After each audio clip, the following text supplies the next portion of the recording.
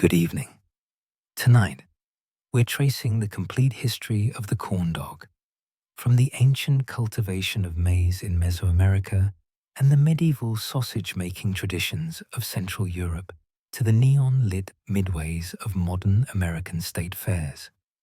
It's a story that spans 3 continents, combines 2 of humanity's oldest preserved foods, and reveals how a simple stick, a coating, and hot oil created an icon of 20th century American leisure.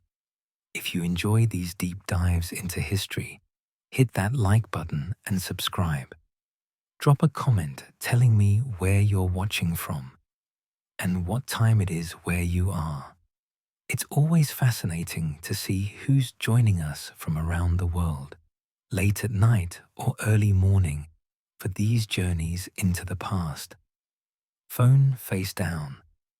Volume at a whisper. Let's go in. The story begins not in a state fair midway or a carnival food stand, but in 2 vastly different places, separated by an ocean and thousands of years of independent development. The first is the Balsas River Valley in southern Mexico, where around 7000 BCE, people began the patient work of transforming a wild grass called teosinte into something recognizable as corn. The second is in the river valleys of Mesopotamia, along the fertile banks of the Tigris and Euphrates, where sometime around 3000 BCE, the Sumerians discovered that meat, when ground and mixed with fat and spices, could be stuffed into animal intestines and preserved for weeks or even months. These 2 innovations, corn and sausage, would each travel their own complex paths through human history, developing independently across continents, refined by countless cultures, embedded in different cuisines and traditions. They wouldn't meet for more than 4,000 years. But when they finally did converge in 20th century America, they would create something that neither culture could have imagined, a food that would come to symbolize leisure, abundance, and the particular genius of American festival culture. Let's begin with corn, because its story is the older of the 2, and because understanding corn means understanding one of humanity's most remarkable agricultural achievements. In the highlands of southern Mexico, between 7 and 9,000 years ago, indigenous peoples were harvesting a grass called teosinte. It didn't look much like modern corn. Teosinte produced small ears, barely 2 or 3 inches long, with perhaps a dozen hard kernels protected by a tough casing. Each kernel was encased individually, unlike modern corn where kernels grow exposed along a cob. To turn this unpromising grass into a food crop required not just patience, but genuine insight into plant breeding. Over thousands of years, through careful selection of plants with desirable traits, these early agriculturalists created maize. They chose plants with larger ears. They selected for kernels that didn't shatter and disperse when mature, even though this made the plant dependent on humans for propagation. They bred for softer kernel casings that were easier to grind. They developed varieties that produced multiple rows of exposed kernels on a single cob. The transformation was so complete that modern botanists, looking at teosinte and corn side by side, initially couldn't believe they were related. It's one of the most dramatic examples of human-directed plant evolution in history. By 5000 BCE, corn had become a staple crop throughout Mesoamerica. The Maya, and later the Aztec, built entire civilizations on a foundation of corn, beans, and squash, the three sisters of American agriculture. Corn wasn't just food, it was sacred. Mayan creation myths told of humans being fashioned from corn dough. Agricultural calendars revolved around corn planting and harvest. Varieties proliferated. Corn for grinding into flour, corn for roasting fresh, corn for fermenting into beverages, corn that produced different colors and flavors. The processing of corn also became sophisticated. Indigenous peoples discovered that treating corn kernels with alkaline solutions, usually water mixed with ash or lime, made the nutrients more bioavailable and improved the flavor.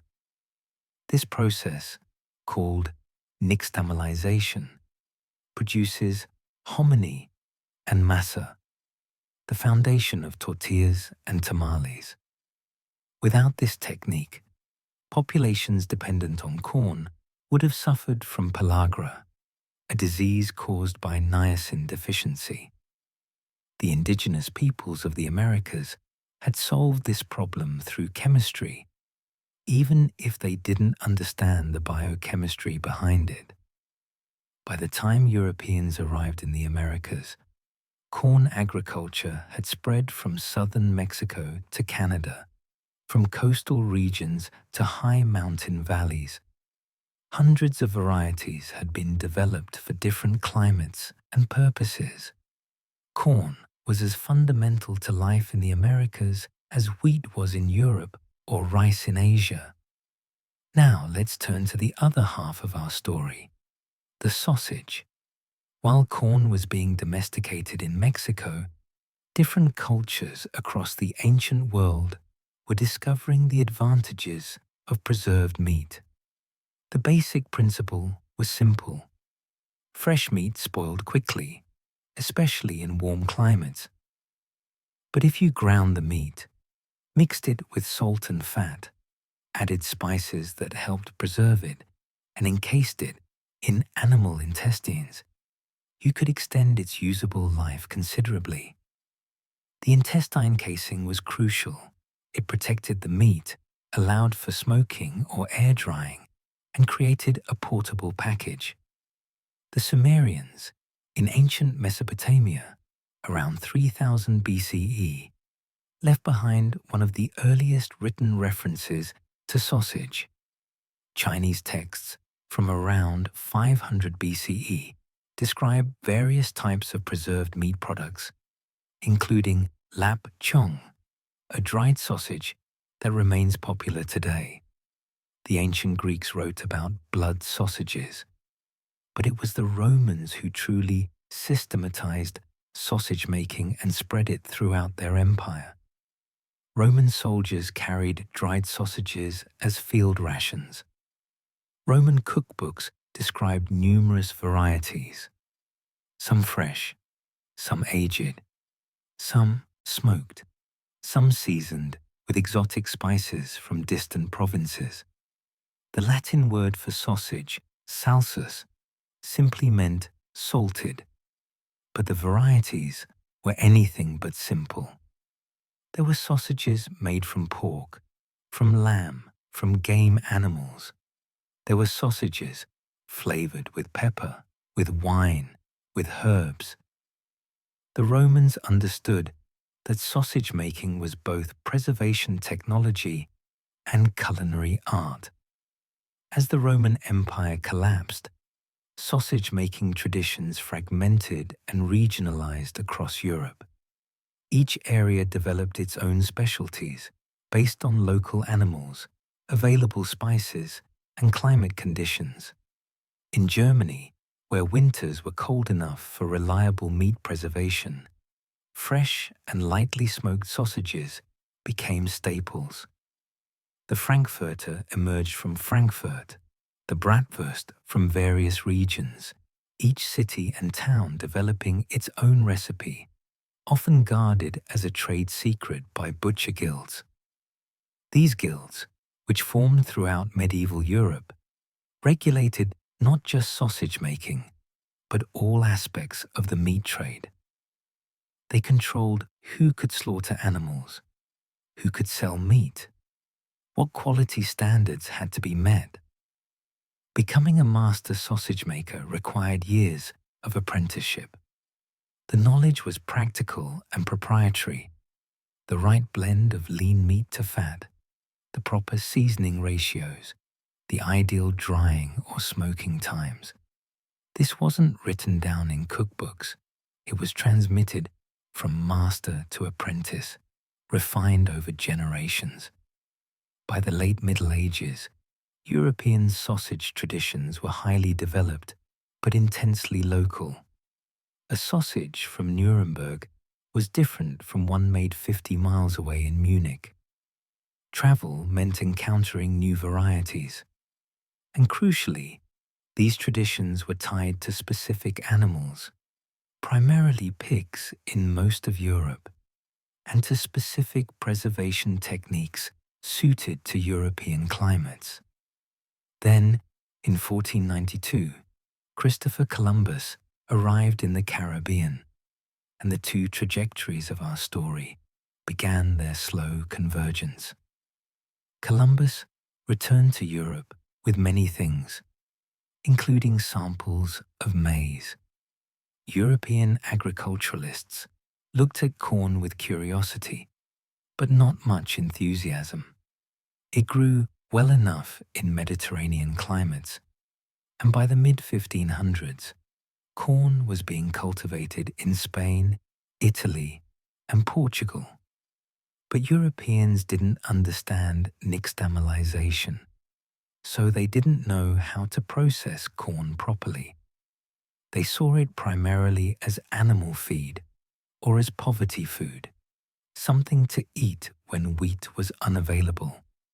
Corn did spread across Europe, Africa, and Asia in the centuries after Columbus, becoming an important crop in many regions. But it never achieved the cultural significance it had in the Americas. In Europe, bread meant wheat bread. Corn was polenta for Italian peasants, or mamaliga for Romanian farmers, filling and cheap, but not prestigious. The sophisticated food culture that Mesoamerican peoples had built around corn didn't transfer. Europeans got the plant, but not the knowledge system that made it nutritious and versatile. Meanwhile, European sausage making continued to evolve, complete separate from any knowledge of corn. The Columbian Exchange brought new spices to Europe. Peppers from the Americas began appearing in sausages, adding heat and flavor. But the basic technology remained the same. Ground meat, encased and preserved, a protein package that could last through winter or sustain someone through travel or hard labor. By the 1800s, both corn and sausages were well established, but they existed in completely different culinary universes. In the Americas, corn was sacred, central, processed into countless forms, but rarely combined with European-style meat products. In Europe, sausages were sophisticated and various, but corn remained marginal, a grain for animals or the desperate. The cultural gap was immense. It would take massive human migration to bridge that gap. It would take the particular conditions of the young United States, where European immigrants encountered American ingredients and had to adapt old world techniques to new world circumstances. It would take the rise of street food culture in American cities and the invention of the agricultural fair as popular entertainment. All of that was still decades away, waiting in the future. But the ingredients were ready. Corn had been perfected over millennia. Sausage making had been refined through centuries of guild knowledge. Two ancient food traditions developed independently by cultures that had never contacted each other were about to meet. And when they did, they would eventually produce something neither culture had imagined: a sausage coated in cornmeal batter, fried until golden, mounted on a wooden stick, and sold for a quarter at a state fair in Texas. But that convergence lay in the future, and the path to get there would wind through immigration, industrialization, and the invention of uniquely American spaces of leisure and celebration. When English colonists arrived at Plymouth in 1620, they were starving. The first winter killed half of them. They didn't know how to farm in this climate, didn't recognize which local plants were edible, couldn't hunt the unfamiliar game effectively. What saved them, as every American schoolchild learns, was indigenous assistance. But what saved them specifically was corn, and more importantly, the knowledge of how to grow it, process it, and turn it into food that would sustain them through brutal New England winters. The Wampanoag people who helped the Plymouth colonists weren't just offering seeds. They were transferring thousands of years of accumulated agricultural knowledge. They showed the colonists how to plant corn in mounds with fish buried beneath as fertilizer. They demonstrated the Three Sisters planting method, where corn, beans, and squash grew together in beneficial relationship. They taught them to harvest corn at different stages: young and sweet for roasting, mature and dried for grinding into meal.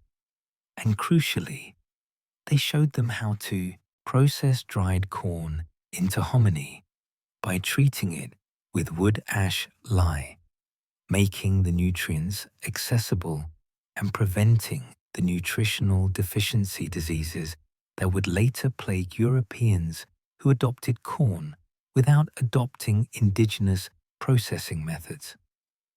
This knowledge transfer happened up and down the eastern seaboard. Indigenous peoples had dozens of ways of preparing corn.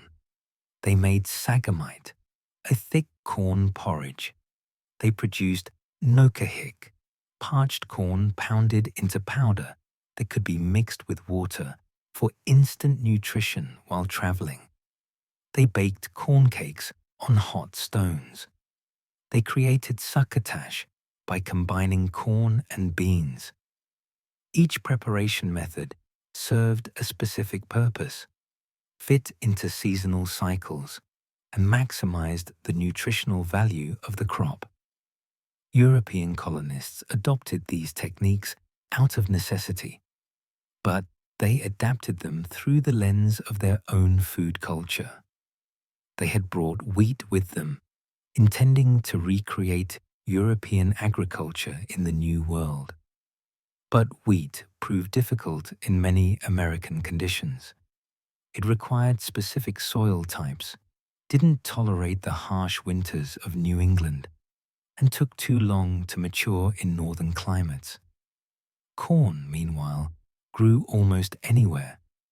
It matured quickly. It produced abundant yields. Within a generation, even colonists who longed for wheat bread were eating corn at nearly every meal. Out of this necessity came distinctly American corn preparations. In Rhode Island and surrounding areas, colonists developed journey cakes, corn cakes that could sustain travelers. The name eventually corrupted to Johnny cake, and the recipe became standardized. Cornmeal, salt, boiling water or milk, formed into cakes and fried on a griddle. Rhode Islanders would argue for centuries about the proper Johnny cake. Some insisted on flint corn only, stone ground, with the cakes thin and lacy-edged. Others preferred thicker, softer versions. The arguments were intense because Johnny cakes weren't just food, they were cultural identity. In the South, where corn grew abundantly and the climate allowed multiple varieties, cornbread culture developed differently. Southern cornbread tended to be thicker, baked in cast iron skillets, made with white cornmeal rather than yellow. The addition of buttermilk created a tender crumb. Corn pone, a simpler preparation of just cornmeal, water, and salt, shaped by hand and baked, became a staple of enslaved people's diets and poor white farmers alike. It required no wheat flour, no eggs, no milk, just corn and water and fire.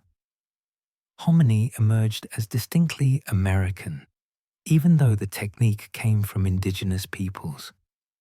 Colonists learned to treat corn with lye made from wood ashes, producing kernels that swelled and softened with a completely different texture and flavor from untreated corn.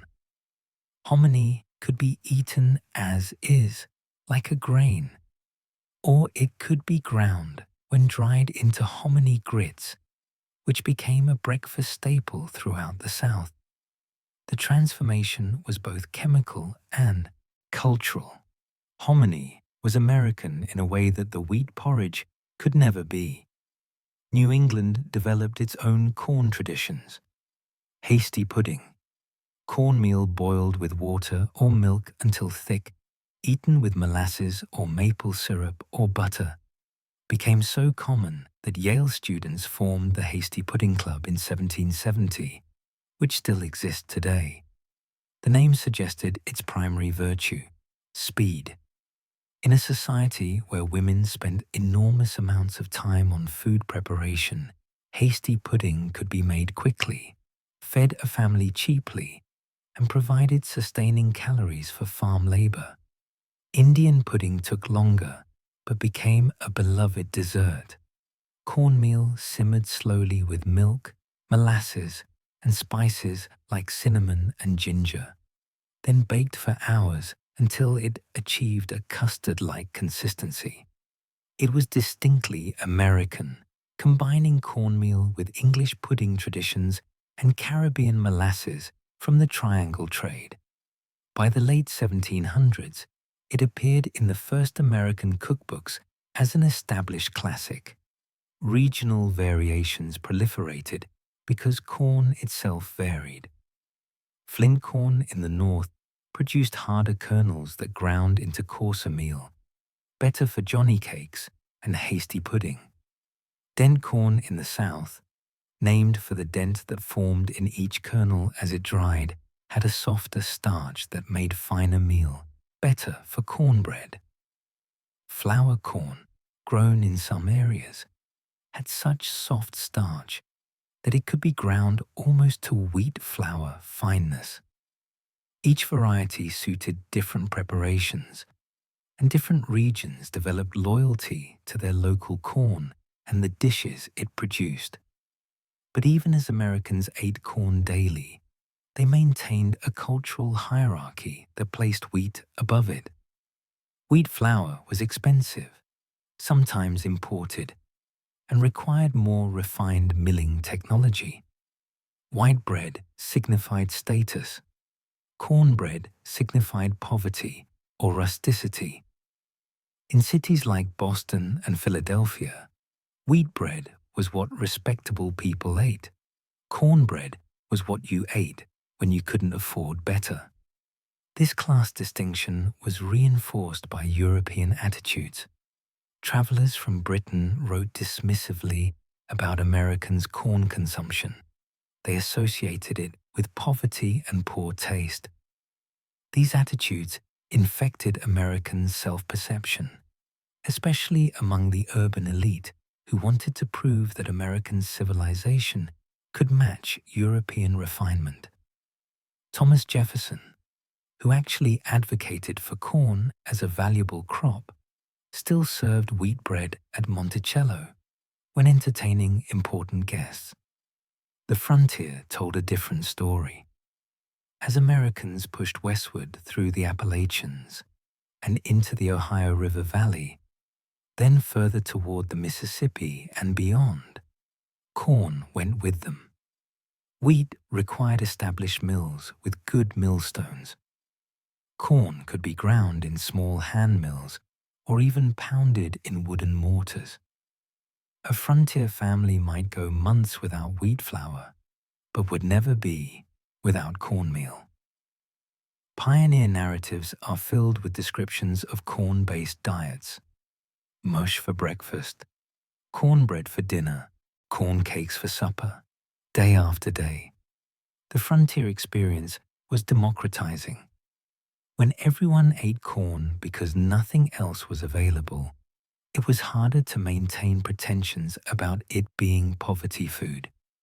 A successful farmer in Ohio in 1810 might have money, but he still ate cornbread because that's what grew reliably. His wife still made hasty pudding for breakfast. Regional corn dishes became sources of pride rather than shame in these contexts.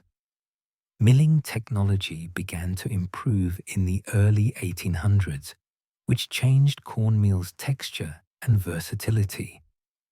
Traditional millstones crushed corn, producing meal that ranged from coarse to fine depending on how many times it was ground. But the germ and hull were mixed throughout, which meant cornmeal went rancid relatively quickly. The oils in the corn germ turned bitter within weeks, especially in warm weather. New milling technologies, particularly the development of more sophisticated bolting systems, screens that could separate meal into different grades, allowed millers to produce finer cornmeal and to remove some of the germ that caused rancidity. This didn't produce anything like modern degerminated cornmeal, which would wait until the late 1800s, but it did create a more refined product. Fine cornmeal made lighter cornbread, more delicate johnny cakes, smoother puddings. Water-powered mills spread throughout the American countryside. By the 1820s, most established communities had a mill within a reasonable distance. Farmers brought their corn to be ground, usually paying the miller with a portion of the meal. The mill became a social center, a place where information was exchanged along with grain. And mills allowed for standardization. A good miller produced consistent meal, which meant recipes could be more reliably reproduced. This infrastructure was important because it meant cornmeal was ubiquitous and relatively uniform. A recipe for cornbread published in Boston would work in Philadelphia or Richmond or Cincinnati, assuming you could get similar cornmeal. This ubiquity would later prove important for the corn dog's development. By the 20th century, cornmeal was available everywhere in America, familiar to everyone, and cheap. The period from 1800 to 1840 saw corn consumption reach its peak as a percentage of the American diet. In some rural areas, corn provided 70% of calories. This wasn't by choice for many people. It was economics and availability. But it did mean that virtually every American, regardless of region or class, knew cornmeal preparations intimately. You might prefer wheat bread, but you'd grown up eating cornbread. You might serve wheat flour biscuits to guests, but your everyday breakfast was cornmeal mush. Cookbooks from this era reflect cornmeal's prevalence. The first truly American cookbook, American Cookery by Amelia Simmons, published in 1796, includes multiple cornmeal recipes: Indian pudding, johnny cakes, and Indian slapjack, a kind of cornmeal pancake. By the 1820s and 1830s, every American cookbook included extensive sections on corn preparations. Authors didn't need to explain what cornmeal was or how to use it. They could assume readers had basic knowledge and were looking for variations. The African American community, both enslaved and free, developed particularly sophisticated cornmeal traditions. Enslaved cooks in southern kitchens often had more freedom in their own food preparation than in preparing food for enslavers, and they created distinctive dishes. Hoe cakes, named because they were supposedly cooked on the blade of a hoe in the fields, became a staple. Cornmeal dumplings found their way into stews. Fermented corn preparations drew on both indigenous American and West African traditions of grain fermentation. By the 1840s, corn had achieved something remarkable in America. It had gone from a crop that Europeans barely recognized to the foundation of American subsistence. It had generated dozens of regional specialties, each with passionate defenders. It had fed frontier expansion and sustained the poorest laborers, and appeared in various forms on the tables of the wealthy, even if they claimed to prefer wheat. But corn still carried associations with poverty, simplicity, and rural life. Urban Americans, especially in the growing industrial cities of the Northeast, were becoming more prosperous and more European in their tastes. They wanted refined things, white bread, fancy pastries, foods that signaled sophistication.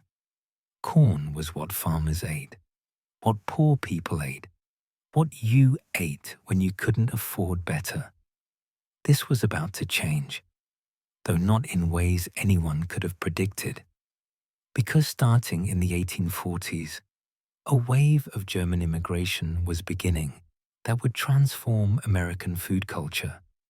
And these German immigrants would bring with them ancient sausage-making traditions that would eventually, through a series of cultural collisions and innovations, meet cornmeal in a way that created something entirely new.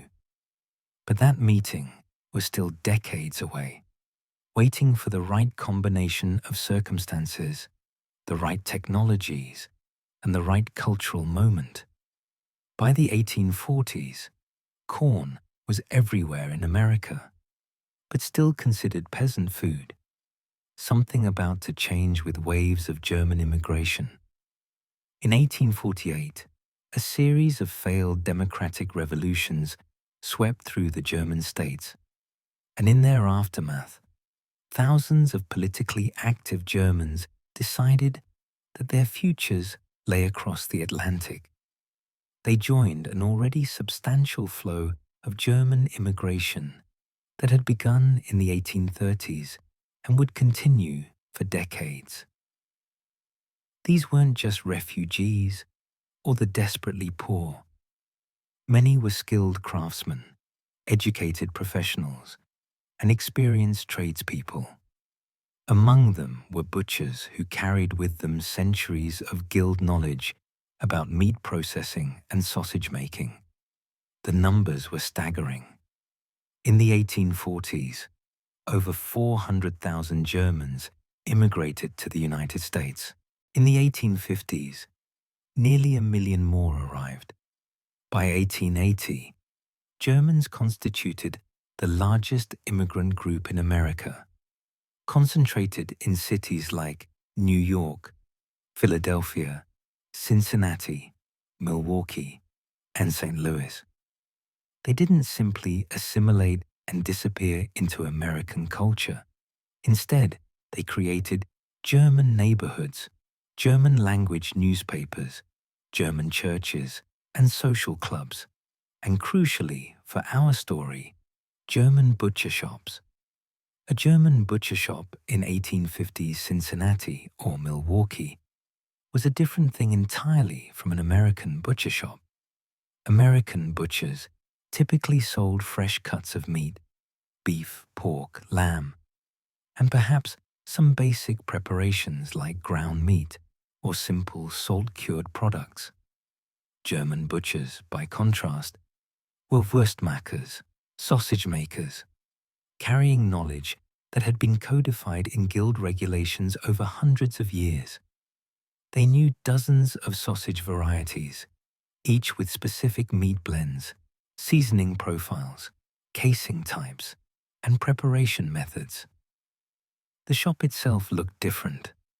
Where an American butcher might have meat hanging and a chopping block, a German butcher shop would have strings of sausages suspended from the ceiling, pale white veal sausages, dark red salami, golden smoked bratwurst. There would be liverwurst in crocks, blood sausage in thick links, dried sausages that could hang for months. The smell was different too. A complex mixture of smoke, spices, fermentation, and fresh meat that spoke to processes Americans didn't quite understand. The sausages themselves represented distinct traditions. Frankfurters, which Americans would eventually call hot dogs, originated in Frankfurt and were made from finely ground pork, or sometimes pork and beef, lightly smoked and meant to be eaten soon after making. Bratwurst, from various regions, but particularly associated with Franconia, was a fresh sausage of coarsely ground pork, white in color, seasoned with marjoram or caraway, meant to be grilled or pan-fried. Knockwurst was shorter and thicker, made from ground veal and pork, heavily garlic-flavored and pre-cooked before sale. Weisswurst, the delicate white sausage of Munich, was made fresh each morning from veal and pork back fat, flavored with parsley, lemon, and cardamom, and had to be eaten before noon on the day it was made. A level of freshness consciousness that baffled Americans used to preserved meats. Landjäger was a dried sausage, pressed flat for easy carrying, traditional food for hunters and travelers. Leberwurst, liverwurst, ranged from smooth pâté-like spreads to coarser country-style versions, studded with visible liver and fat. Each variety required different skills. Fresh sausages needed careful attention to fat ratios. Too lean and they'd be dry, too fatty and they'd split during cooking. Smoked sausages required knowing exactly how long to smoke them and at what temperature. Dried sausages needed controlled humidity and temperature during aging. Fermented sausages required understanding bacterial cultures before anyone knew bacteria existed. A master Wurstmacher had to understand all of this intuitively through years of apprenticeship and practice. German butchers faced immediate challenges in America. The meat was different. American pigs were often semi-wild, producing leaner, stronger-tasting pork than the domestic breeds of Germany. Beef was more available and cheaper in America, so butchers adapted recipes to include more beef. Some traditional seasonings were hard to obtain, requiring substitutions. The climate was different. Humid summers in Philadelphia or St. Louis made sausage making trickier than in Germany's cooler conditions. But they adapted, and in adapting, they began creating something German-American rather than purely German. Sausage recipes shifted to accommodate American tastes and available ingredients. Beef content increased. Smoking methods changed. Some delicate varieties that didn't travel well or couldn't be made reliably in American conditions were abandoned. Others, particularly Frankfurters, and bratwurst thrived and multiplied. By the 1860s, German butcher shops were fixtures in every city with a substantial German population. They served German immigrants who wanted familiar foods, but they also began attracting curious American customers. The sausages were cheap, flavorful, and convenient. You could buy a ready-to-eat sausage for a few cents and have a satisfying meal. For working-class Americans, both immigrant and native-born, sausages represented affordable protein. The social spaces Germans created helped normalize sausage consumption. Beer gardens, in particular, became cultural institutions. These were outdoor spaces, usually attached to breweries, where families gathered to drink beer, socialize, and eat. They were distinctly German in character. Communal tables, brass bands, a relaxed atmosphere that allowed for conversation and children playing. And the food served was German: sausages, sauerkraut, pretzels, potato salad. In cities like St. Louis and Milwaukee, beer gardens became immensely popular, attracting not just German immigrants, but Americans of all backgrounds. The casual, affordable nature of beer garden dining was democratic. A factory worker could afford an evening out. The food was filling and good, and the sausages, grilled bratwurst, fried knockwurst, steamed frankfurters, were the centerpiece of the menu. This created familiarity. Americans, who might never have entered a German butcher shop, found themselves eating German sausages at beer gardens, liking them, and gradually losing their suspicion of foreign food. The process wasn't always smooth. There was significant anti-German sentiment in some quarters, particularly anti-Catholic prejudice against German Catholics, and periodic moral panic about beer gardens corrupting American youth. But the food itself was winning converts. Street vendors accelerated this process. Starting in the 1860s and expanding rapidly through the 1870s, German immigrants began selling sausages from pushcarts in American cities. A sausage cart was a simple operation: a firebox for heating, a water bath for keeping sausages warm, maybe a small griddle for toasting rolls. The vendor would station himself on a busy street corner or near a factory at shift change, calling out to potential customers. The product they sold was almost always frankfurters, because frankfurters were perfect street food. They were fully cooked, so they just needed reheating. They were slim enough to fit in a roll or piece of bread. They could be held in one hand and eaten while walking. And they were cheap. 5 cents bought you a frankfurter and a piece of bread, a complete meal for someone with limited money and limited time. These street vendors faced resistance.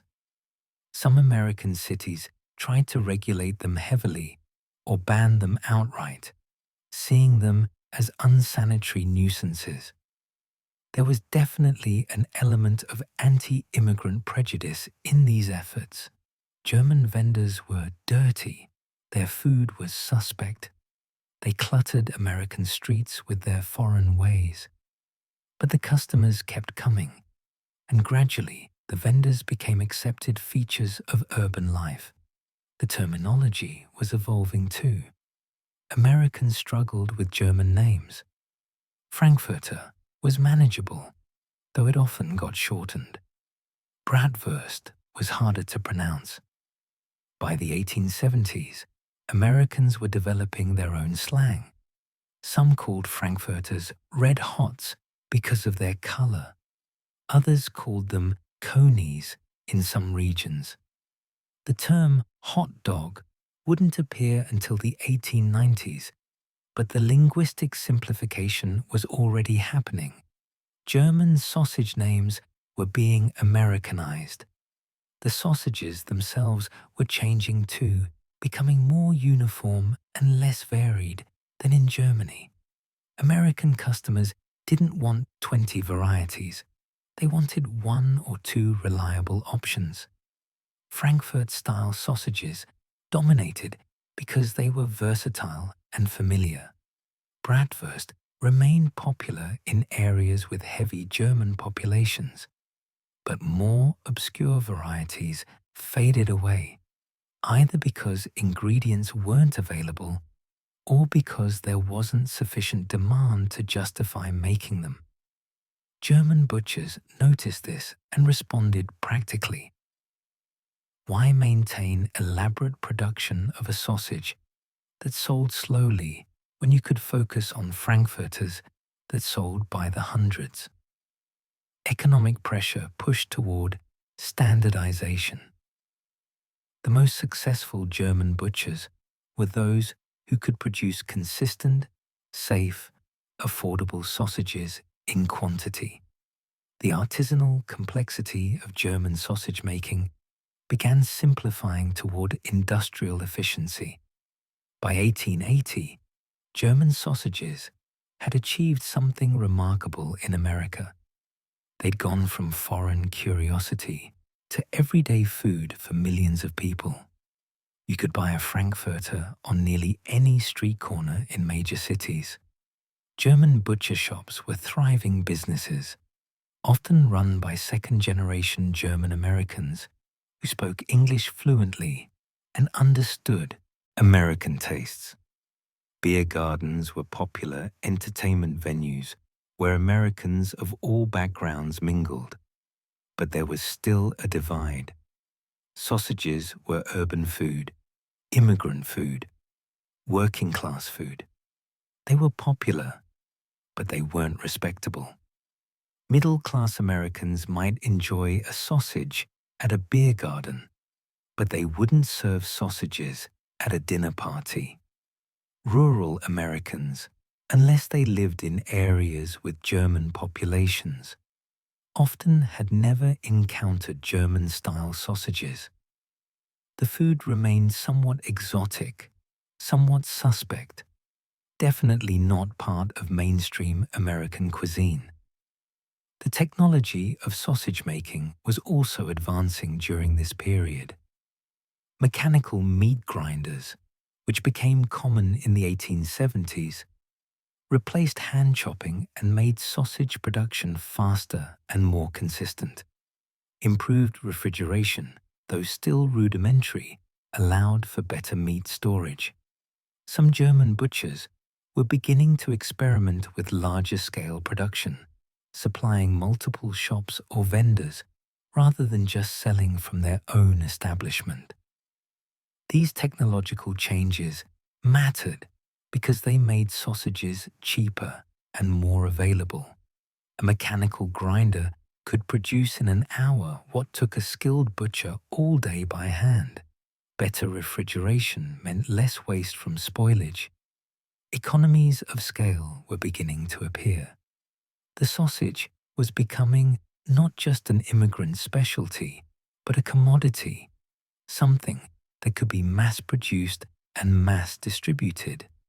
The cultural perception was shifting too, slowly but noticeably. A new generation of Americans was growing up eating sausages without any memory of them being foreign food. For a child in Milwaukee or Cincinnati in 1880, sausages were just food, as familiar as cornbread or apple pie. They didn't carry the same weight of otherness that they had for their parents or grandparents.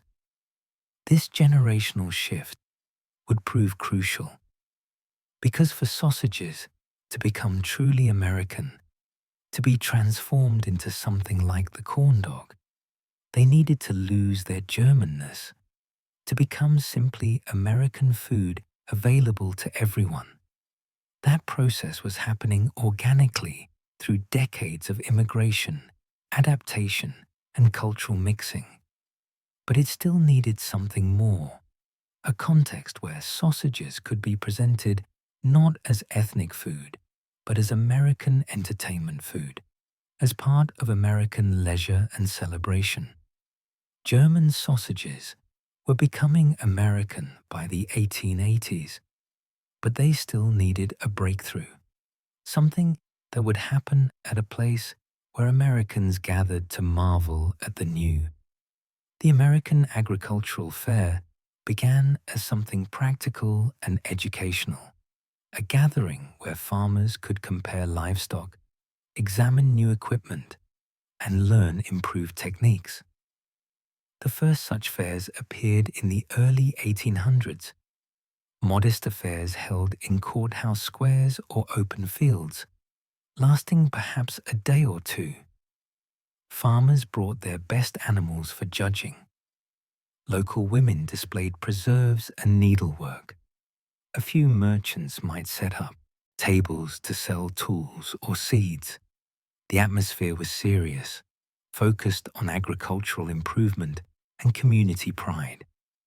But by mid-century, these small local fairs were transforming into something much larger and more ambitious. State governments, recognizing agriculture's importance to their economies, began sponsoring official state fairs. Iowa established its state fair in 1854, though it moved locations several times before settling permanently in Des Moines. Minnesota followed in 1859, creating a fair that would eventually become one of the nation's largest. Michigan's State Fair began in 1849, New York's in 1841. State after state formalized what had been informal gatherings into annual institutions with permanent grounds, substantial buildings, and official management. These state fairs served multiple purposes. They were genuinely educational. Agricultural colleges and state agricultural departments used them to demonstrate new farming methods, new crop varieties, new animal breeds. Land-grant universities, established by the Morrill Act of 1862, found state fairs to be perfect venues for extension work, bringing university research to practicing farmers. A farmer in rural Minnesota might never visit the state agricultural college, but he'd certainly attend the state fair, and there he could learn about new corn varieties or modern dairy practices.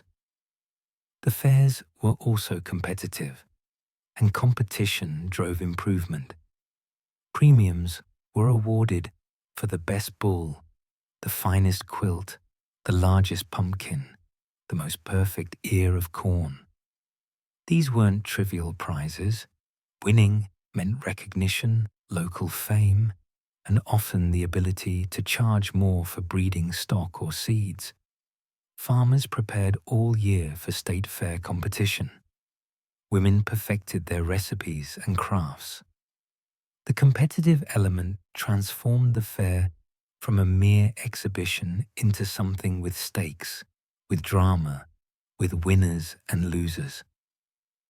But fairs were also becoming entertainment, and this is where their character began to change in ways that would eventually matter for our story. People came to see wonders, to experience novelty, to escape the routine of farm life. Fair organizers, recognizing this hunger for entertainment, began booking attractions, horse races, musical performances, balloon ascensions, and eventually mechanical rides. The fair was becoming less purely agricultural and more carnivalesque. The transformation accelerated with the development of fairgrounds as permanent sites. When a fair moved each year between small towns, it remained modest in scope. But once a state fair settled on permanent grounds with buildings and infrastructure, it could grow substantially. The Minnesota State Fairgrounds, established permanently in the St. Paul suburb of Falcon Heights in 1885, could accommodate crowds that would have been impossible at a temporary site. Permanent fairgrounds allowed for investment, exhibition halls, grandstands, racetracks, eventually electrical systems. This permanence attracted vendors. In the early fairs, food was something attendees brought with them, picnic baskets and jugs of lemonade. But as fairs grew larger and drew people from greater distances, often for multiple days, food service became necessary. Initially, this meant simple operations, church ladies selling sandwiches and pie to raise money, local women operating lemonade stands. The food was home cooking, familiar and safe. Gradually, more commercial operations appeared. Restaurant owners from nearby cities would set up temporary facilities. Independent vendors would arrive with wagons full of provisions. The food was still fairly standard: roasted meats, baked goods, coffee, simple fare sold at modest prices. But the infrastructure was forming. Fair organizers designated areas for food vendors. They began charging fees for vendor space. Food service was becoming a revenue stream for fairs and a business opportunity for vendors. The breakthrough moment came in 1893 at the World's Columbian Exposition in Chicago. This wasn't a state fair, it was a World's Fair, celebrating the 400th anniversary of Columbus's arrival in the Americas. It was massive, covering 600 acres, featuring elaborate buildings in neoclassical style, showcasing technological marvels like electric lighting and the first Ferris wheel. Over 27 million people attended during its 6-month run, encountering what many historians consider the beginning of modern American mass entertainment.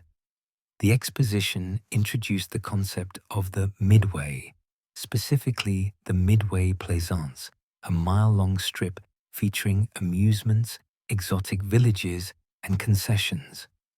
This was separate from the official exhibitions, a zone explicitly designed for entertainment and commerce. The Midway was where you went to be thrilled, to see strange things, to eat unusual foods. It was sensory overload: lights, music, barkers calling out, crowds pressing together, smells of food frying and candy being made. Food vendors on the Chicago Midway discovered something important. People at fairs were willing to try unfamiliar foods.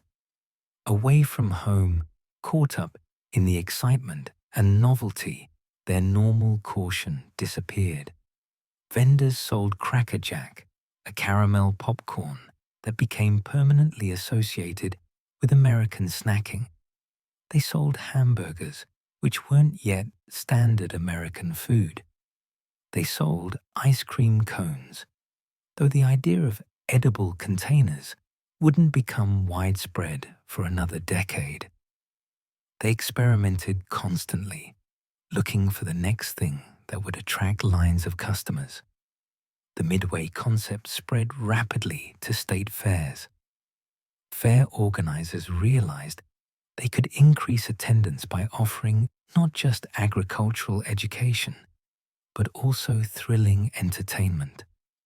The Midway became a standard feature, a designated area where commercial amusements and food vendors operated. It was louder, more chaotic, more exciting than the exhibition halls where prize vegetables were displayed. And it was where young people wanted to be. This created a perfect environment for food innovation. A food vendor at a state fair Midway had a captive audience of thousands of people, far from home with money in their pockets and a willingness to try something new. The vendor could experiment with unusual combinations or presentations. If something failed, no matter, the crowd would be different next week. If something succeeded, it could be refined and repeated. The State Fair midway became a testing ground for American snack foods. Certain principles emerged quickly. Fair food needed to be portable. People wanted to walk while eating, to carry food while seeing sights. Anything requiring a table and utensils was at a disadvantage. This favored foods that could be held in one hand or wrapped in paper. Sandwiches worked well. Pie slices could be eaten from the hand if the crust was sturdy enough. But inventors kept pushing further.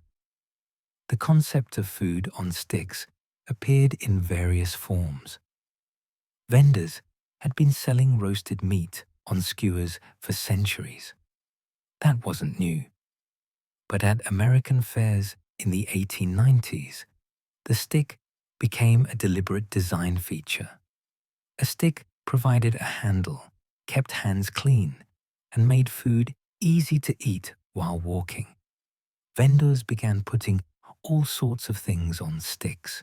Candied apples appeared at fairs in the 1900s. Meat on sticks was common. The stick was democratic technology, cheap and effective. Fried foods proved especially popular. Deep frying was still relatively unusual in home cooking. It required substantial amounts of fat or oil, careful temperature control, and was somewhat dangerous. But at fairs, vendors with proper equipment could fry foods that fairgoers couldn't easily make at home. Fried dough in various forms became standard. Donuts, funnel cakes, fritters. The smell of frying was itself an attraction, drawing people toward vendor stands. Vendors also discovered that sweet and savory could coexist in surprising ways. Americans were used to keeping desserts separate from main dishes, but fair food broke these rules. The candied apple combined fruit with candy coating. Kettle corn mixed salt and sugar. Fair food didn't have to follow the rules of proper meals. It could be transgressive, combining flavors that wouldn't appear together on a dinner table. By 1900, state fairs had established a consistent annual rhythm across the country. Most were held in late summer or early fall, after harvest, but before winter. They typically lasted 1 to 2 weeks. The Texas State Fair, established in 1886 in Dallas, ran for multiple weeks and became one of the largest and most influential. The Iowa State Fair, the Minnesota State Fair, the Ohio State Fair, each became a central event in their state's cultural calendar, drawing hundreds of thousands of attendees annually. These fairs were democratic in a way few American institutions were.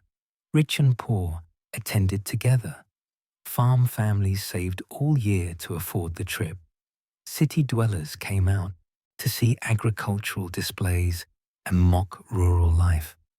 The fairs mixed education and entertainment, high culture and low amusement. You could attend a lecture on soil science in the morning and ride the carousel in the afternoon. You could examine prize-winning cattle and then buy a weird fried food you'd never seen before. The food vendors who succeeded at fairs understood they weren't just selling sustenance. They were selling experience, novelty, and memory. People would remember eating a particular food at the state fair. They'd tell stories about it.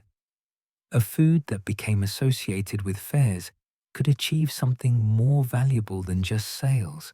It could become traditional, expected, part of what made the fair the fair. Some foods achieved this status early. Lemonade was standard by the 1880s. Popcorn was ubiquitous. Ice cream, despite the difficulties of refrigeration, became essential fair food. Regional specialties developed, particular types of pie or barbecue or candy that were specific to individual state fairs. Vendors returned year after year, setting up in the same spots, becoming part of the fair's identity. The relationship between fairs and food was also changing American eating patterns more broadly. Ideas tested at fairs spread to other venues. The Chicago World's Fair popularized numerous foods that then appeared at smaller fairs, then at circuses and carnivals, then eventually at ballparks and amusement parks. The fair was an incubator, a place where food innovations could be tested on a large, diverse audience before scaling up to national distribution.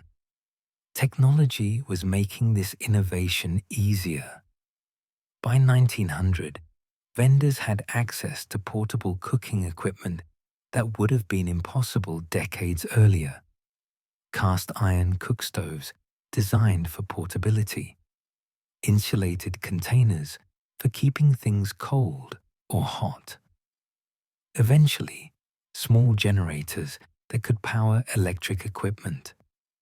The infrastructure for mobile food service was maturing. The vendors themselves were becoming more professional. Early fair food sellers were often amateurs, local people making extra money. By 1900, professional vendors were emerging who followed circuits, traveling from fair to fair, carnival to carnival, throughout the season. They refined their operations for efficiency. They understood crowd psychology. They knew which foods would sell and which would flop. They were business people, entrepreneurs in the emerging field of mobile food service. State fairs were also beginning to feature competitive cooking. Just as farmers competed with livestock and crops, home cooks competed with preserves and baked goods. This created additional food at fairs, not food for sale, but food on display, food being judged. The blue ribbon pie became a symbol of culinary excellence. These competitions drove home cooks to experiment, to perfect recipes, to take pride in traditional foods. The fair validated certain foods as worthy of serious attention. By the turn of the century, the state fair occupied a unique place in American culture. It was the one time each year when an entire state gathered, when urban and rural mixed, when education and entertainment combined. The fair represented abundance, progress, and community pride. And the food at fairs was beginning to represent something distinctly American, innovative, democratic, slightly outrageous, designed for pleasure rather than nutrition. The infrastructure was ready. Hundreds of thousands of people attended state fairs annually, most of them hungry, all of them in a mood to try something new. Professional food vendors were constantly experimenting. Portable cooking technology had advanced. The concept of food on sticks had been established. Fried food was popular and expected. Americans had become familiar with German sausages through decades of immigration and urban street vending. Cornmeal was ubiquitous and cheap throughout America. All the ingredients were present. All that was needed was someone to combine them in the right way at the right moment. As the 19th century closed, fairs had created a perfect laboratory for food innovation. and several entrepreneurs were about to have the same idea, almost simultaneously. The corn dog doesn't have a single inventor. This frustrates people who want clean historical narratives, but it reveals something important about how food innovation actually works.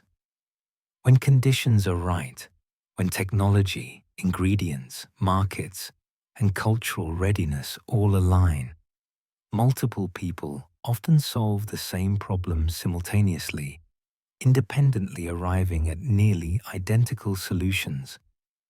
The corn dog emerged from this kind of convergence in the late 1930s and early 1940s, with at least 3 credible claims to invention, each with documentation, each describing similar breakthroughs, each arriving at essentially the same product within a few years of each other. The most famous claim belongs to brothers Carl and Neil Fletcher of Dallas, Texas. The Fletchers were in the food business, operating a candy stand called Fletcher's Original State Fair Corny Dogs at the Texas State Fair. According to their account, they introduced the corny dog in 1942, though they claim to have been developing the recipe since 1938.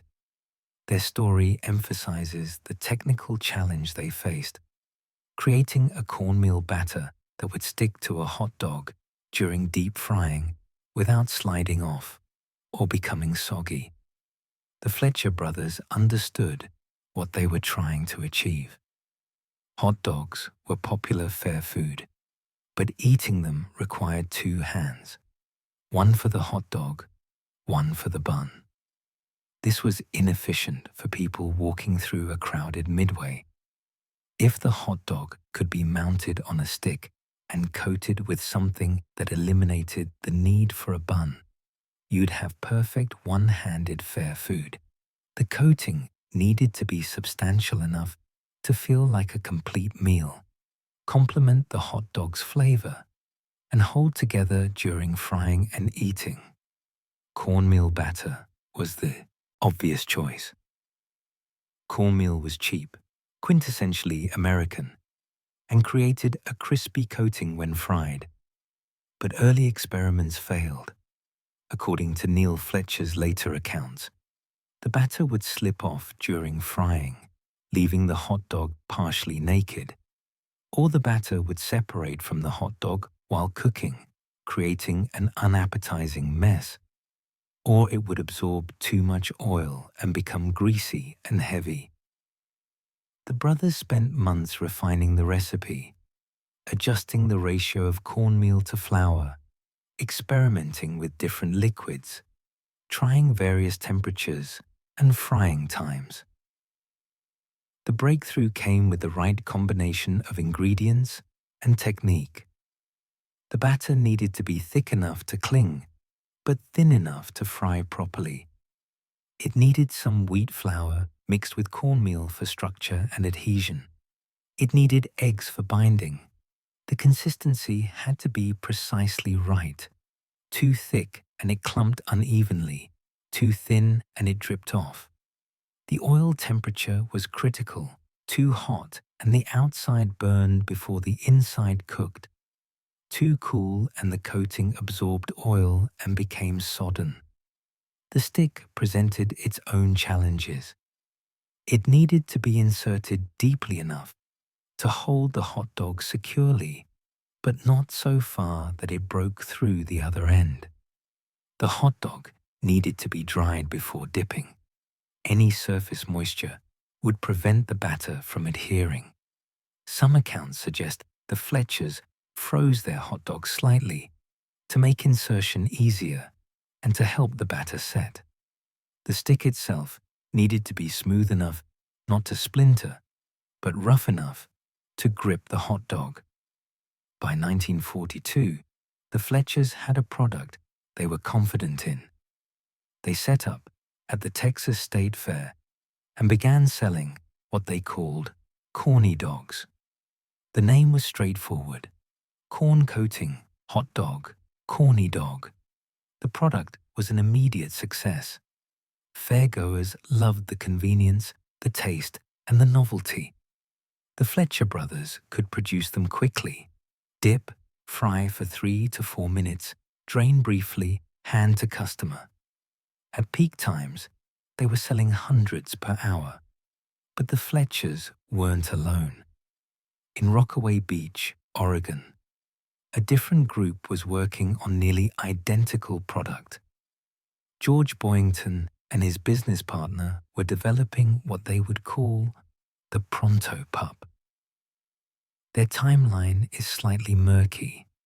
Some accounts place their initial experiments in the late 1930s, others in the early 1940s.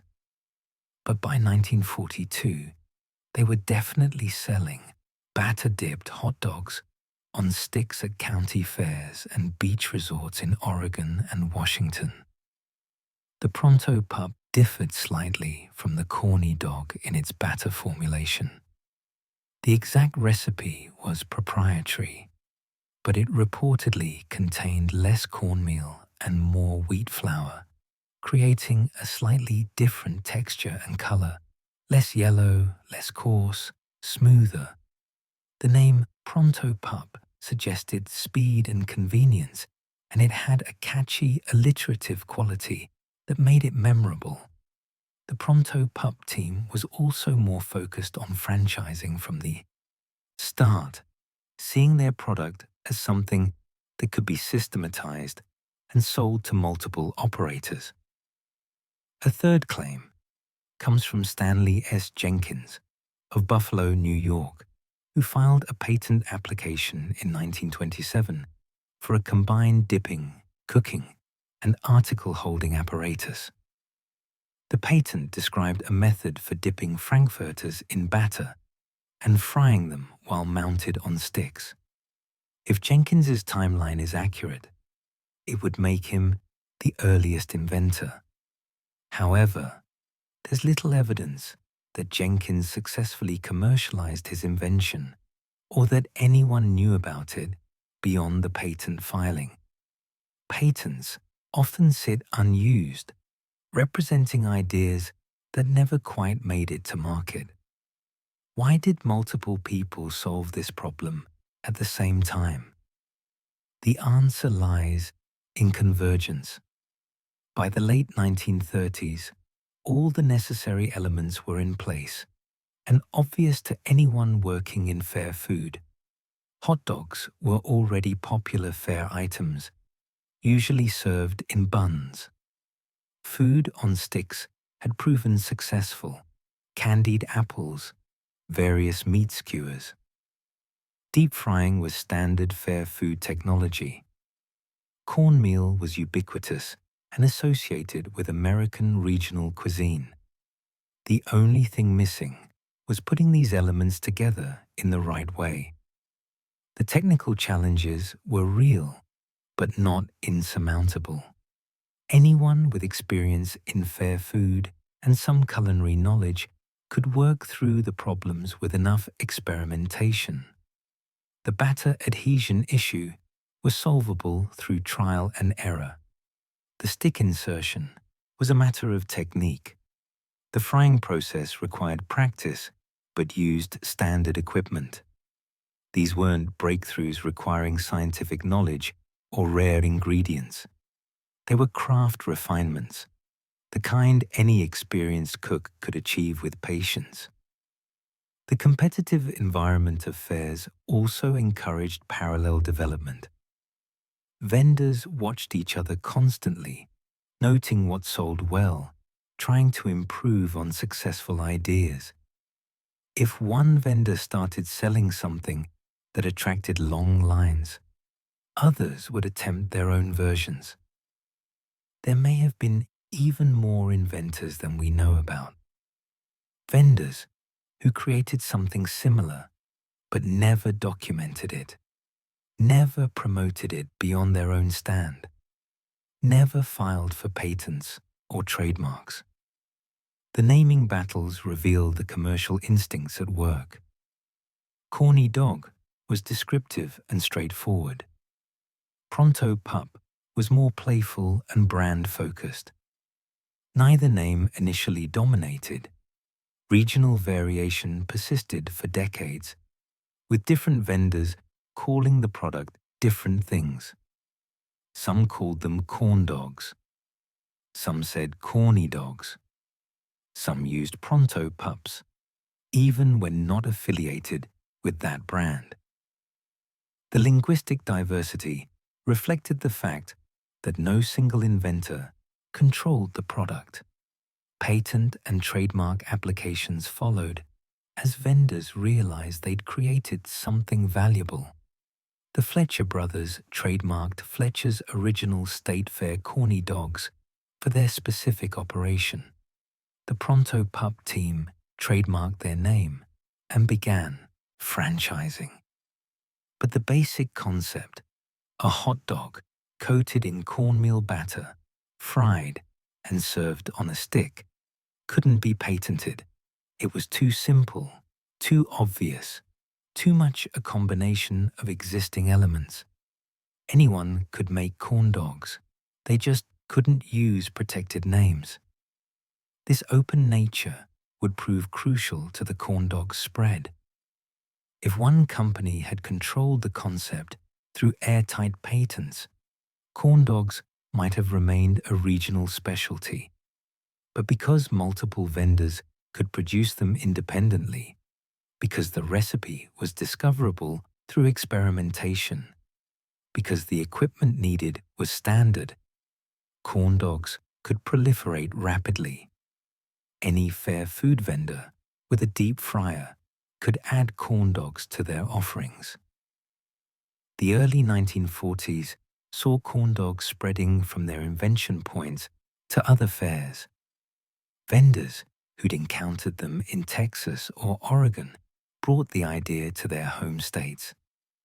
Fairgoers who'd enjoyed corn dogs asked for them at other fairs, creating demand that prompted vendors to figure out how to make them. Food service operators shared information.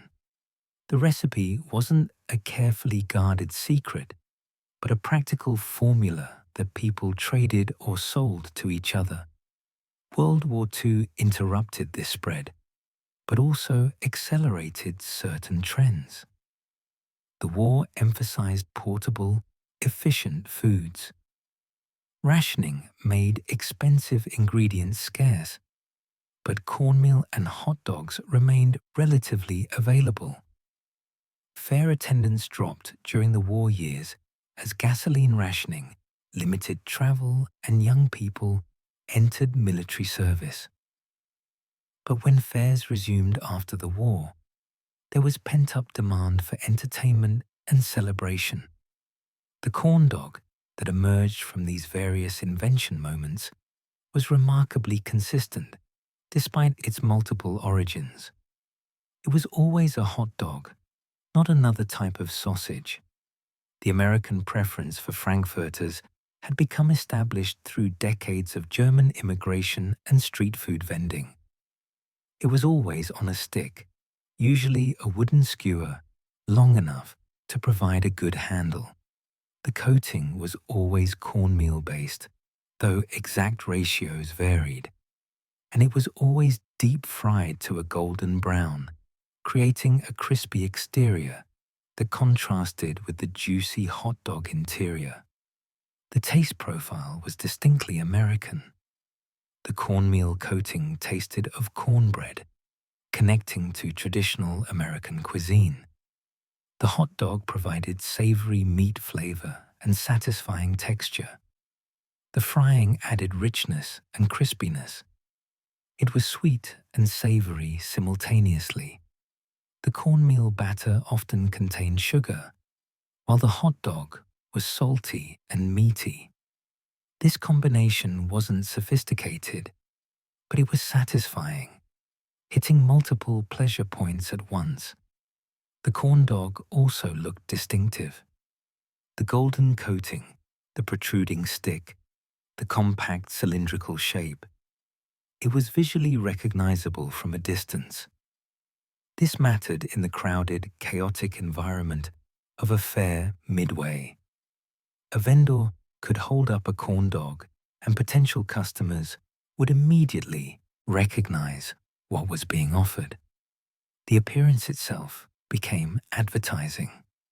By 1942, as America entered World War II, the corn dog existed as a recognized, though not yet ubiquitous, fair food. The Fletcher brothers were selling them successfully in Texas. The Pronto Pup operation was growing in the Pacific Northwest. Other vendors were experimenting with their own versions. The technological problems had been solved. The market had been tested. The product worked. It sold well. Customers enjoyed it. Vendors could produce it profitably. But the corn dog was still primarily a fair specialty, something encountered once a year at the state fair or occasionally at smaller events. It hadn't yet penetrated popular consciousness. Most Americans outside of Texas, Oregon, and a few other states had never seen one. The corn dog existed, but it hadn't yet become iconic. That transformation would require the unique conditions of post-war America: prosperity, leisure time, suburban expansion, and most importantly, the technological revolution that would bring deep fryers into American homes through the frozen food industry. By World War II, the corn dog existed, but it would take the post-war boom to make it ubiquitous.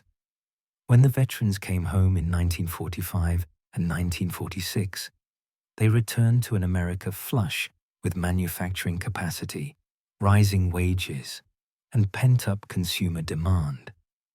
The war years had been austere: rationing, scarcity, postponed pleasures.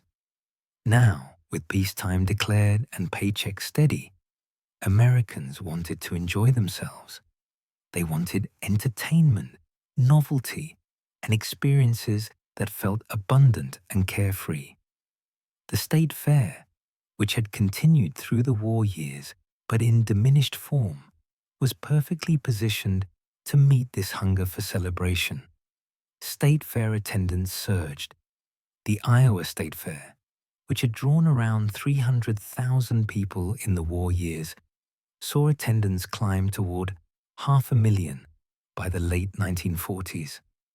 The Minnesota State Fair reported similar growth. The Texas State Fair, already large, became enormous. Families that had stayed home during the war years made the fair an annual ritual again. Young couples with new babies came, starting traditions they'd continue for decades. Teenagers came in groups, seeking independence and excitement away from parental supervision. This explosion in attendance created ideal conditions for fair food vendors. More customers meant more sales, which meant more revenue to invest in equipment and refinement. Vendors who'd barely survived the war years suddenly found themselves processing crowds that overwhelmed their capacity. Smart vendors expanded operations, hired help, and looked for foods that could be produced quickly and profitably for these masses of hungry fairgoers. The corn dog was perfect for this moment. It could be prepared rapidly: dip the hot dog, fry for 3 or 4 minutes, hand it over. A single vendor with adequate fryer capacity could produce dozens per hour. The ingredients were inexpensive, and the markup was substantial. A corn dog cost perhaps 15 cents in ingredients, but sold for 50 cents or more, yielding a healthy profit margin. And customers loved them. The corn dog was novel enough to feel special, but familiar enough not to be threatening. Word spread through the informal networks of fair vendors. Operators who'd seen corn dogs in Texas or Oregon brought the concept to their home states. At state fair vendor meetings and food service conventions, corn dogs were discussed and demonstrated. The recipe wasn't secret. It couldn't be. Not when vendors could reverse engineer it just by tasting. But there was craft knowledge involved in making them well, and experienced vendors shared tips. The right batter consistency, the proper oil temperature, how to get maximum adhesion, how to avoid oil absorption. By 1950, corn dogs were appearing at state fairs across the country. The Minnesota State Fair had vendors selling them. The Ohio State Fair featured them. The Indiana State Fair, the Wisconsin State Fair, fairs in Colorado and California all began offering corn dogs to their visitors. The spread wasn't uniform or coordinated. It was organic, driven by vendor entrepreneurship and customer demand. If people in Minnesota heard about corn dogs at the Texas Fair and wanted them, Minnesota vendors would figure out how to make them. Regional variations emerged almost immediately. Some vendors preferred a sweeter batter with more sugar, creating a corn dog that tasted almost dessert-like. Others made savory versions with less sugar and more salt, sometimes adding spices like cayenne pepper or paprika. The cornmeal to flour ratio varied. Some batters were heavily cornmeal, making for a coarser, more cornbread-like coating. Others used more wheat flour for a smoother, lighter texture. The hot dogs themselves varied regionally. In areas with strong German heritage, vendors sometimes used bratwurst instead of frankfurters, creating a thicker, more substantial product. Some experimented with all-beef hot dogs versus pork and beef blends. A few vendors tried smoked sausages, which added a different flavor dimension. These variations meant that a corn dog in Minnesota might taste noticeably different from one in Texas or California, but they all shared the basic form: meat on a stick, coated in cornmeal batter, deep fried. The equipment for making corn dogs also evolved. Early vendors used standard deep fryers, the same ones used for fried chicken or donuts. But by the early 1950s, manufacturers were producing specialized equipment for high-volume corn dog production. Fryers with multiple compartments allowed vendors to stagger batches, ensuring a continuous supply during peak hours. Tall, narrow fryers accommodated the corn dog's shape, better than wide, shallow ones designed for chicken. Batter dispensers represented another innovation. Initially, vendors dipped corn dogs by hand, holding the stick and swirling the chigar hot dog through batter in a tall container. This worked, but was inefficient and created inconsistent coating thickness. Mechanical dispensers that could deliver a controlled amount of batter made production faster and more uniform. Some vendors developed systems where the hot dog would be inserted into a cylinder filled with batter, coating it completely in one motion. Stick insertion also became more sophisticated. The earliest corn dogs were sometimes made with hot dogs that split or broke during stick insertion. Vendors learned to use sticks with slightly tapered points that wedged into the hot dog securely. Some pre-cut a pilot hole in the hot dog to guide the stick. Others discovered that partially freezing hot dogs made insertion easier and helped the batter adhere better. The cold surface caused the batter to set slightly on contact. temperature control emerged as crucial to quality. Oil that was too hot, above 375 degrees Fahrenheit, would burn the coating before the center heated through. Oil below 350 degrees would result in greasy, oil-soaked corn dogs. Vendors learned to maintain oil between 350 and 365 degrees, using thermometers or, as they gained experience, judging temperature by the behavior of test drops of batter. Maintaining consistent temperature was challenging with the volume of corn dogs being fried, as each batch cooled the oil temporarily. By the mid-1950s, successful corn dog vendors at major state fairs were substantial operations. At the Texas State Fair, Fletcher's original corny dogs might employ a dozen people during peak hours, working in coordinated teams, some inserting sticks, some dipping, some managing fryers, some handling customer service. They might go through thousands of hot dogs in a single day. The operation required logistics, keeping adequate supplies of hot dogs, cornmeal, oil, managing waste oil disposal, maintaining equipment under heavy use. The corn dog's success at state fairs made vendors wonder about other venues. If corn dogs sold well at state fairs, what about county fairs, carnivals, circuses, beach boardwalks? Vendors began testing corn dogs at these other locations and found similar success. The corn dog worked anywhere crowds gathered for entertainment. By the late 1950s, corn dogs were appearing at county fairs across the Midwest, at traveling carnivals that moved from town to town, at permanent amusement parks. This spread beyond state fairs, diluted the initial strong association with annual agricultural celebrations, but it also normalized the corn dog.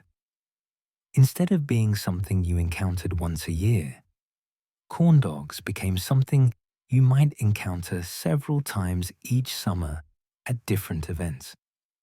For children growing up in the 1950s, corn dogs became part of the landscape of American leisure, as familiar as cotton candy or carousel rides. The food industry noticed, if corn dogs were this popular at fairs, could they succeed in other contexts? Could they be adapted for restaurants? For schools? Most intriguingly, could they be made available for home consumption? The 1950s were the golden age of frozen food development, as home freezers became standard appliances and food companies competed to fill them with convenient products. Corn dogs seemed like natural candidates for freezing. The technical challenges were significant. Fresh corn dogs were fried immediately before consumption, ensuring a crispy coating. But freezing a corn dog, then reheating it later, risked making the coating soggy and unappealing. The batter would absorb moisture during freezing and thawing. The texture would suffer. Early frozen corn dog attempts were often disappointing.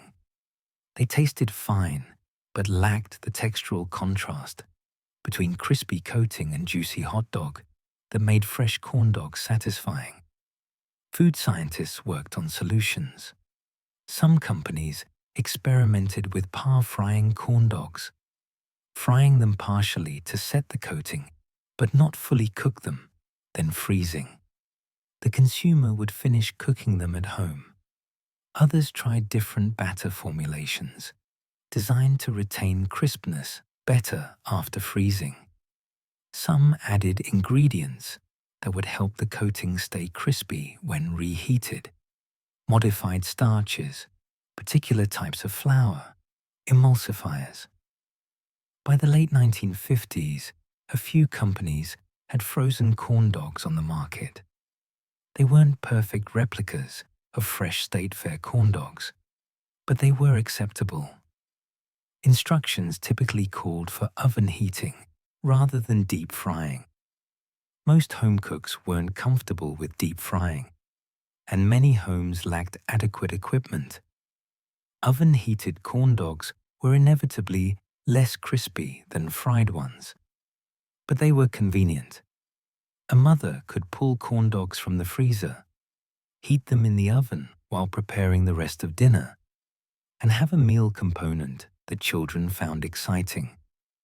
The marketing positioned frozen corn dogs as fun, modern convenience food.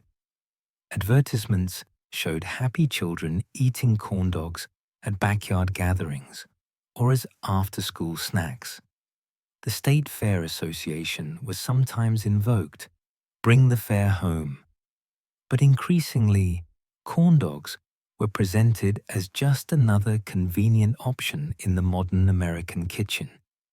They appeared in grocery store freezer sections alongside TV dinners, frozen vegetables, and ice cream.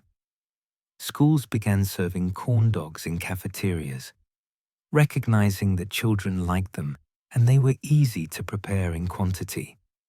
School food service was expanding in the 1950s, with more schools offering hot lunch programs. Corn dogs fit the requirements: cheap, kid-friendly, easy to serve, required no utensils beyond the stick. A child could eat a corn dog in the cafeteria and be finished in minutes, ready to rush outside for recess. This diffusion into homes and schools represented a significant transformation.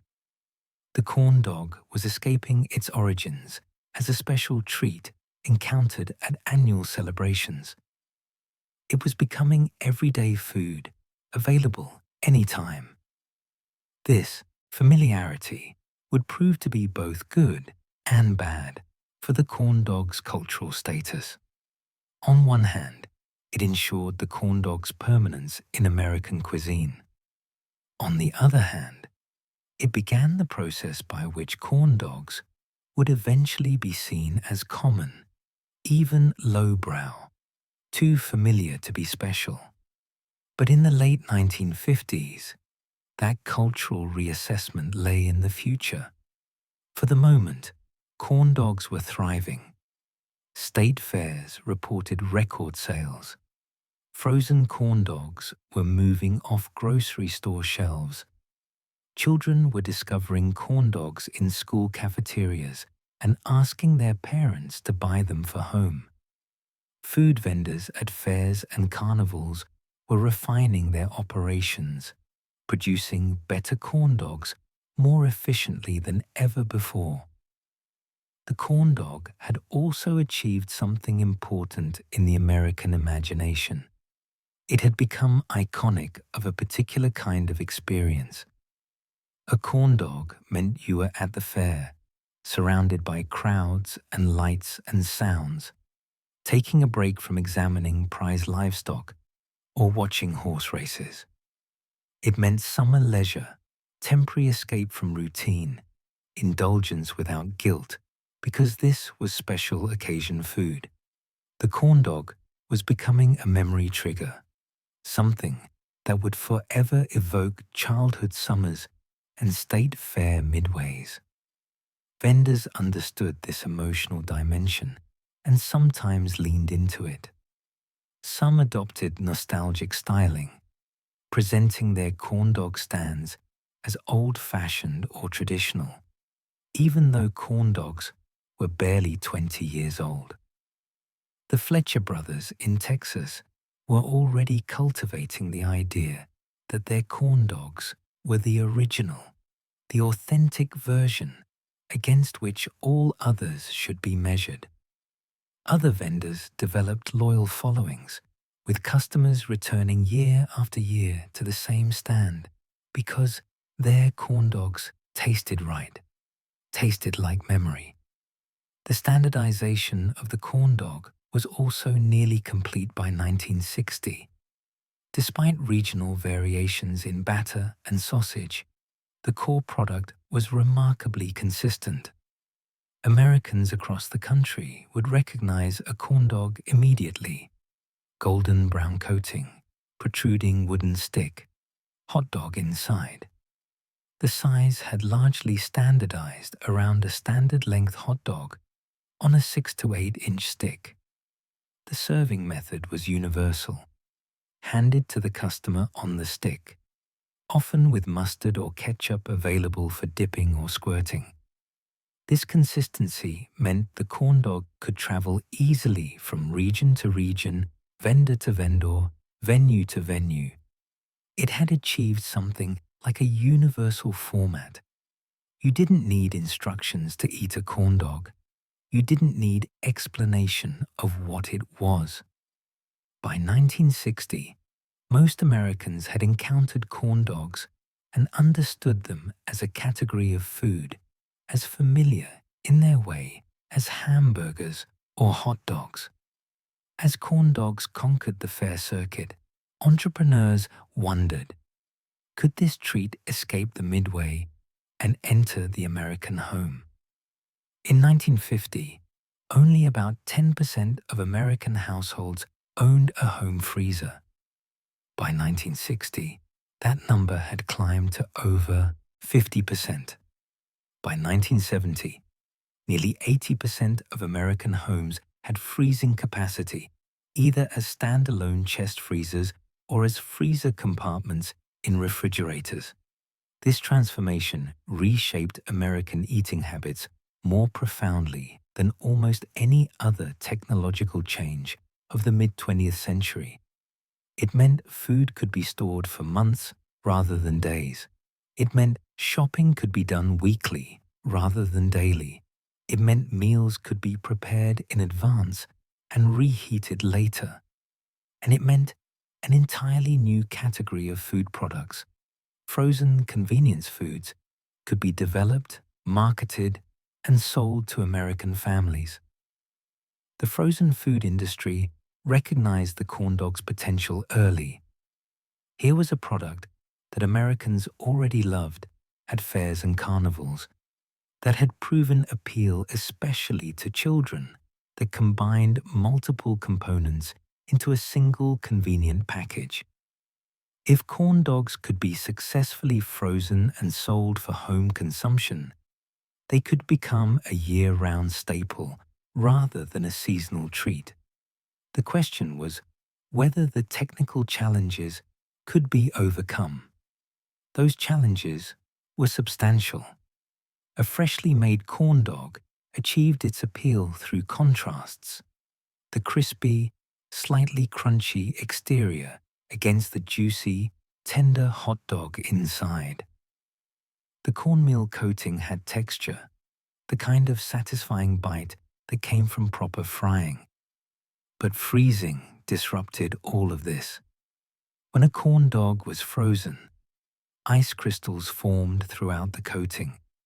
When it thawed, those crystals melted, releasing moisture that made the coating soggy.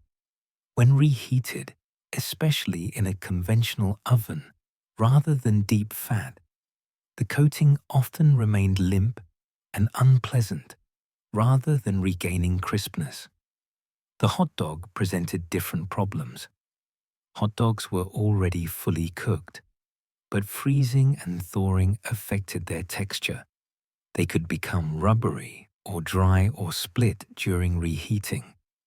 The juices that made a hot dog appealing could leak out during the freezing and thawing process, leaving the meat dry and less flavorful. Getting the hot dog and coating to reheat properly together, achieving the right internal temperature without burning the coating or drying out the meat, required careful formulation. Food scientists approached these problems systematically through the 1950s. They experimented with different batter formulations, testing various ratios of cornmeal to wheat flour, different types of flour, added starches that might help the coating retain structure after freezing.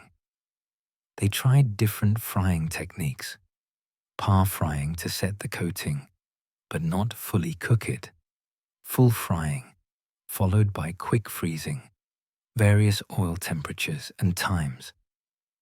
They tested different freezing methods, slow freezing versus flash freezing, different storage temperatures, various packaging approaches that might protect the product from freezer burn.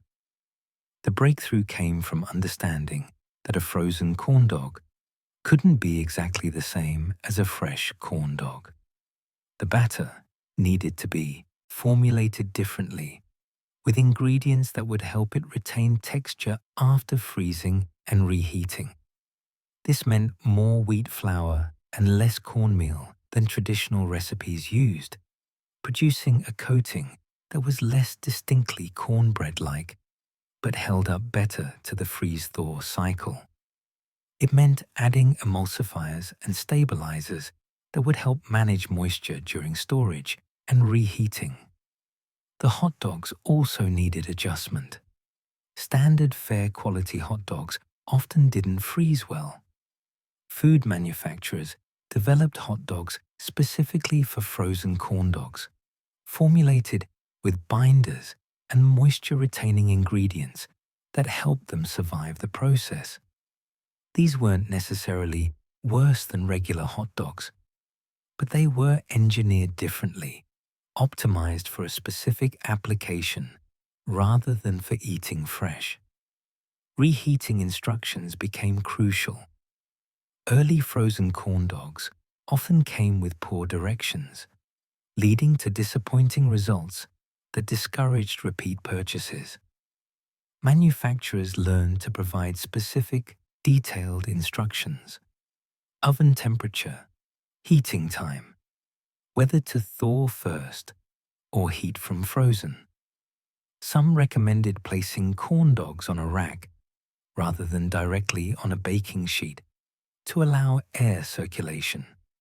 Others suggested briefly broiling at the end to crisp the coating. Getting these instructions right was as important as the product formulation itself. By the late 1950s, several companies had frozen corn dogs in limited regional distribution. The products were improving but still inconsistent. Some batches turned out well, others poorly. Quality control was difficult because so many variables affected the final product: the specific batch of batter, the frying time and temperature, how quickly the product was frozen after frying, storage conditions throughout the distribution chain, how the consumer prepared it at home. The early 1960s saw major food companies entering the market more aggressively. Foster Farms, a California-based poultry company, introduced frozen corn dogs and invested heavily in perfecting the formula and scaling up production. Other regional companies followed. In the Midwest, in the South, in different parts of the country, companies began producing frozen corn dogs for their local markets. The quality improved as companies refined their processes and learned from each other's successes and failures. Supermarket freezer aisles were expanding dramatically during this period. In 1950, a typical grocery store might have had 1 or 2 freezer cases with limited selection: ice cream, some vegetables, perhaps frozen orange juice concentrate. By 1965, stores had entire aisles of freezer cases filled with hundreds of products: TV dinners, frozen vegetables, frozen juices, frozen pot pies, frozen pizzas, frozen breakfast foods, and increasingly frozen snack foods, including corn dogs. The expansion of freezer space created opportunities for new products. Buyers for supermarket chains were actively seeking items to fill their growing frozen food sections. Corn dogs fit perfectly. They were novel enough to attract attention, but familiar enough that customers understood what they were buying. They appealed to children, which was increasingly important as food companies recognized that children's preferences drove many purchasing decisions. And they had decent shelf life, typically 6 months or more when properly frozen. Marketing targeted two specific audiences: children and working mothers. Advertisements showed children delighting in corn dogs as after-school snacks or quick lunches. The corn dogs were presented as fun, almost toy-like. The stick made them playful, and the golden coating looked appealing in colorful print ads and early television commercials. Children who'd had corn dogs at state fairs could recognize them and ask their parents to buy them. Children who'd never been to state fairs could be attracted by the novelty and kid-friendly presentation. Working mothers, an increasingly large demographic as more married women entered the workforce in the 1960s, were sold on convenience. Advertisements emphasized how quickly corn dogs could be prepared, from freezer to table in 15 minutes. The implicit message was that a mother could provide her children with a meal they'd enjoy without spending time on elaborate preparation. This was particularly valuable for weeknight dinners or weekend lunches when time was limited. The class and gender dynamics of this marketing were significant. Corn dogs were positioned as kid food and convenience food, not serious adult cuisine. Advertisements rarely showed fathers serving corn dogs to families. It was always mothers, and the emphasis was always on ease and children's satisfaction rather than nutrition or sophisticated taste. This positioning would have lasting effects on how corn dogs were perceived culturally. School cafeterias became another major market. School lunch programs were expanding throughout the 1960s, with federal funding increasing and more schools offering hot lunch options.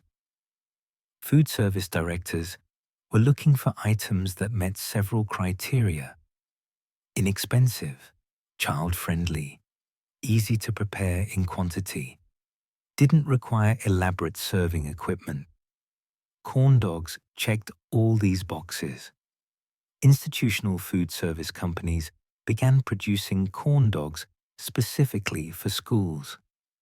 These were often slightly different from retail frozen corn dogs, sometimes smaller to suit younger children, sometimes made with turkey or chicken hot dogs to reduce cost, sometimes formulated to survive the specific reheating equipment schools used. By the late 1960s, corn dogs were appearing on school lunch menus across the country, often served with vegetables and fruit to create a complete meal. For many American children in the 1960s and early 1970s, corn dogs became part of the routine landscape of childhood food. They ate them at school, ate them at home, associated them with easy lunches and after-school snacks. This ubiquity was both triumph and tragedy for the corn dog. It succeeded as a commercial product, achieving mass distribution and consistent sales. But it also became so common that it lost any sense of specialness or novelty. The quality gap between fair corn dogs and frozen corn dogs also became apparent during this period.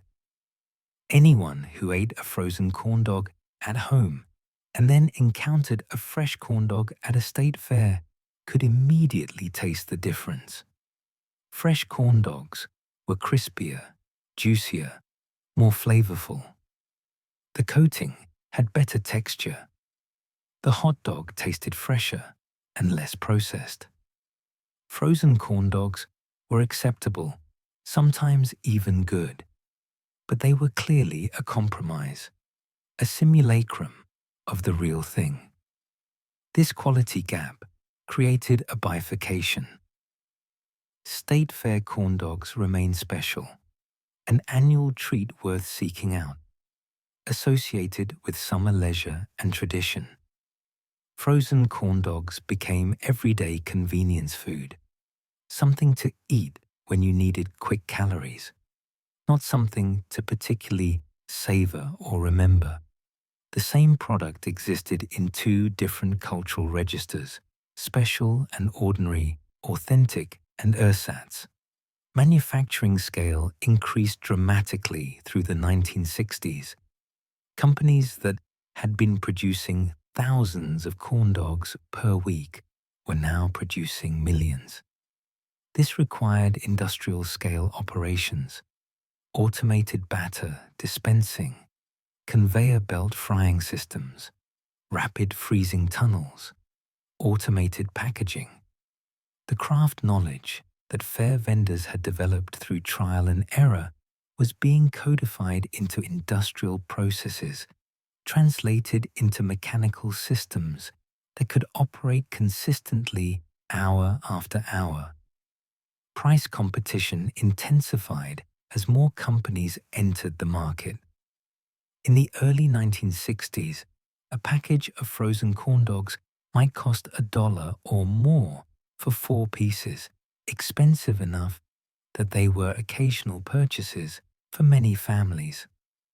By 1970, increased production efficiency and competitive pressure had driven prices down. Store brands appeared alongside name brands, often at significantly lower prices. Corn dogs became affordable staples rather than premium convenience items. Nutritional concerns began emerging in the late 1960s, though they wouldn't become prominent until later. Some nutritionists and child development experts questioned whether corn dogs, fried, processed, relatively high in fat and sodium, should be regular features of children's diets.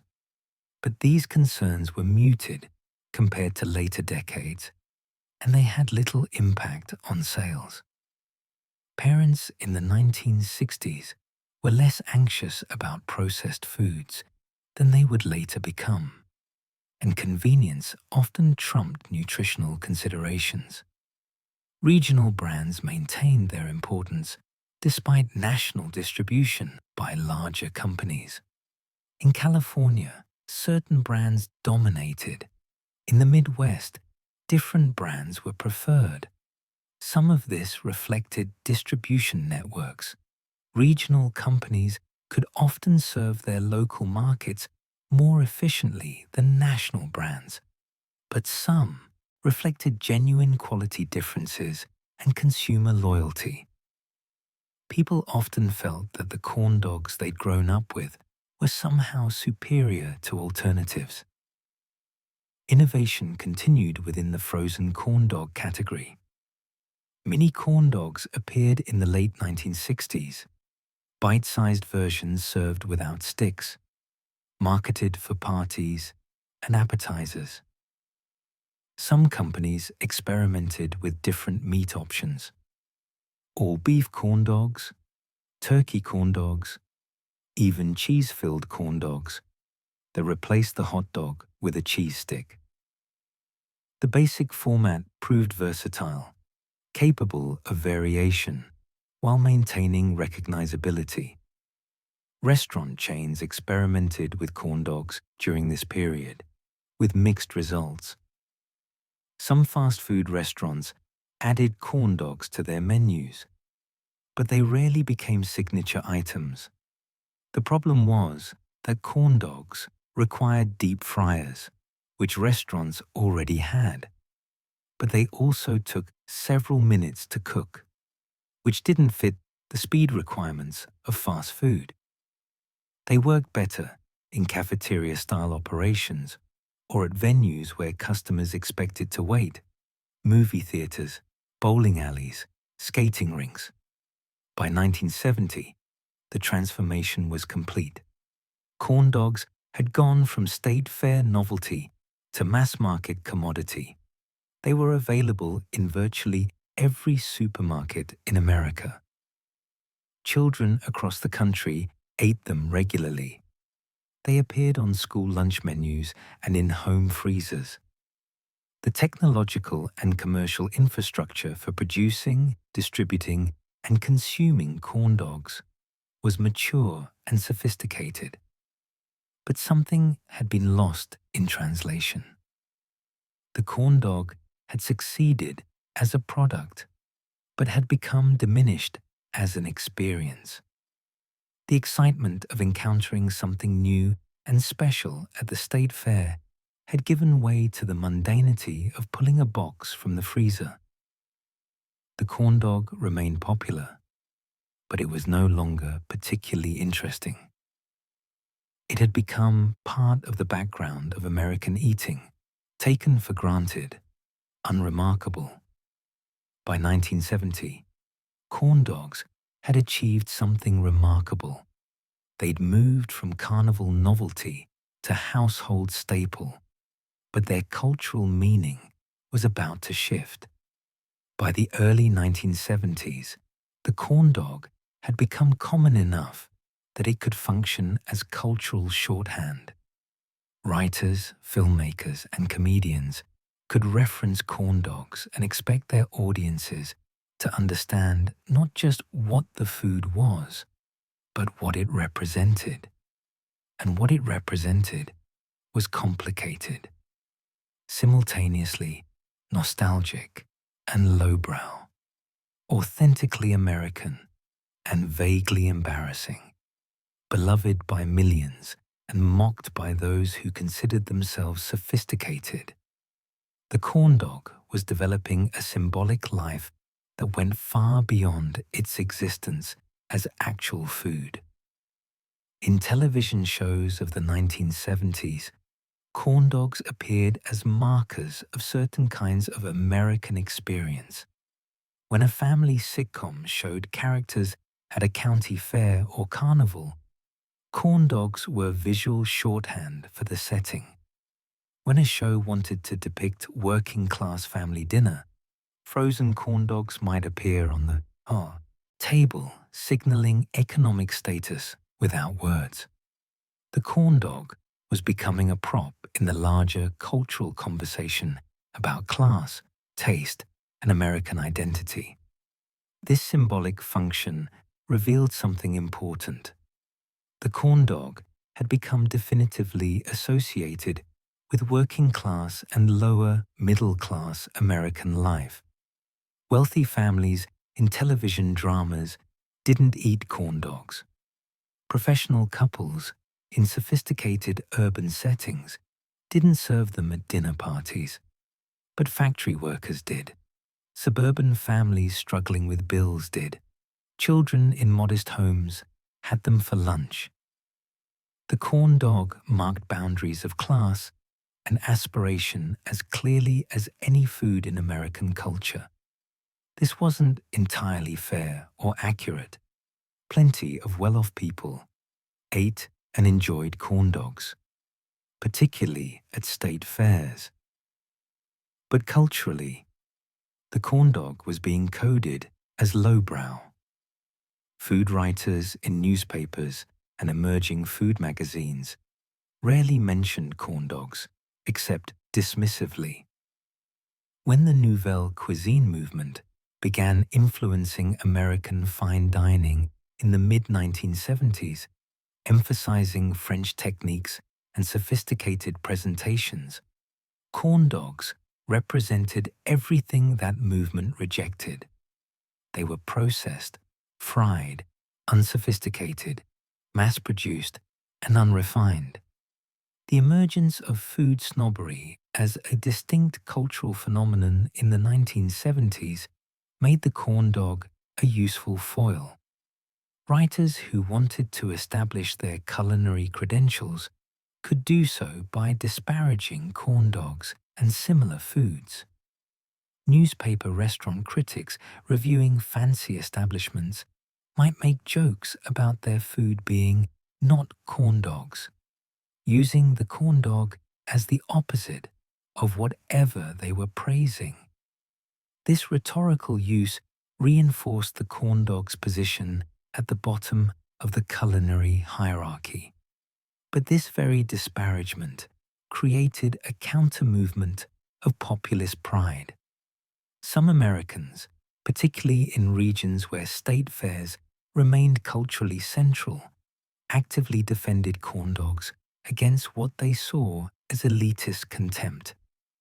In Iowa, Minnesota, Texas, and other states where corn dogs were deeply embedded in fair traditions, people took pride in their corn dog culture.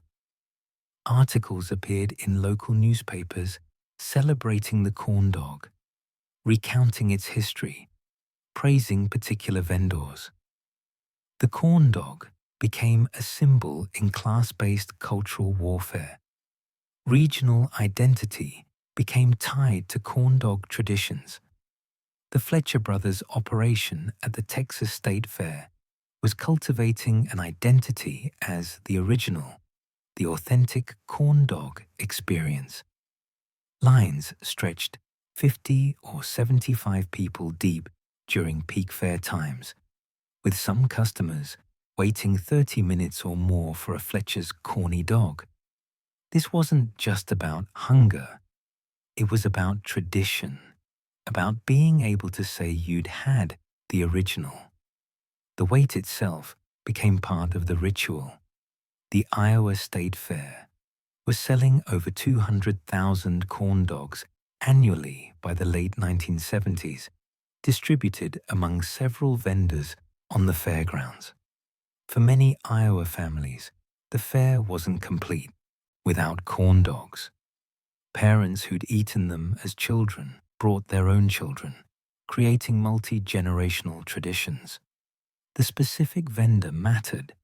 Families often had loyalty to a particular stand, believing their corn dogs were superior, and would seek out that stand specifically rather than buying from whichever vendor had the shortest line. Minnesota's State Fair developed similar patterns, with corn dogs becoming one of the fair's iconic foods alongside cheese curds and pronto pups, a regional variation that remained popular in the upper Midwest alongside corn dogs. The fair published annual tallies of foods sold, and corn dogs consistently ranked among the top items. News coverage of the fair invariably mentioned corn dogs as quintessential fair food, cementing their association with this particular form of American leisure. Hollywood discovered the corn dog's symbolic utility in the 1970s and 1980s. Films set at carnivals or small-town fairs included corn dog vendors in establishing shots, using them to signal the setting immediately. In some films, eating a corn dog became a character moment, a way to show someone was relaxed, unpretentious, willing to enjoy simple pleasures. In other contexts, corn dogs appeared in scenes meant to convey cultural backwardness or lack of sophistication, particularly in films that contrasted rural and urban values. One notable film appearance occurred in the 1979 film Breaking Away, set in Bloomington, Indiana. The film's working-class protagonist and his friends inhabit a world where corn dogs, pool halls, and state fairs represent their cultural landscape, distinct from the university world that surrounds but excludes them. The corn dog isn't central to the film, but its presence helps establish the class boundaries the film explores. This is the corn dog as cultural signifier. Its presence tells the audience something about who these characters are and where they belong in American society. Television advertising for frozen corn dogs in this period reflected and reinforced these associations. Commercials showed active children, not adults. The settings were casual: backyards, rec rooms, kitchens, not dining rooms or formal spaces. The mothers in these commercials were presented as practical and busy, not as gourmets or sophisticates. The message was clear: corn dogs were family food, kid food, convenience food, not cuisine. But mini corn dogs, which proliferated in the late 1970s and early 1980s, attempted to escape this categorization. These bite-sized corn dogs, served without sticks, were marketed for parties and entertaining. Advertisements showed them at social gatherings, on appetizer trays, at casual parties. The mini corn dog was trying to be slightly more sophisticated than its full-size sibling, finger food for adult gatherings rather than lunch for children. The strategy worked partially.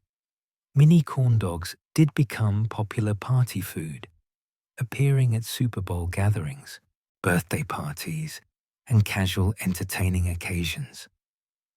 But they never fully escaped the corn dog's cultural associations. Serving mini corn dogs at a party signaled a particular kind of gathering: casual, fun, unpretentious, not formal or elegant. They were perfect for certain contexts, but unthinkable in others. Food industry publications during this period reveal awareness of the corn dog's image problem.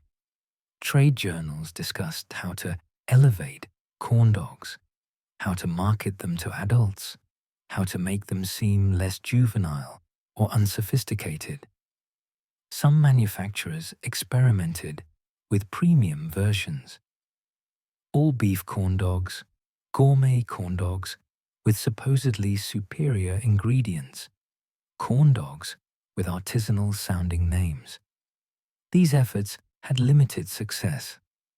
The corn dog's identity was established, and superficial changes couldn't fundamentally alter how people perceived them. The contrast between state fair corn dogs and frozen corn dogs intensified during this period. As frozen corn dogs became more ubiquitous and more associated with childhood and convenience, fresh corn dogs at state fairs gained additional appeal as authentic, special, worth traveling for. Food writers who might dismiss frozen corn dogs would sometimes write appreciatively about state fair corn dogs, treating them as a different category: folk food, tradition, authentic regional cuisine, rather than processed commercial products. This distinction was somewhat artificial. Many state fair vendors were using similar hot dogs and similar batters to frozen corn dog manufacturers. But the context mattered enormously. A corn dog consumed at the state fair, surrounded by crowds and lights and sounds, part of an annual ritual and family tradition, meant something different than a corn dog reheated from frozen on a Tuesday afternoon and eaten while watching television. The food was similar, but the experience and meaning were completely different. Nutritional consciousness was beginning to complicate the corn dog's cultural position by the early 1980s. The 1970s had seen increasing attention to diet and health, with Americans becoming more aware of fat, sodium, and processed foods. Corn dogs checked every box of foods that nutritionists warned against. They were fried, heavily processed, made with low-quality meat, high in sodium, low in nutritional value. They were empty calories, the kind of food that health-conscious parents were supposed to avoid feeding their children. But corn dogs remained popular despite, or perhaps because of, these health concerns. There was a streak of defiance in corn dog consumption by the 1980s, a sense that eating them represented resistance to health food busybodies and nutritional scolds. This attitude was particularly strong in regions where corn dogs were traditional fare foods. Telling Texans or Iowans that corn dogs were unhealthy wasn't likely to change behavior. It was more likely to produce defensive reactions about food freedom and cultural authenticity. The Reagan era of the 1980s, with its emphasis on traditional American values and skepticism toward expertise, created a cultural climate where corn dogs could be reclaimed as authentically American rather than embarrassingly lowbrow. Conservative cultural critics sometimes invoked corn dogs and similar foods as examples of unpretentious American culture under attack by coastal elites. This was culture war politics played out through food, and the corn dog became an unlikely participant. Food trucks and mobile vendors were expanding in the early 1980s, and some specialized in corn dogs, bringing them to locations beyond fairs.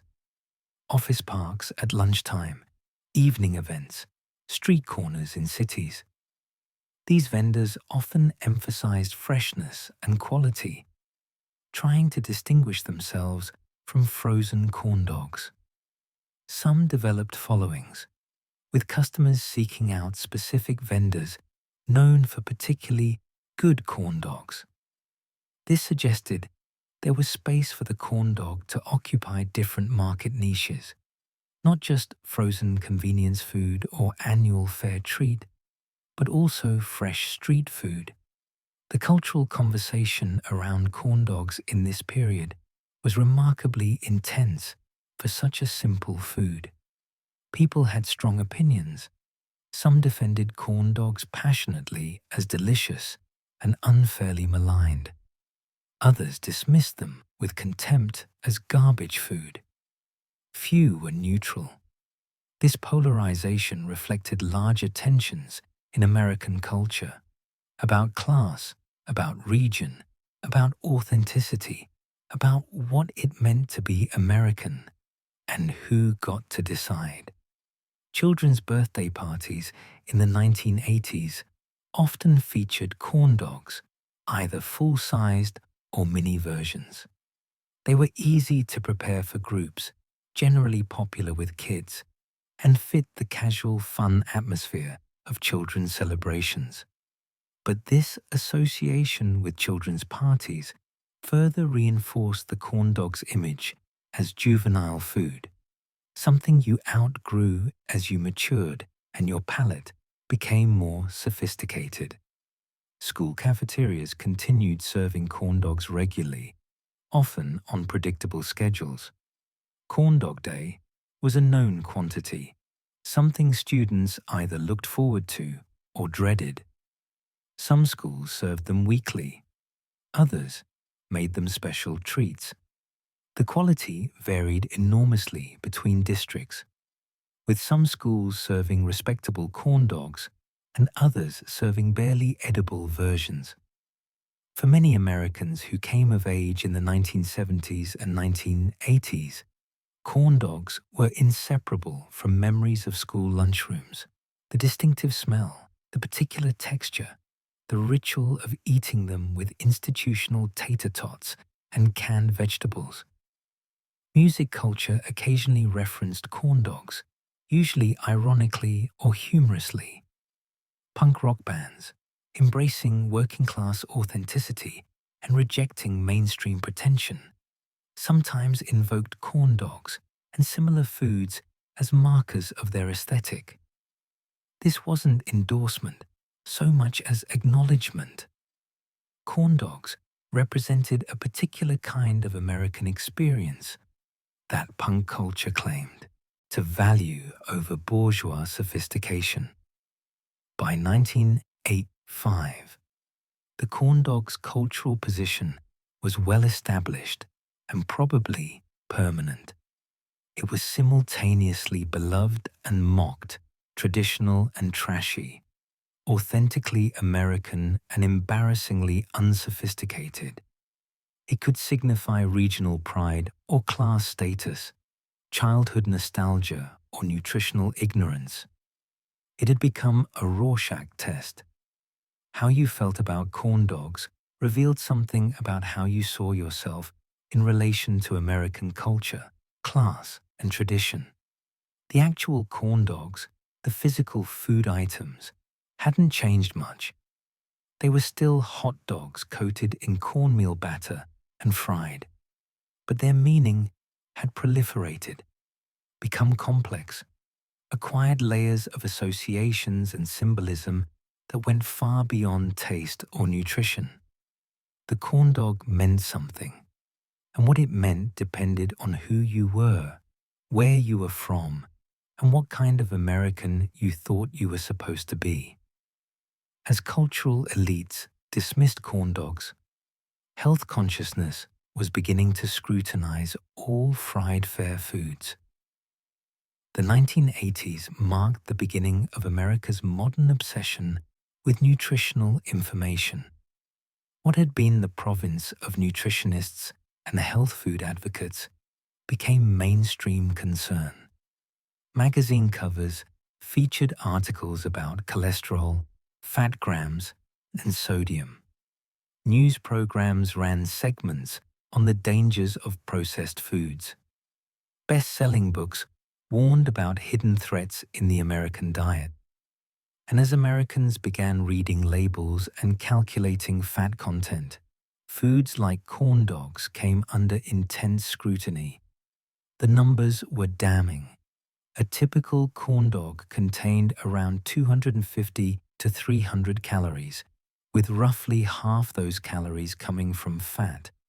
The sodium content ranged from 500 to 800 milligrams per serving, a substantial portion of the recommended daily intake. The hot dog at the center was processed meat, which studies were increasingly linking to various health concerns. The coating was fried, which meant it had absorbed significant amounts of oil, and the nutritional benefits were minimal. Some protein from the hot dog, some carbohydrates from the batter, but little in the way of vitamins, minerals, or fiber. The Nutrition Labeling and Education Act of 1990 made this information unavoidable. Food manufacturers were now required to provide detailed nutritional information on packaging. Frozen corn dog boxes displayed facts that had previously been obscure or unknown. Parents picking up a package of corn dogs could now see exactly what they were feeding their children. The total fat, saturated fat, cholesterol, sodium, and various other metrics. For health-conscious consumers, these labels were alarming. Processed meat became particularly controversial during this period. Research was accumulating that linked regular consumption of processed meats, hot dogs, bologna, salami, bacon, to increased risks of various cancers and heart disease. The mechanisms weren't entirely clear, but the correlations were strong enough that public health authorities began recommending reduced consumption. Hot dogs, the core of every corn dog, were specifically mentioned in these warnings. The fat content received special attention. The 1980s and early 1990s were the peak of the low-fat diet craze, when dietary fat was considered the primary villain in the American diet.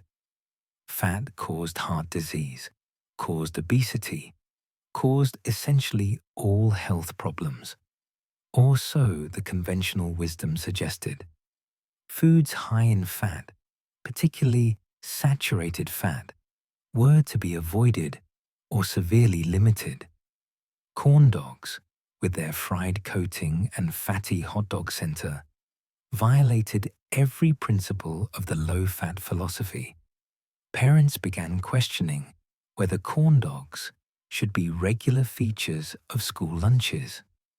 Parent-teacher organizations raised concerns at school board meetings.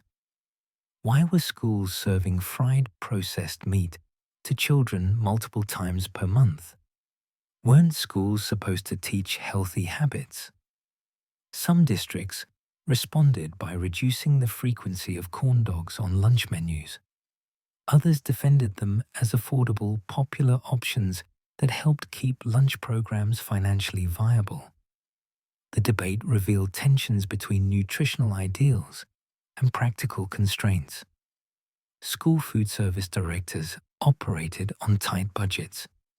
They needed foods that were inexpensive, that children would actually eat, reducing plate waste, and that could be prepared efficiently with limited labor and equipment. Corn dogs met all these criteria. Replacing them with healthier options often meant higher costs, more complicated preparation, or foods that students rejected, leading to waste and hungry children. Some school districts attempted compromise solutions. They served corn dogs less frequently, perhaps once per month instead of weekly. They offered them alongside healthier options, allowing students to choose. They looked for healthier corn dog alternatives, turkey corn dogs, reduced fat versions, baked rather than fried preparations. These alternatives often satisfied neither nutritionists nor students. They were still problematic from a health perspective, but less appealing than traditional corn dogs. The frozen corn dog industry responded to health concerns with product innovation. Turkey corn dogs appeared in freezer aisles, marketed as healthier alternatives to traditional pork and beef hot dogs. The packaging emphasized lower fat and implied superior nutritional value. All beef corn dogs were positioned as premium products, suggesting that beef hot dogs were somehow more wholesome than mixed meat versions, though the nutritional differences were often negligible. Some manufacturers attempted to create reduced-fat corn dogs by using leaner hot dogs and modifying the batter to absorb less oil during frying. These efforts faced inherent limitations. Hot dogs needed some fat for flavor and texture. Extremely lean hot dogs were rubbery and unpalatable. The coating needed oil absorption for proper texture and taste. Corn dogs that absorbed minimal oil tended to be dry and cardboard-like. The fundamental nature of the product, fried processed meat, couldn't be changed without creating something that was no longer recognizably a corn dog. Baked corn dogs emerged as another attempted solution. Instead of deep frying, these corn dogs were oven-baked, theoretically reducing fat content. The results were generally disappointing. Baked corn dogs lacked the crispy coating that was essential to the corn dog experience. The texture was doughy and soft rather than crisp. The flavor suffered without the richness that frying provided. Most consumers tried baked corn dogs once and returned to traditional fried versions, accepting the nutritional trade-offs for superior taste and texture. Microwave corn dogs became popular during this period, not because they were healthier, but because they were even more convenient than oven-heated frozen corn dogs. Heating a corn dog in the microwave took 3 minutes instead of 15. For busy parents or hungry children wanting an after-school snack, this speed was valuable. But microwaved corn dogs were notoriously inferior in texture. The coating became chewy and rubbery rather than crispy. They were edible and convenient, but represented a further degradation from the Fresh State Fair corn dog ideal. Interestingly, state fair attendance and state fair corn dog consumption remained robust throughout this period, despite health concerns. The Iowa State Fair continued selling hundreds of thousands of corn dogs annually. The Texas State Fair saw lines at Fletcher's Corny Dogs that were as long as ever. The Minnesota State Fair reported steady or increasing corn dog sales. Americans seem to apply different standards to fair food than to everyday eating. This bifurcation revealed something important about how Americans approached nutrition and pleasure. Fair food existed in a separate category, a special occasion exemption from normal dietary rules. You ate healthy most of the time, but when you went to the state fair once a year, you could indulge.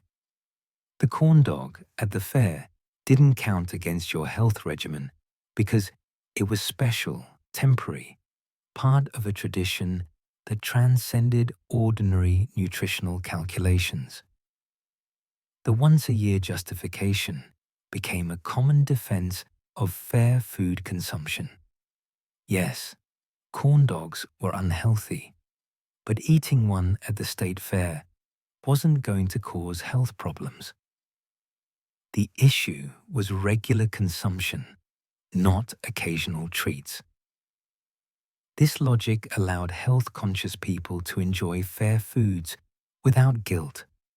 It also insulated state fair vendors from the health backlash that affected frozen corn dog sales and school cafeteria offerings. Some fair vendors even leaned into this dynamic, explicitly marketing their foods as indulgent guilty pleasures. The message was, "This is bad for you, and that's okay. You're at the fair. You're supposed to indulge." This honesty was almost refreshing compared to the dubious, healthier alternative marketing that characterized the frozen food aisle. Fair vendors didn't pretend corn dogs were nutritious. They embraced the indulgence. Media coverage of state fairs in the 1980s and early 1990s often included segments on fair food, sometimes with a health angle. Local news stations would send reporters to calculate the fat and calories in various fair foods, presenting the information with a mixture of alarm and amusement. Corn dogs featured prominently in these segments. They were recognizable, iconic fair foods that could represent the category. The coverage was somewhat tongue-in-cheek, acknowledging that fair food was excessive, while simultaneously suggesting this excess was part of the fun. Nutrition advocacy groups attempted to pressure fairs to offer healthier options. Some fairs responded by requiring vendors to offer at least some healthier items alongside traditional offerings. This led to awkward juxtapositions: corn dog stands that also sold fruit cups, funnel cake vendors offering salads. These healthy options were rarely popular and often seemed perfunctory, boxes checked to satisfy complaints rather than genuine attempts to change fair food culture. The contradiction between health messaging and actual behavior became increasingly apparent. Americans were more aware than ever of nutrition, could recite concerns about fat and sodium, knew that processed meats were problematic, and yet continued eating corn dogs in large quantities. Frozen corn dog sales remained strong despite health concerns. School cafeterias that tried eliminating corn dogs often faced student complaints and brought them back. State fair consumption continued unabated. This suggests that taste, convenience, tradition, and pleasure often overwhelm health concerns in food choices. People knew corn dogs weren't healthy, but ate them anyway because they enjoyed them, because they were easy, because they'd always eaten them, because they were part of rituals and memories. Health information alone rarely changes behavior when that behavior is deeply embedded in culture and habit. The class dimension of the health backlash was significant. Middle-class and upper-middle-class families were most responsive to nutritional messaging. They had the economic resources to buy more expensive foods, the time to prepare more elaborate meals, and the cultural capital to understand and value nutritional information. Working-class families, facing tighter budgets and time constraints, often continued buying corn dogs because they were affordable and easy. This created a situation where corn dog consumption became even more class stratified. Wealthier, more educated families reduced or eliminated corn dogs from their children's diets. Less affluent families continued serving them regularly. The corn dog's association with working-class eating intensified. This pattern repeated across many convenience foods. The health movement had the effect of making class divisions in diet more pronounced. Some nutritionists and food activists argued that this pattern revealed systemic problems. Why were the least healthy foods also the cheapest and most convenient? Why was it easier for working families to feed their children processed corn dogs than fresh, nutritious foods? These questions pointed toward larger issues of food policy, agriculture subsidies, and food system design. But they didn't change the immediate reality that corn dogs remained an economical, kid-approved option for budget-conscious parents. The corn dog's resilience in the face of health concerns demonstrated something about the limits of rational health messaging. Americans didn't become healthier eaters simply by being given information. They made decisions based on multiple factors: taste, cost, convenience, emotional associations, social meanings, traditions, of which health was only one consideration. The corn dog persisted because it satisfied many of these factors even while failing the health criterion. By 1995, the health backlash against corn dogs had reached its peak and was beginning to plateau. The most susceptible consumers had already reduced their consumption. Those who remained corn dog consumers had either decided the health concerns were overblown, accepted the trade-offs, or simply didn't care. The market had segmented. Some people ate corn dogs regularly, others occasionally at fairs, others never. But corn dogs hadn't disappeared, hadn't been regulated away, hadn't collapsed under the weight of nutritional criticism. The industry had made some adjustments. Turkey and all beef options existed for those who wanted them, though they never dominated the market. School districts had modified corn dog frequency, but rarely eliminated them entirely. Frozen food aisles still had substantial corn dog sections. State fairs continued selling them in massive quantities. The corn dog had survived the health backlash, damaged but intact. What emerged from this period was a more complicated, more honest relationship between Americans and corn dogs. The pretense that corn dogs were wholesome family food had been abandoned.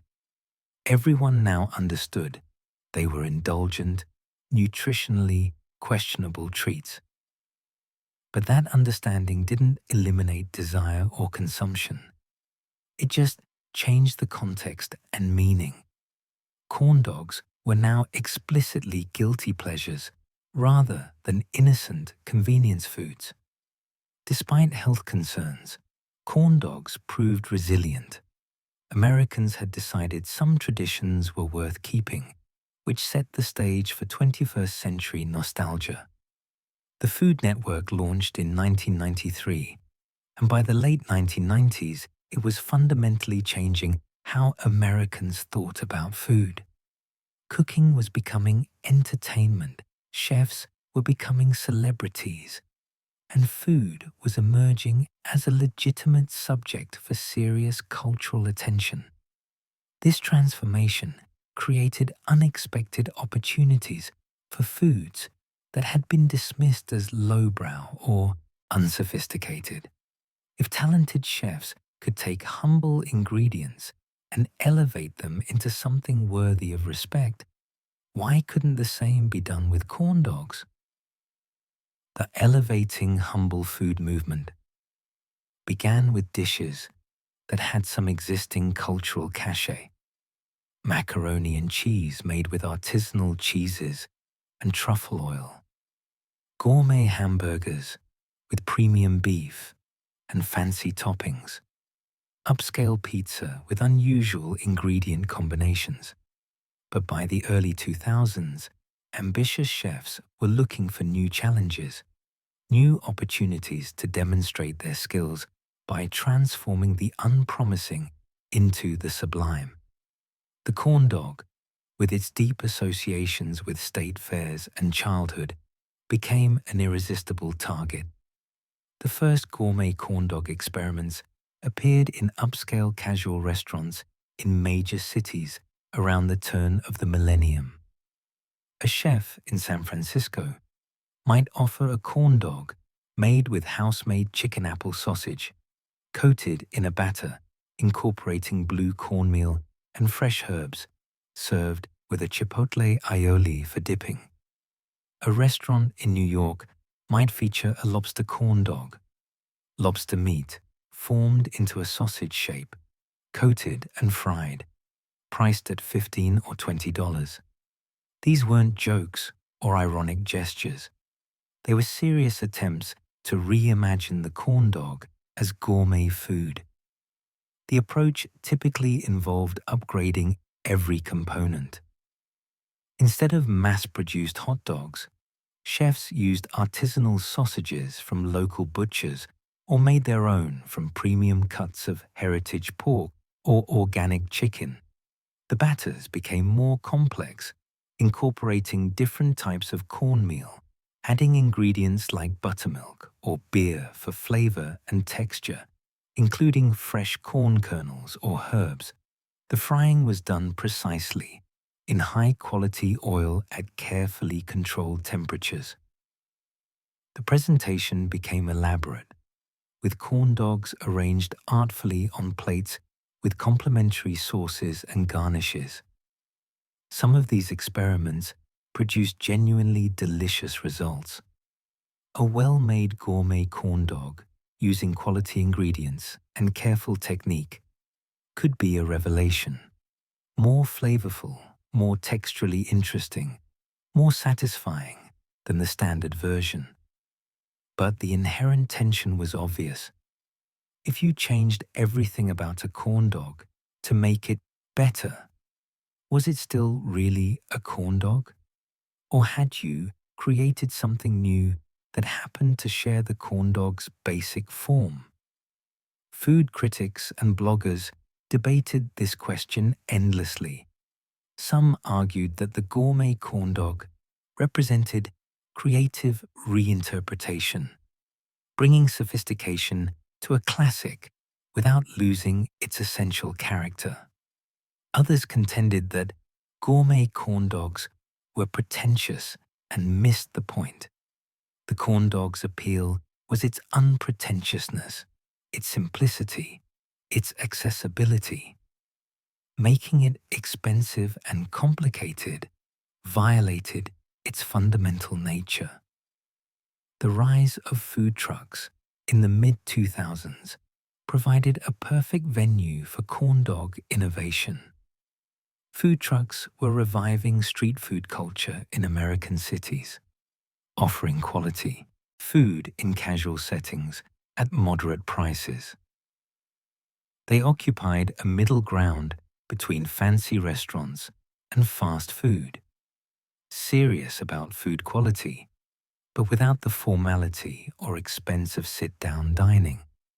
Several food trucks specialized in corn dogs, offering both traditional versions and creative variations. A corn dog food truck might offer a menu with a dozen options: classic corn dog, jalapeno cheddar corn dog, Korean-style corn dog, vegan corn dog made with plant-based sausage, mini corn dogs made with different sausage varieties. The format allowed experimentation without enormous risk. If a variation didn't sell, the truck could change the menu easily. Successful innovations could be refined and expanded. The food truck model proved ideal for corn dog entrepreneurship. State fairs, watching these trends, began encouraging similar innovation from their vendors. The mid-2000s saw an explosion of extreme fare foods, familiar items reimagined in outrageous ways. Corn dogs participated enthusiastically in this movement. Vendors introduced bacon-wrapped corn dogs, where bacon was added before the batter coating. Cheese-filled corn dogs had a mozzarella stick center instead of a hot dog. Deep-fried corn dogs were dipped in batter and fried a second time. Some vendors created foot-long corn dogs or jumbo versions twice the normal diameter. These extreme versions walked a line between innovation and gimmick. Some were genuinely improved products. The bacon-wrapped corn dog added a smoky, salty dimension that complemented the sweet cornmeal batter.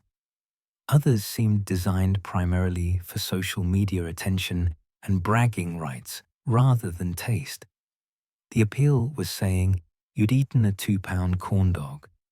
Not that it was particularly delicious, but they generated publicity and drew crowds, which was ultimately what mattered to vendors.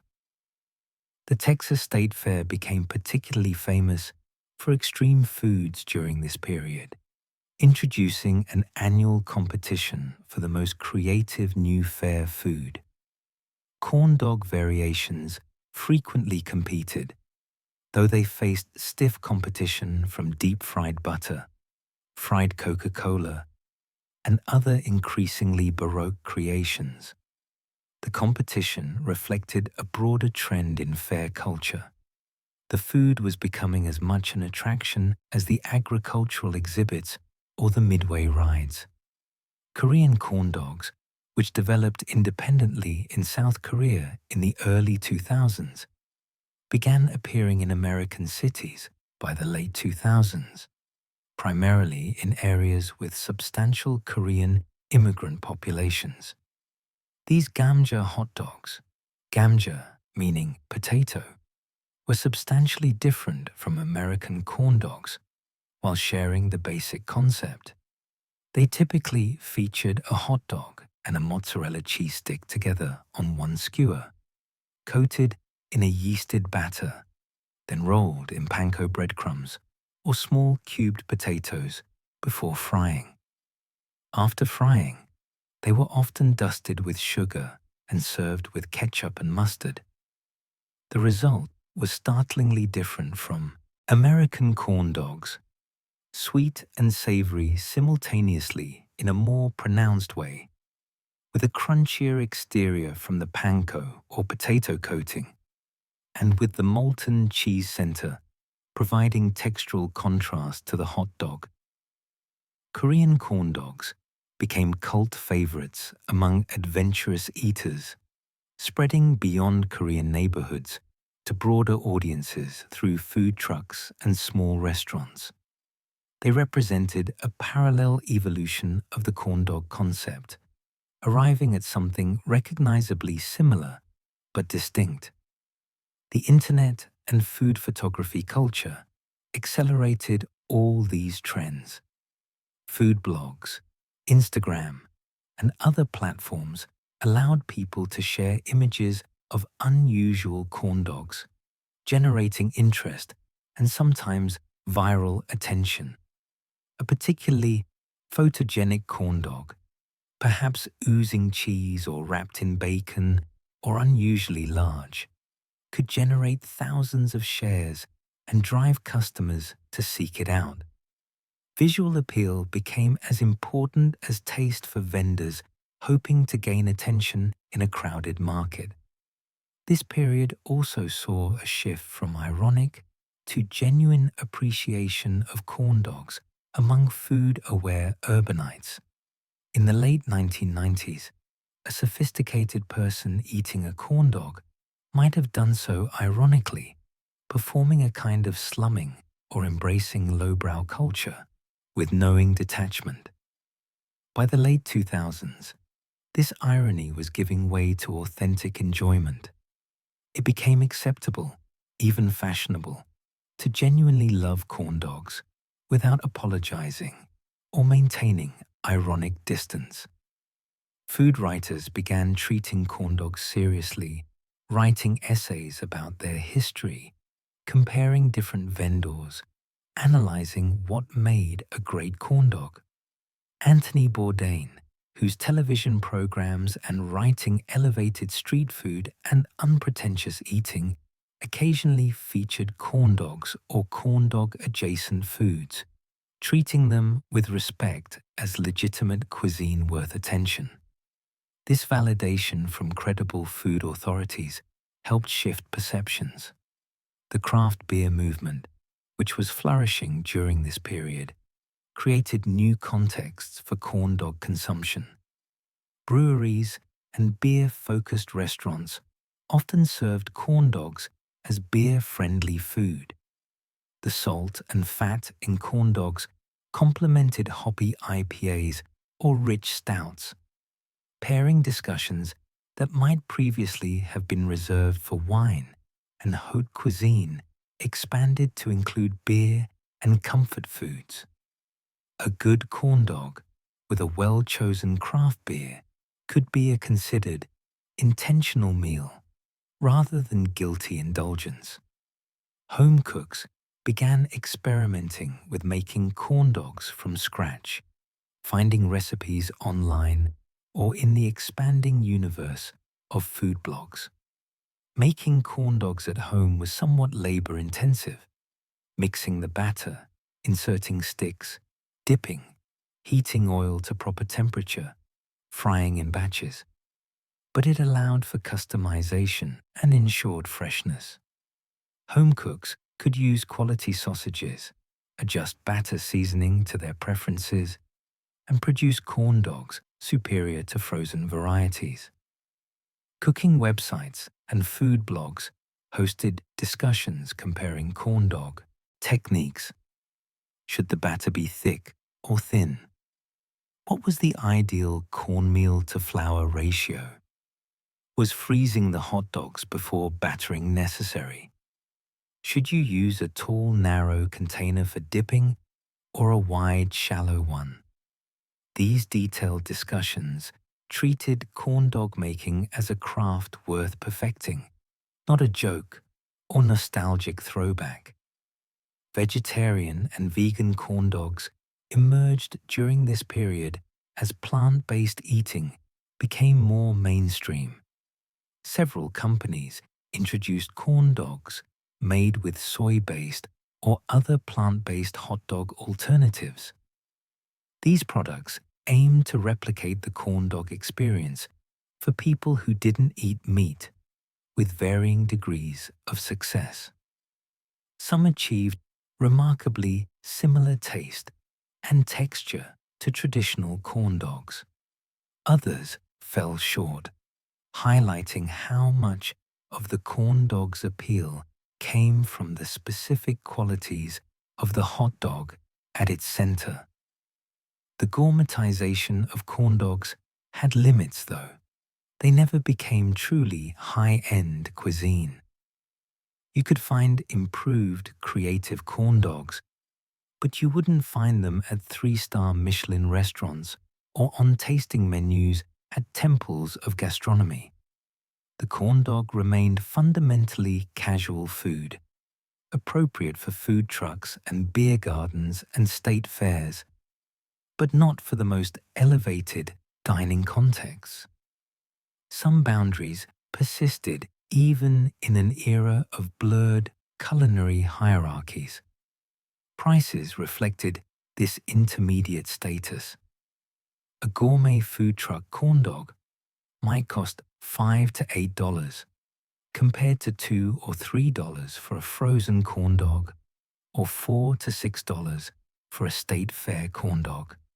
This was more expensive than basic versions, but nowhere near the prices of fine dining. The corn dog occupied a comfortable middle ground, worth paying modestly more for quality, but not something anyone would spend restaurant meal money on. Regional corn dog cultures continued to develop distinctly during this period.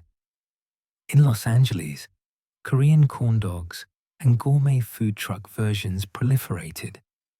In Texas, traditional state fair corn dogs remained dominant, with Fletcher's maintaining its legendary status. In the Pacific Northwest, pronto pup traditions persisted.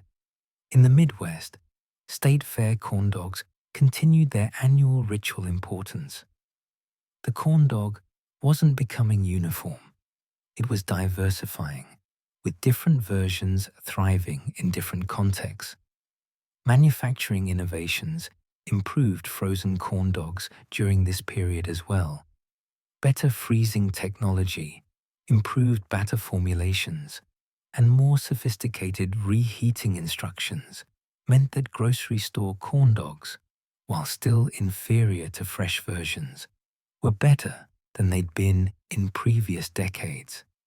Some premium frozen corn dog brands emerged, using better hot dogs and batters, priced higher, but delivering noticeably better quality. By 2010, the corn dog landscape was more diverse and interesting than it had ever been. You could buy basic frozen corn dogs at any supermarket for under $1 each.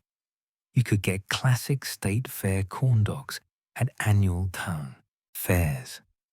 You could seek out food trucks offering creative variations. You could make your own at home from scratch. You could try Korean-style corn dogs in urban Korean neighborhoods. You could order extreme versions at progressive state fairs.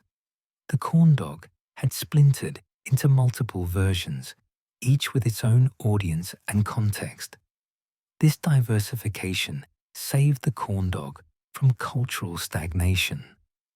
Rather than being a single, unchanging product that people might grow bored with or dismiss, the corn dog had become a category, a platform for variation and creativity.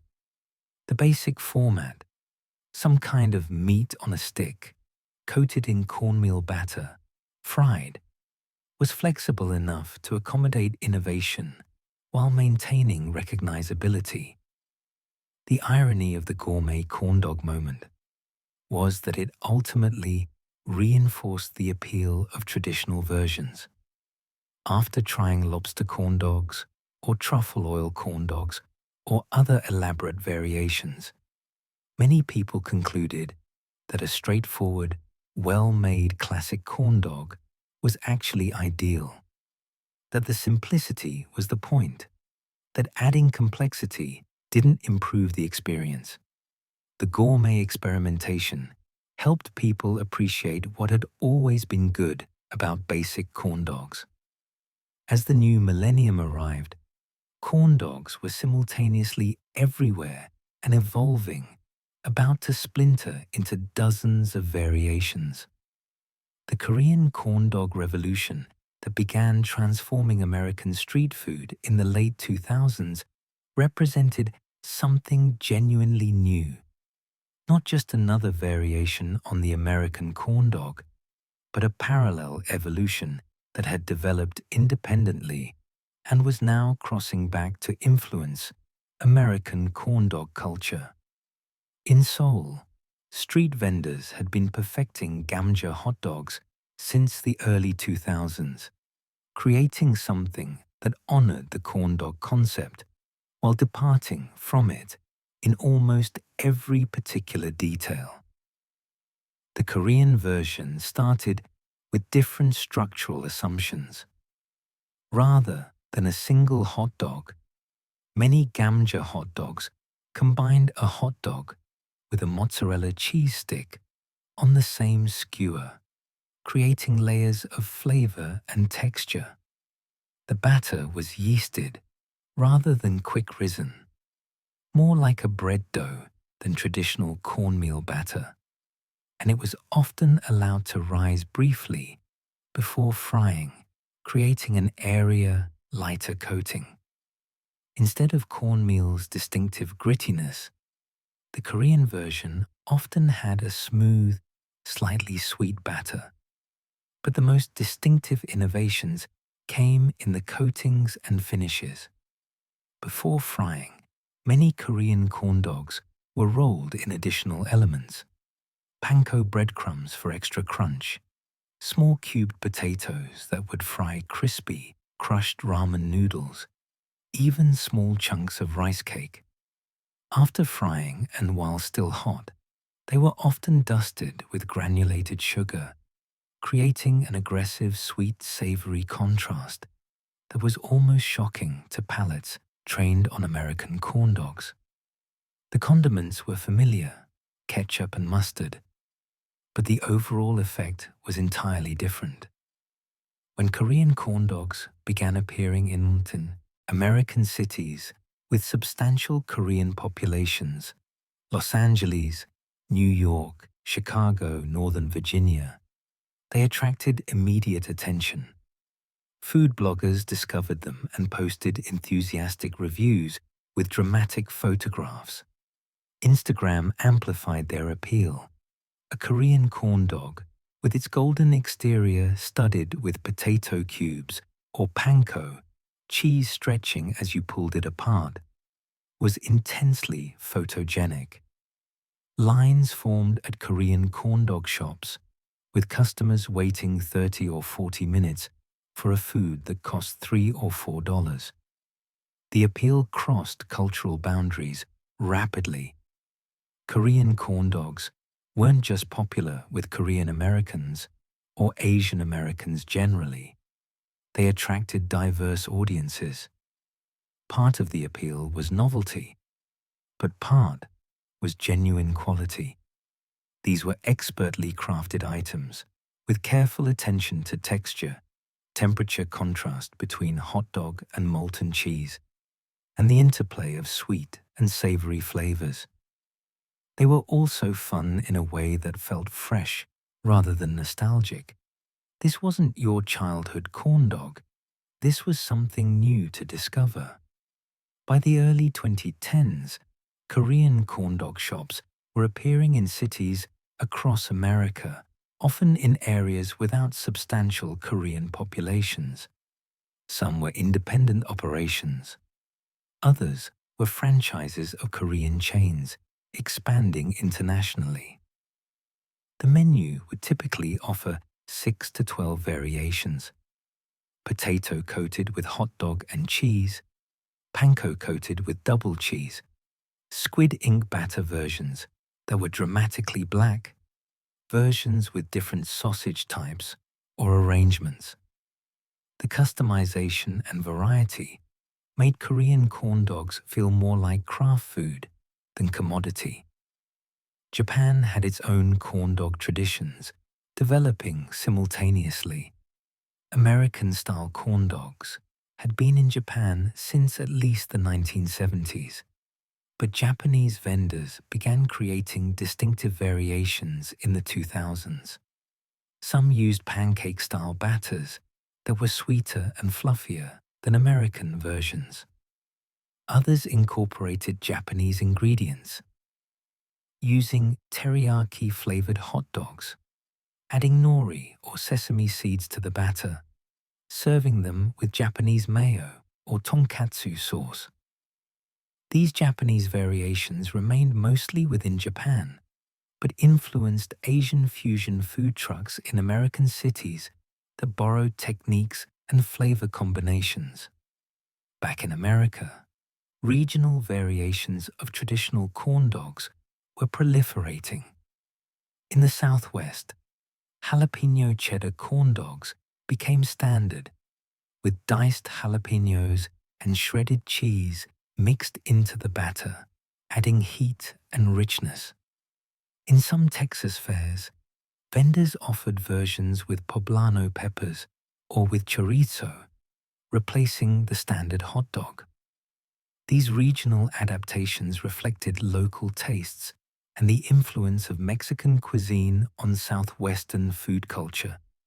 Cheese-stuffed corn dogs, inspired partly by Korean versions but executed differently, appeared widely.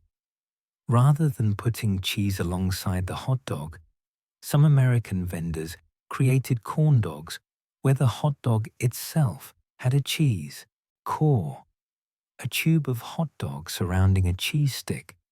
So when you bit in, cheese would ooze out. These lava dogs, or cheese dogs, became popular at state fairs and food festivals, offering the drama of molten cheese while maintaining American corn dog aesthetics. The vegetarian and vegan market, expanding significantly during this period, demanded corn dog alternatives. Several companies introduced plant-based corn dogs using soy protein hot dogs, or later, more sophisticated plant-based meat alternatives. Morningstar Farms, a major vegetarian brand, offered corn dogs that became standard items in many supermarket freezer sections. These weren't perfect replicas. The texture of plant-based hot dogs differed noticeably from meat, but they were good enough that vegetarians could participate in corn dog culture without compromising their dietary choices. Vegan corn dogs faced additional challenges because traditional corn dog batter contained eggs and often milk. Vegan versions required reformulation to eliminate animal products while maintaining proper texture and adhesion. By the early 2010s, successful vegan corn dog recipes were circulating online, using ingredients like flax eggs or commercial egg replacers, plant-based milk, and carefully balanced batter chemistry. Some vegan corn dogs were nearly indistinguishable from traditional ones. Others were clearly different, but enjoyable in their own right. Food festivals beyond traditional state fairs began featuring corn dogs prominently during this period. Music festivals, beer festivals, food truck festivals, county fairs, local celebrations. Virtually any public gathering with food vendors would include corn dog options. This ubiquity normalized corn dogs in new contexts, separating them somewhat from their exclusive association with state fairs. You could eat corn dogs at a summer concert series or a craft beer festival, not just at the Iowa State Fair. Gourmet food festivals created space for upscale corn dog vendors to showcase their innovations. A vendor might offer corn dogs made with duck confit or lamb merguez sausage, with batters incorporating herbes de Provence or curry spices, served with aioli or chutney. These experimental versions pushed boundaries, sometimes successfully, sometimes producing combinations that were interesting, but not necessarily delicious. The experimentation itself was valuable, expanding the corn dog's conceptual territory. Instagram and food photography culture transformed how people related to corn dogs during this period. A visually striking corn dog, perhaps with visible bacon wrapped around it, or with cheese dramatically stretching as someone pulled it apart, or studded with colorful potato cubes, could generate thousands of likes and shares. Vendors became aware of this dynamic and began designing corn dogs partly for photogenic appeal. A corn dog that looked great in photos would attract customers even before they tasted it. This visual emphasis sometimes trumped taste considerations. Some Instagram-worthy corn dogs were more successful as images than as food, impressive to look at, but awkward to eat, or not particularly delicious. But the attention they generated was valuable for vendors and helped maintain corn dogs in public consciousness. Food media coverage increasingly focused on the most extreme or unusual versions, treating corn dogs as sites of innovation and creativity rather than mere nostalgic comfort food. Manufacturing technology improved frozen corn dogs significantly during this period. Better flash freezing methods reduced ice crystal formation that had previously damaged texture. Advanced batter formulations, developed through food science research, created coatings that retained better texture after freezing and reheating. Some premium brands introduced corn dogs that rivaled State Fair quality, still not quite as good as fresh, but dramatically better than frozen corn dogs had been in previous decades. Air fryers, which became popular home appliances in the 2010s, offered a new reheating method that produced better results than conventional ovens or microwaves. Air fryers circulated hot air rapidly around food, creating crispness without deep frying. Frozen corn dogs cooked in air fryers achieved crispness approaching that of freshly fried versions, improving the home corn dog experience substantially. Manufacturers began including air fryer instructions on packaging, recognizing this as a superior preparation method. Mini corn dog innovation continued, with manufacturers creating bite-sized versions in various styles. Some were simply scaled-down versions of regular corn dogs. Others experimented with different shapes. Corn dog nuggets that were spherical rather than cylindrical. Corn dog bites without sticks designed for dipping. These variations targeted different consumption occasions, parties, snacks, appetizers, and expanded corn dog presence in American eating. Regional American corn dog culture became more self-aware and articulated during this period. Texans developed strong opinions about what made Fletcher's corn dogs at the Texas State Fair definitive. Iowans could discourse at length about which vendor at the Iowa State Fair made superior corn dogs and why. Minnesotans distinguished between corn dogs and pronto pups with near-religious fervor. These regional identities, strengthened by social media that allowed enthusiasts to connect and compare notes, became more elaborate and defended. Food writers and bloggers began creating corn dog rankings and guides. Which state fair had the best corn dogs? Which grocery store brand was superior? How did different vendors compare? These comparative analyses treated corn dogs seriously as objects worthy of critical attention. The writing was often playful, but the analysis was genuine, discussing texture, flavor balance, coating thickness, hot dog quality with the same attention that might be given to artisanal chocolate or craft beer. The corn dog became a subject of food history and cultural studies during this period. academic papers examined the corn dog as American food culture artifact. Museums included corn dogs in exhibitions about American eating. The corn dog was being recognized not just as food, but as cultural phenomenon, worthy of documentation and analysis. This intellectual attention validated what enthusiasts had always felt, that corn dogs mattered, that they were significant in American cultural history. Corn dog eating contests appeared at some festivals, borrowing from the competitive eating culture that had developed around hot dogs at Nathan's Famous and other venues. These contests were spectacles, entertainment, rather than serious athletic competition, but they generated publicity and crowds.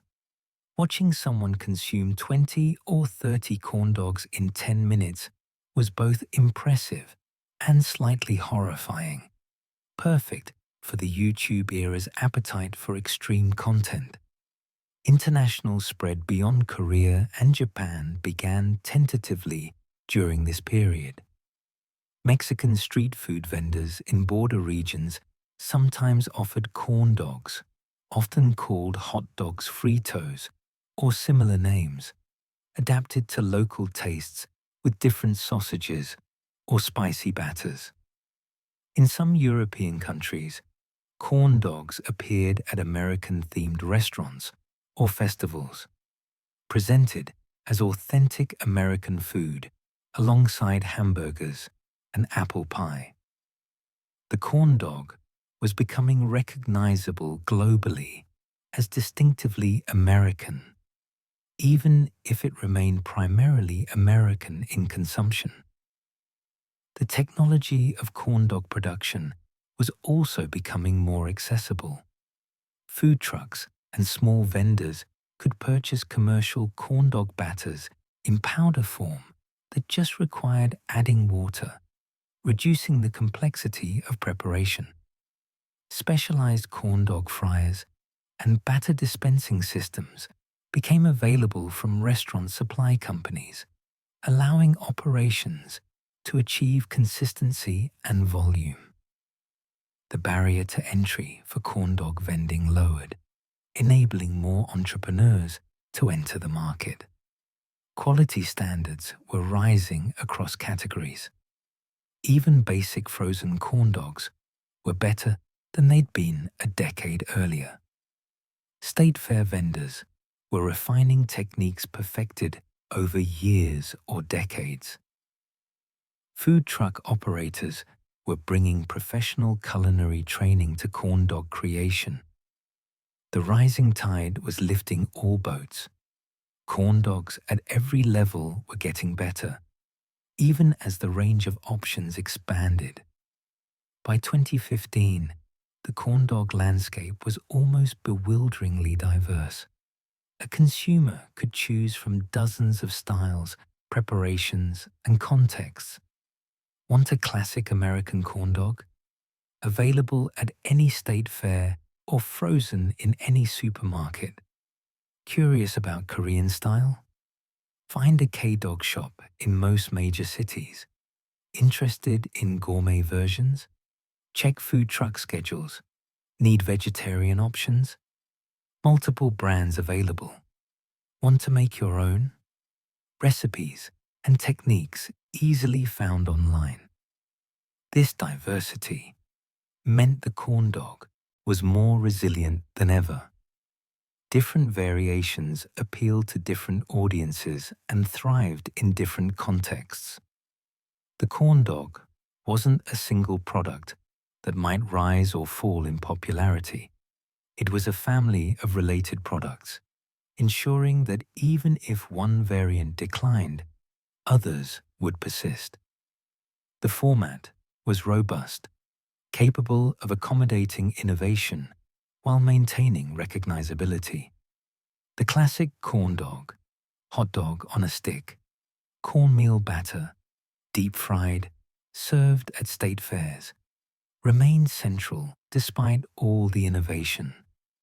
It was the reference point against which variations were measured. Korean corn dogs were understood in relation to American corn dogs. Gourmet versions were defined partly by how they differed from the standard. The original, in all its simple perfection, remained the gravitational center of corn dog culture. By 2015, the corn dog family tree had become complex, but the classic remained, especially where it had always thrived. The Iowa State Fair in August 2015 sold 285,000 corn dogs over 11 days.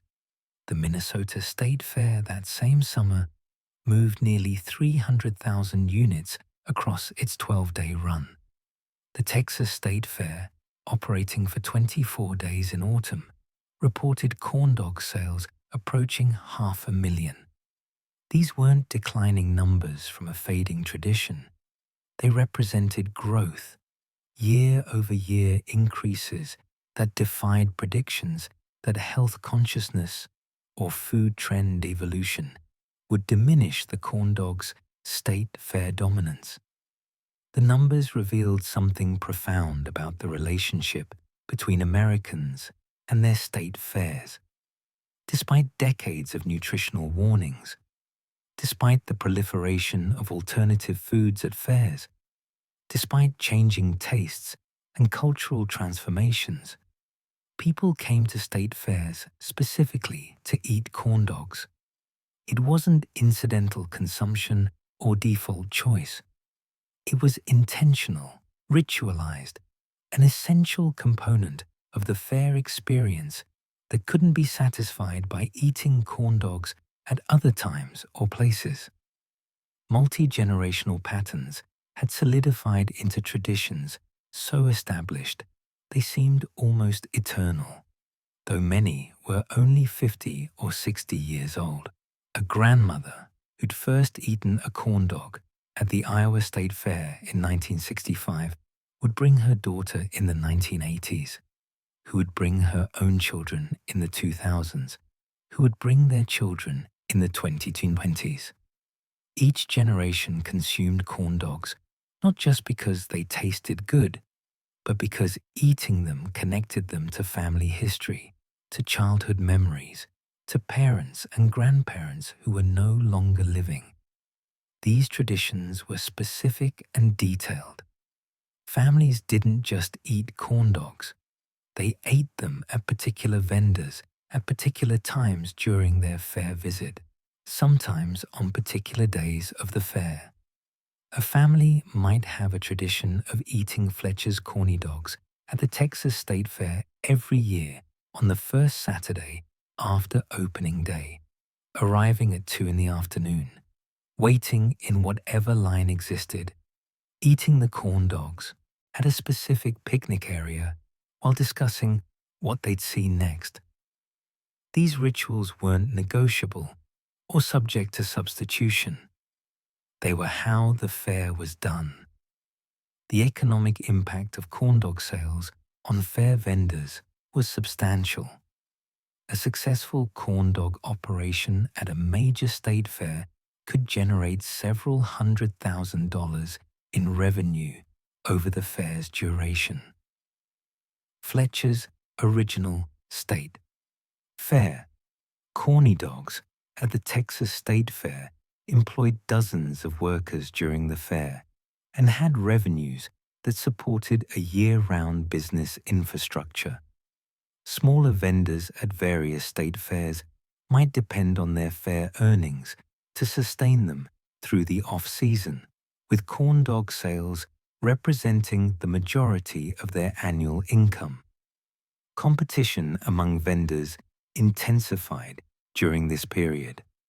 At fairs with multiple corn dog vendors, each competed for customer loyalty.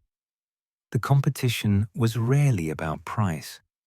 Corn dogs at a given fair typically cost within $1 of each other across vendors. Instead, competition focused on quality, reputation, and tradition. Vendors emphasized the superiority of their recipe, their technique, their consistency.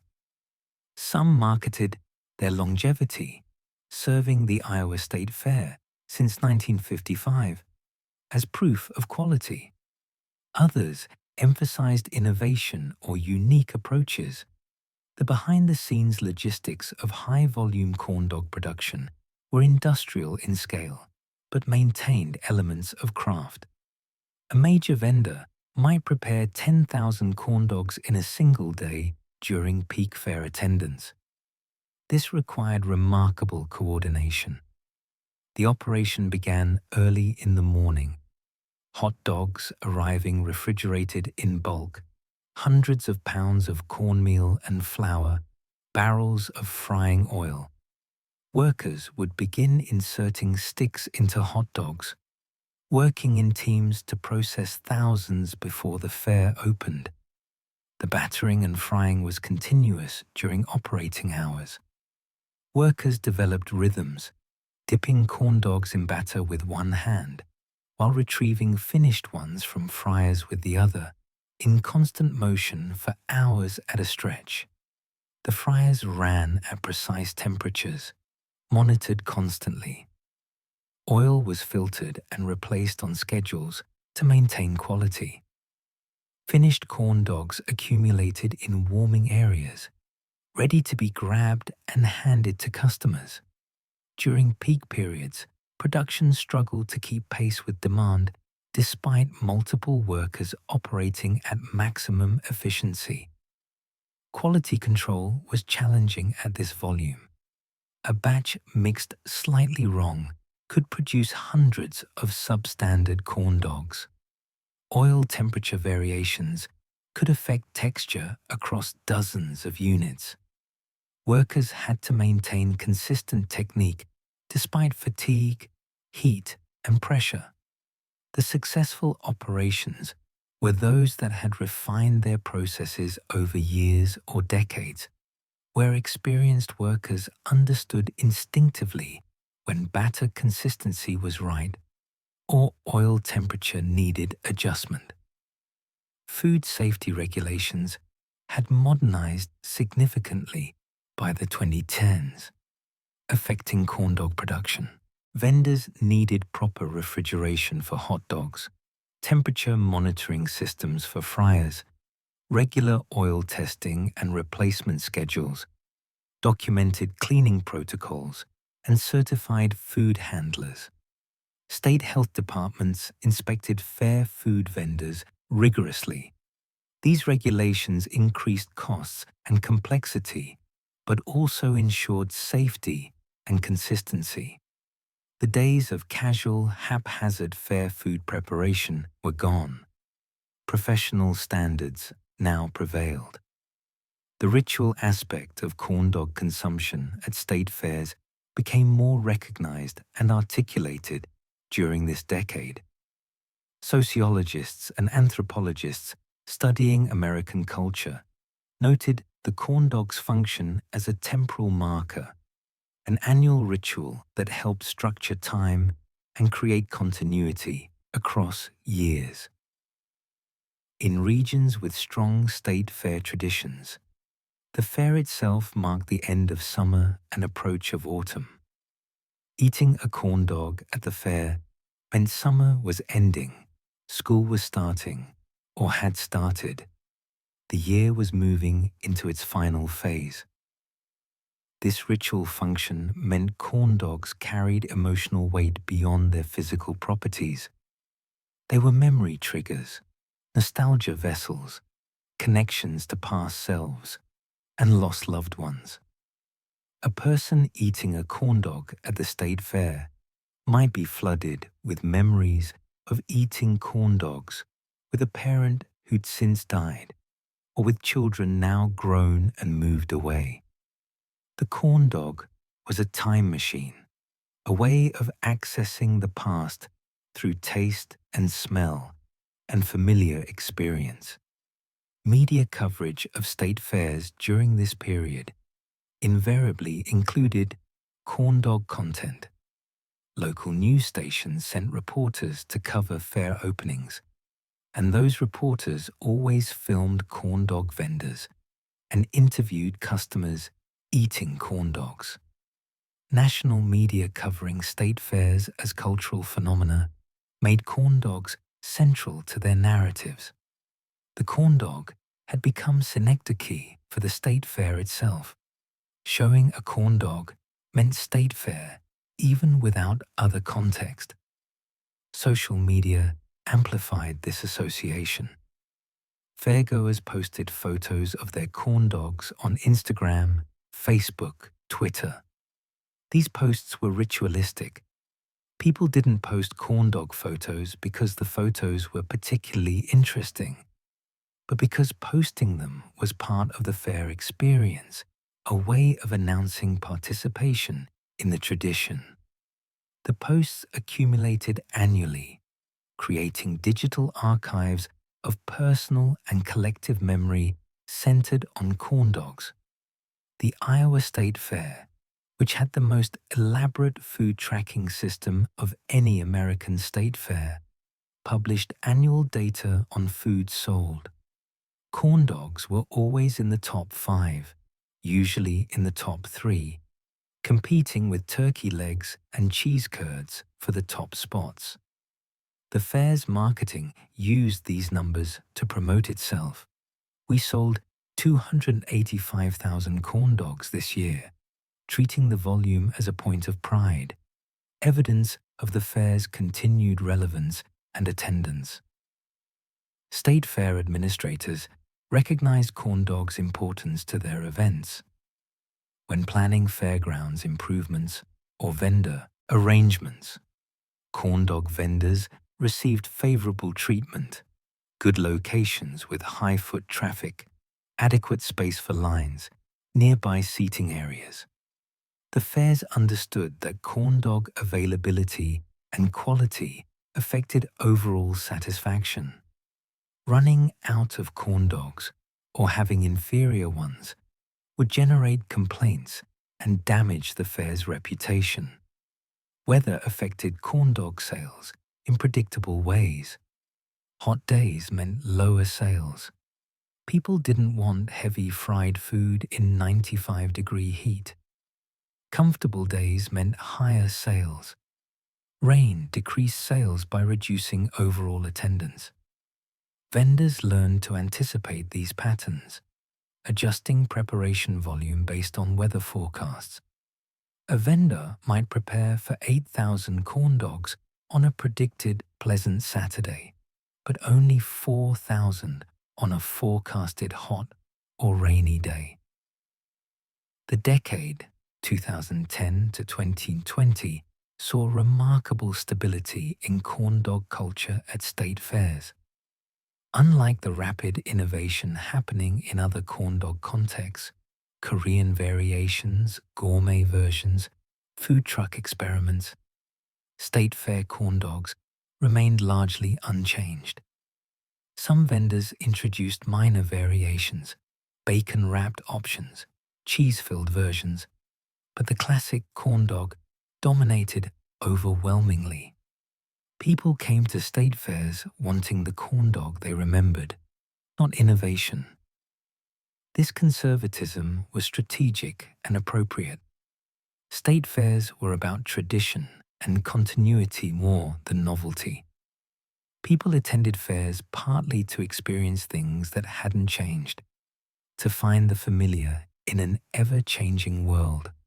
The corn dog that tasted the same as it had tasted 20 or 30 years ago was valuable specifically because it was unchanged. Vendors understood this and resisted pressure to dramatically alter their products. Younger fairgoers, even those embracing Korean corn dogs or other innovations in urban contexts, often preferred traditional versions at state fairs. The context mattered. A person might seek out creative corn dog variations in Los Angeles, but want the classic Fletcher's experience at the Texas State Fair.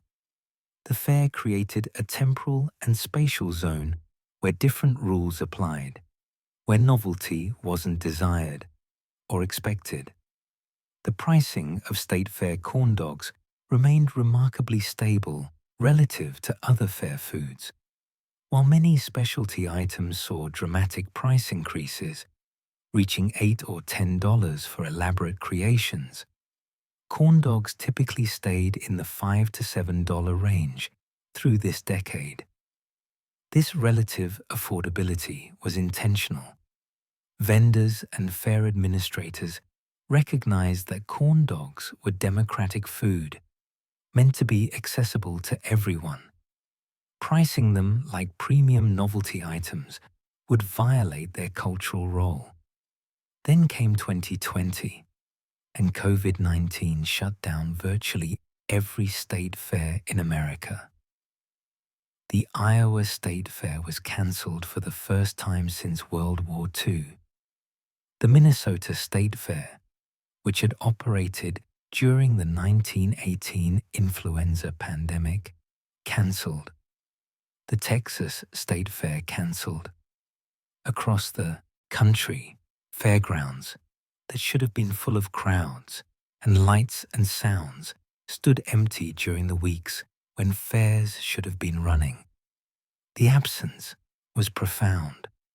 For people whose lives had been structured around annual state fair attendance for decades, the cancellation was disorienting. The summer or fall passed without the anticipated trip to the fairground, without the anticipated corn dog. The ritual was interrupted, the pattern broken.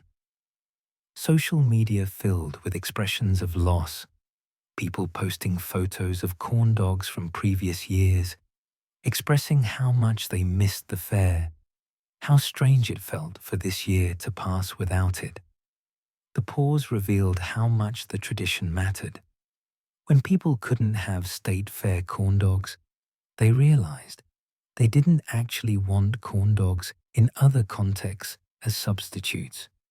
Frozen corn dogs from the supermarket didn't satisfy the longing. The desire wasn't for corn dogs generally, it was for that specific experience, in that specific place, at that specific time of year. The absence clarified what had perhaps been taken for granted. The state fair corn dog was about far more than the food itself. Vendors suffered economically, losing their primary revenue source for the year. Some operations that had been running for decades faced existential threats. Fletcher's Corny Dogs, which had operated since 1942, had to furlough staff and wonder whether they'd survive to their 80th anniversary. Smaller vendors faced even more precarious situations. The state fair industry recognized the crisis, and many fairs worked to support vendors through grants or reduced fees for the following year. But the damage was real. When state fairs returned in 2021, cautiously and with modifications, corn dog sales broke records at many locations. The pent-up demand was enormous. People who'd missed the fair in 2020 came back eagerly, determined to restore their disrupted traditions. Lines at corn dog vendors were longer than ever. The corn dogs tasted better than they ever had. Or perhaps it was just that absence had made the experience more precious, more consciously savored. The pandemic pause forced Americans to realize what they'd taken for granted. And when fairs returned, corn dogs came back with them. State fairs in 2022 and 2023 reported extraordinary attendance, with many venues recording their highest numbers in decades. The Iowa State Fair drew over 1.2 million visitors in 2023, breaking records. The Minnesota State Fair similarly reported record-breaking crowds, and corn dog sales surged correspondingly. The Iowa State Fair sold over 320,000 corn dogs in 2023, the highest total in its history. The post-pandemic return wasn't just a recovery, it was a celebration, a collective affirmation that these traditions mattered and would continue. The enthusiasm was palpable and emotional. People who'd been attending state fairs for 30 or 40 years reported that the 2021 and 2022 fairs felt more meaningful than any in recent memory. The corn dog they'd eaten hundreds of times before tasted sweeter because they'd missed it. Families took more photos, posted more on social media, lingered longer at the fair. The interruption had clarified the value of what had seemed routine. TikTok emerged as the dominant platform for corn dog content during this period, replacing Instagram as the primary social media venue for food sharing. TikTok's short video format was perfect for corn dog content. The preparation process, the cheese pull, the first bite, the reaction. Corn dog videos accumulated millions of views, with creators competing to showcase the most extreme versions, the most satisfying cheese stretches, the most dramatic taste reactions. Korean corn dogs became TikTok sensations, with videos of their preparation and consumption going viral repeatedly. The visual drama of pulling apart a corn dog to reveal stretching mozzarella, the satisfying crunch of the potato-studded exterior, the contrast of sugar dusting against savory filling, all of this translated perfectly to TikTok's aesthetic preferences. Korean corn dog shops reported massive increases in business driven by TikTok discovery, with customers arriving because they'd seen videos and wanted to experience what they'd watched. American State Fair corn dogs also thrived on TikTok. Videos of the long lines at Fletcher's Corny Dogs, time-lapse sequences of vendors preparing thousands of corn dogs, close-ups of the first bite, all found enthusiastic audiences. Young people who'd never attended state fairs discovered them through TikTok and added "Eat a corn dog" at the Iowa, Texas, Minnesota State Fair to their bucket lists. The platform was introducing Gen Z to traditions that might otherwise have seemed outdated or irrelevant to them. The corn dog's cultural relevance to Gen Z was surprising to some observers who'd assumed younger generations would reject such an obviously unhealthy, old-fashioned food. But Gen Z embraced corn dogs enthusiastically, both ironically and genuinely. The corn dog was simultaneously retro-cool and authentically enjoyable. It fit Gen Z's tendency to blur the boundaries between ironic appreciation and sincere enjoyment, to embrace things precisely because they weren't sophisticated or trendy. Health debates about processed meat intensified during this period, with the World Health Organization and other bodies classifying processed meats as Group 1 carcinogens, the same category as tobacco, though with far lower risk levels. Hot dogs, the core of every corn dog, were specifically mentioned in health warnings. This should theoretically have devastated corn dog sales, but the impact was muted.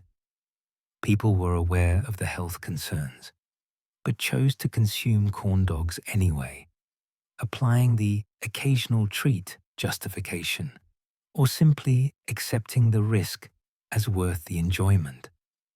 The health messaging around corn dogs had become more nuanced and less judgmental by the 2020s.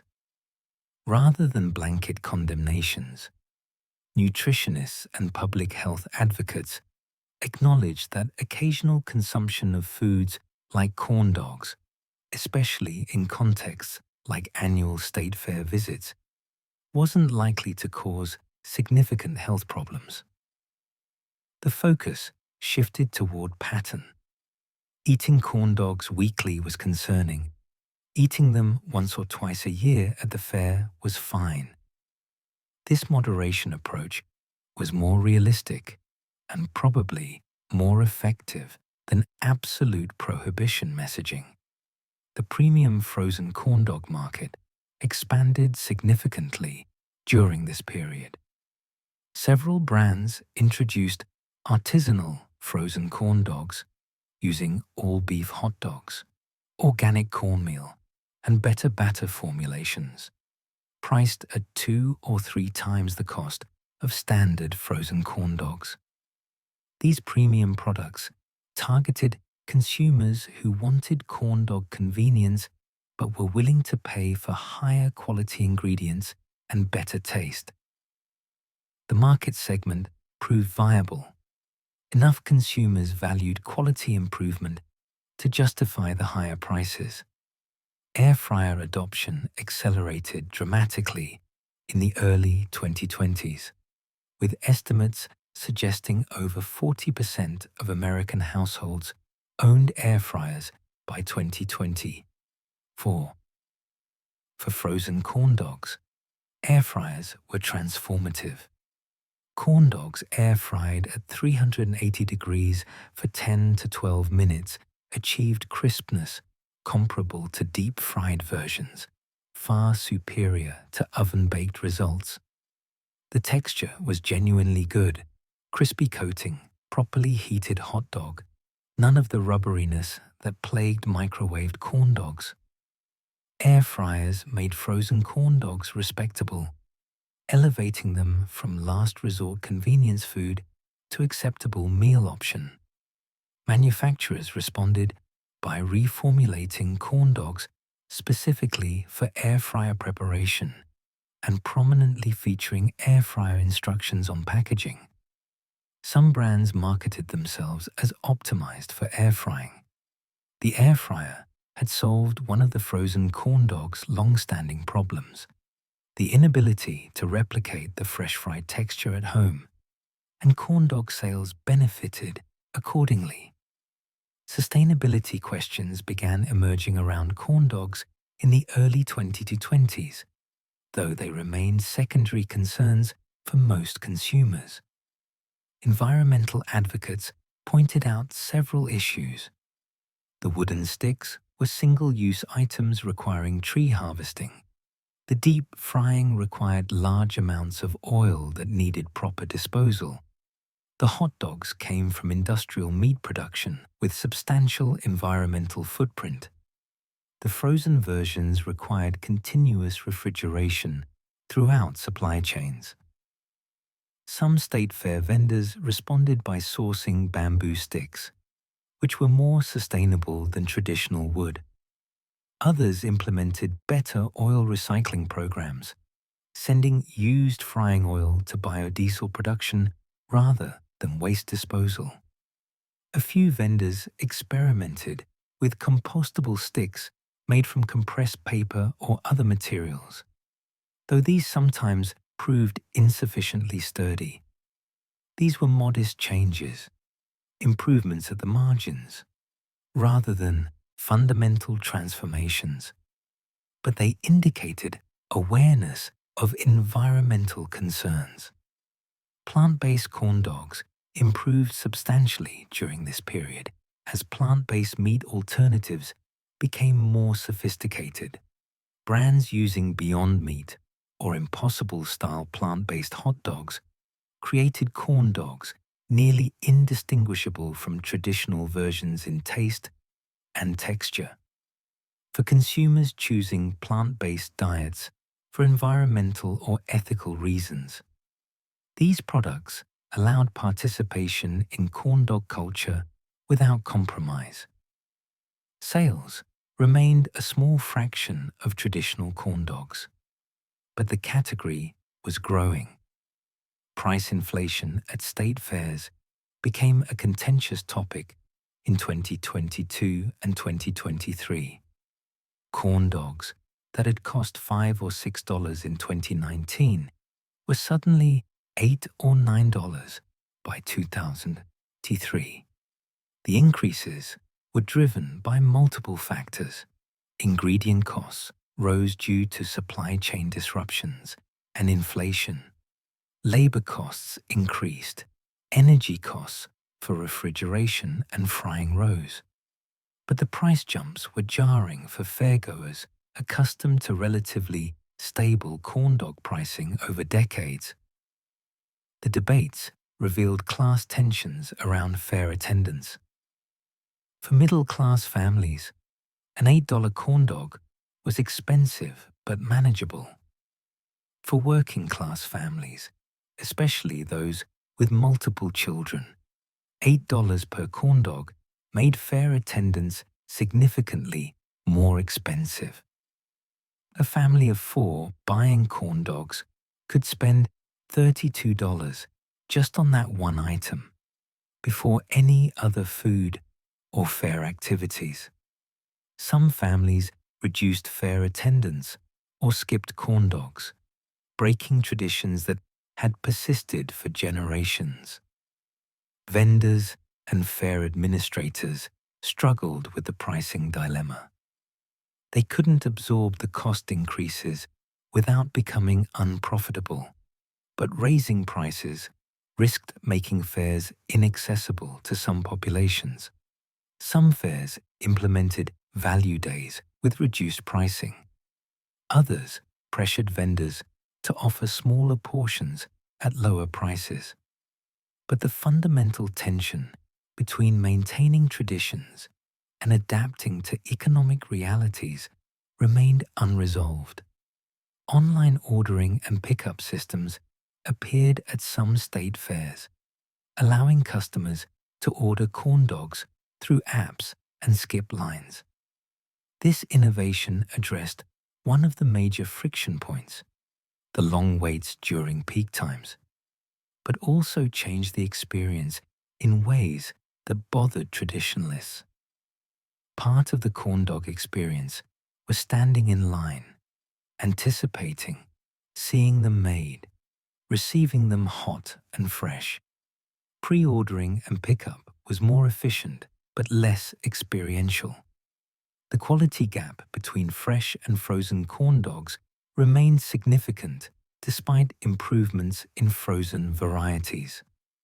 A fresh corn dog from a skilled vendor at a state fair was still noticeably superior.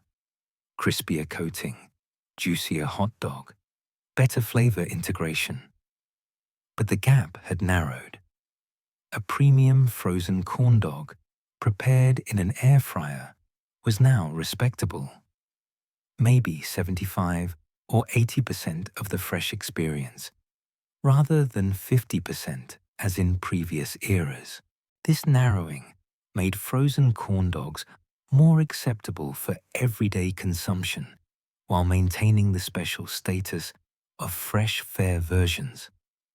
Ghost kitchens and virtual restaurants, which proliferated during the pandemic, occasionally featured corn dog concepts. A ghost kitchen might offer delivery-only corn dogs, made to order and delivered hot.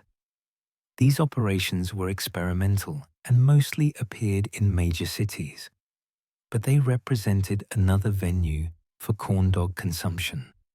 Another way the format was adapting to contemporary food service models. The corn dog's presence in popular culture remained strong. Television shows set at fairs or carnivals continued using corn dogs as visual shorthand. Movies occasionally featured corn dog scenes or references. Comedians made corn dog jokes that assumed audience familiarity. The corn dog was sufficiently embedded in American culture that references needed no explanation. Everyone knew what a corn dog was and what it represented. Regional corn dog identities continued solidifying. Texans took pride in Fletcher's as the original and best. Iowans defended their state fair corn dogs against all challengers. Californians embraced Korean corn dog culture as distinctly Californian. These regional variations weren't competitive so much as parallel, different expressions of corn dog culture that could coexist and cross-pollinate. Food history, content on YouTube, podcasts, and other platforms frequently covered corn dogs, explaining their origins and evolution. These educational deep dives found substantial audiences interested in understanding how corn dogs came to be and what they meant in American culture. The corn dog was being historicized, recognized as having a story worth telling and preserving. By 2024, the corn dog occupied a secure position in American food culture. It wasn't trendy. Trends come and go. It was traditional, embedded, expected. State fairs without corn dogs would have been incomplete. Freezer sections without corn dogs would have seemed wrong. The corn dog had achieved cultural permanence, the kind of status where its continued existence could be assumed rather than questioned. The variations and innovations continued. New Korean corn dog shops opened regularly. Food trucks experimented with novel versions. Premium frozen brands refined their products. But the classic remained central: a hot dog on a stick, coated in cornmeal batter, deep-fried to golden brown. After 80-plus years and countless variations, the original format endured, still satisfying, still capable of evoking childhood and summer and celebration. The corn dog's journey from 1940s State Fair novelty to 2024 cultural fixture reflected larger patterns in American food. It showed how foods could cross cultural boundaries, adapting to new contexts while maintaining recognizability. It demonstrated the power of annual rituals and traditions in preserving foods across generations. It revealed Americans' willingness to embrace foods that nutritionists criticized when those foods provided pleasure and connection. It illustrated how the same food could exist simultaneously in multiple forms: premium and basic, traditional and innovative, everyday and special occasion. Looking back across this history reveals patterns about how Americans adopt, adapt, and preserve food traditions. Looking back across more than 80 years of corn dog history, certain patterns emerge that explain not just the corn dog's success, but broader truths about how foods become embedded in culture, how they survive challenges, and what makes them endure across generations.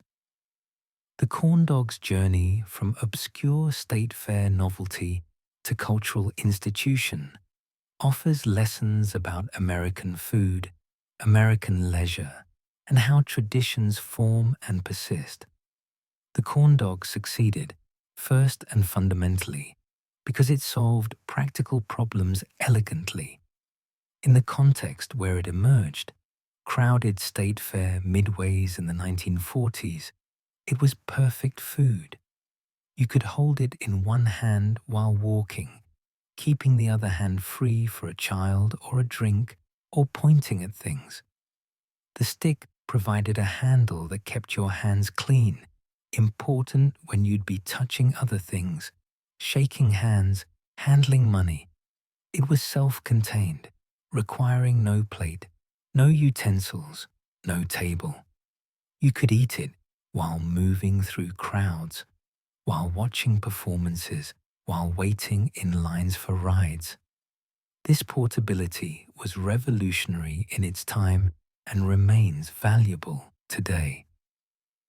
Our contemporary food culture prizes convenience and mobility, even more than 1940s culture did. The corn dog anticipated by decades the handheld food revolution that would eventually include breakfast sandwiches, burritos, wraps, and countless other grab-and-go options.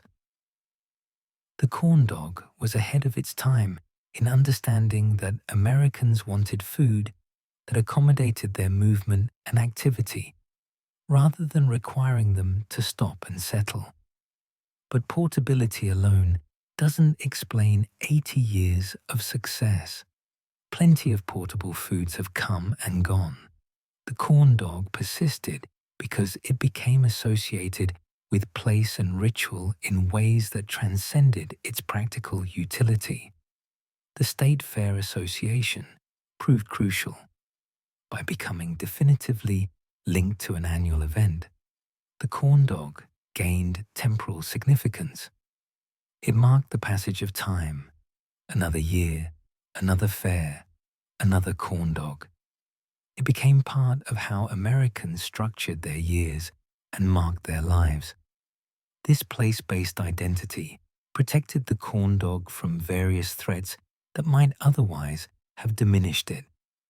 When health consciousness increased and fried processed foods fell from favor, the corn dog survived partly because eating one at the state fair once a year didn't violate health principles. When food culture became more sophisticated and lowbrow foods lost status, the corn dog maintained dignity because it was traditional state fair food, part of a ritual that transcended concerns about sophistication. The place association provided armor against cultural changes that damaged other similar foods. The power of place also created authenticity hierarchies that enhanced rather than diminished the corn dog's appeal. Frozen corn dogs were convenient, but recognized as inferior to fresh fair versions. This hierarchy didn't hurt corn dogs. It strengthened them by creating a real version that could be anticipated and sought out. People ate frozen corn dogs during the year, but they knew those were compromises, substitutes for the authentic experience awaiting them at the fair. The existence of inferior versions actually enhanced the special status of superior ones. The corn dog's trajectory also reveals how lowbrow foods can achieve cultural permanence despite lacking prestige. The corn dog was never haute cuisine, never endorsed by culinary authorities, never respectable in the ways that matter to food elites. It was always working-class food, carnival food, kid food. Yet it persisted and thrived, while many elevated foods disappeared. This suggests that lasting food traditions depend less on elite approval than on meeting needs, providing pleasure, and embedding themselves in rituals and memories. Cultural permanence comes from being useful, enjoyable, and meaningful to large numbers of ordinary people over extended time. The corn dog achieved this by being delicious in an unpretentious way, by being affordable and accessible, by becoming woven into annual family traditions, by accumulating decades of memories and associations. These foundations proved more durable than any amount of sophisticated culinary credentials could provide.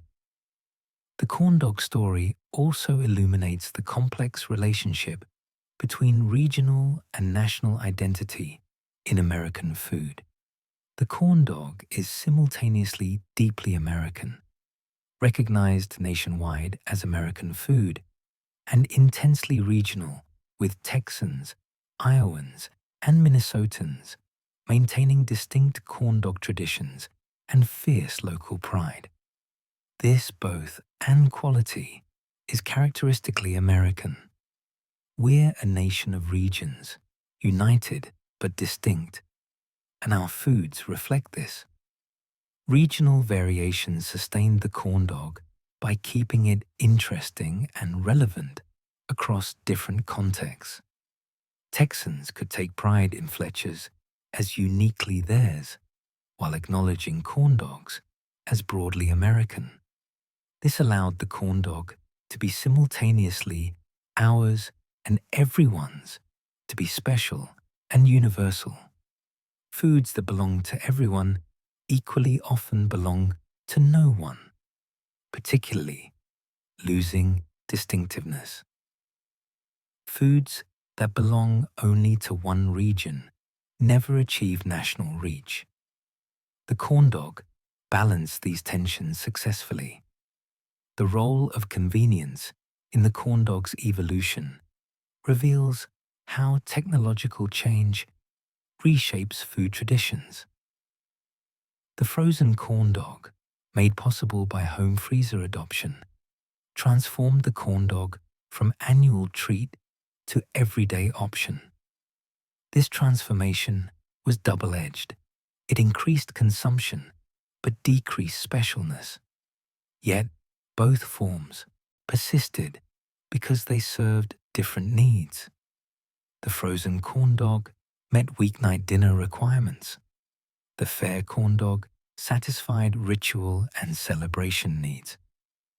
This pattern repeats across food history. Technologies that make special foods every day don't eliminate the special versions. They create parallel tracks. Holiday foods that become available year-round don't lose their holiday associations.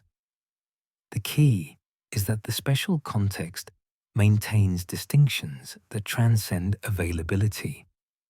You can eat pumpkin pie in July, but it still means Thanksgiving. You can eat frozen corn dogs anytime, but they still mean the state fair. The health backlashes that corn dogs survived, and they survived multiple waves of nutritional criticism, demonstrate what health messaging can and cannot change.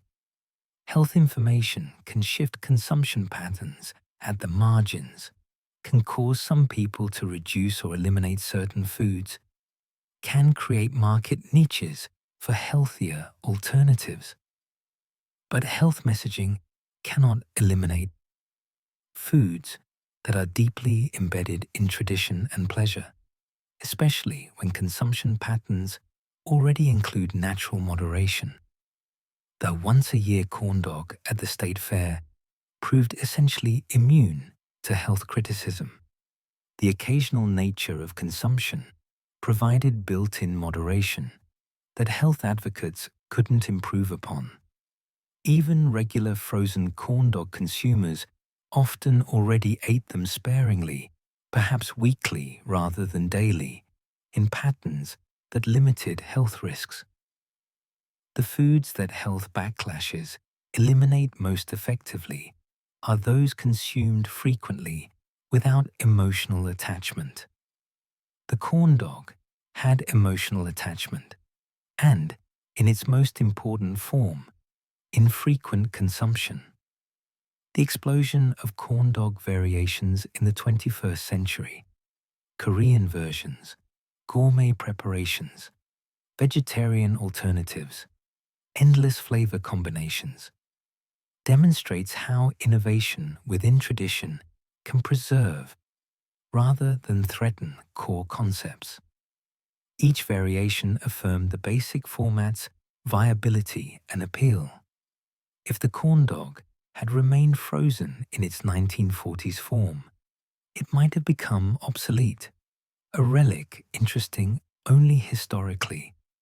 Instead, it evolved and diversified while maintaining recognizability. This adaptive capacity is characteristic of enduring food traditions. Pizza has evolved dramatically from its Italian origins without ceasing to be pizza. Tacos exist in dozens of variations while remaining recognizably tacos. The corn dog followed this pattern, flexible enough to accommodate innovation while maintaining core identity.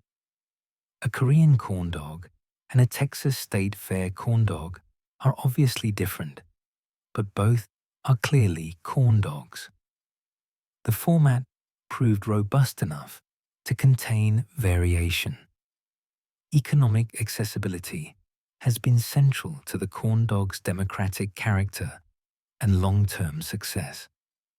Corn dogs have never been expensive, even at their priciest, $8 or $9 at 2024 state fairs. They remain affordable compared to sit-down restaurant meals. For most of their history, they've been among the cheapest protein options available. This accessibility meant corn dogs were never exclusive, never markers of wealth or privilege. The democratic quality mattered culturally and practically. Culturally, it aligned with American ideals about food being for everyone, not just elites. Practically, it meant corn dogs could reach mass audiences, could be consumed regularly by working families, could become genuinely popular rather than niche. Foods that become expensive or exclusive might gain prestige but lose broad relevance. The corn dog chose broad relevance, and that choice sustained it. The economic accessibility also meant corn dogs weathered recessions and economic downturns. During hard times, people might skip expensive restaurants, but could still afford state fair corn dogs. The corn dog's place in family budgets was secure even when budgets tightened. This resilience through economic cycles contributed to their persistence across generations. The corn dog story reveals how commercial food products can become traditions through time and repetition. Fletcher's Corny Dogs have operated at the Texas State Fair since 1942.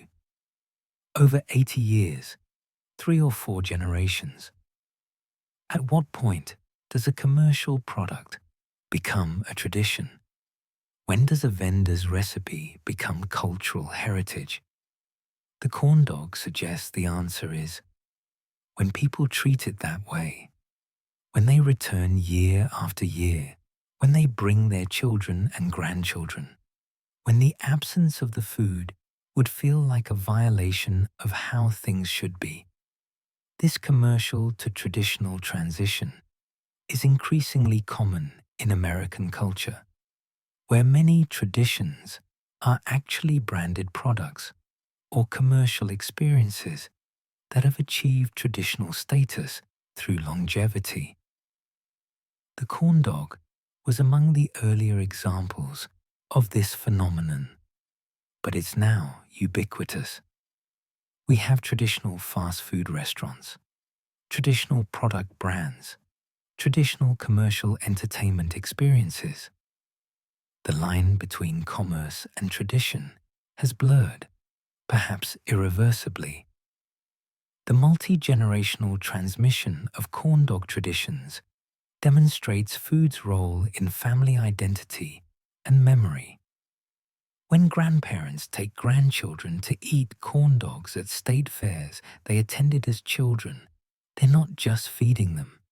They're transmitting family history, creating continuity, maintaining connections across generations separated by decades and enormous cultural change.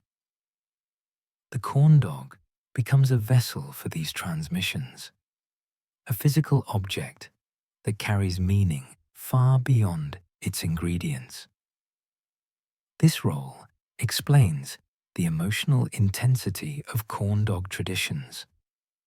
Breaking the tradition, skipping the fair, trying a different vendor, deciding corn dogs are unhealthy and refusing to eat them, feels like betraying family, rejecting heritage. The food itself becomes secondary to what it represents and enables. People defend corn dog traditions fiercely because those traditions connect them to their personal and family histories. The corn dog's journey also illustrates how foods can accumulate meanings and associations that transform them from simple sustenance into cultural symbols. By 2024, a corn dog isn't just fried meat and cornmeal. It's summer and childhood. It's state fairs and family. It's working class authenticity or nostalgia for simpler times. It's regional pride or American identity. Different people load different meanings onto corn dogs, but almost everyone loads something. The corn dog has become symbolically rich in ways its inventors couldn't have anticipated. This symbolic richness makes the corn dog culturally productive, useful for thinking with, for expressing identities and values, for marking boundaries and making statements. When someone says they love corn dogs, they're saying something about themselves, their values, their relationship to American culture. When someone dismisses corn dogs as trash food, they're making different statements about their identity and values. The corn dog enables these conversations and expressions.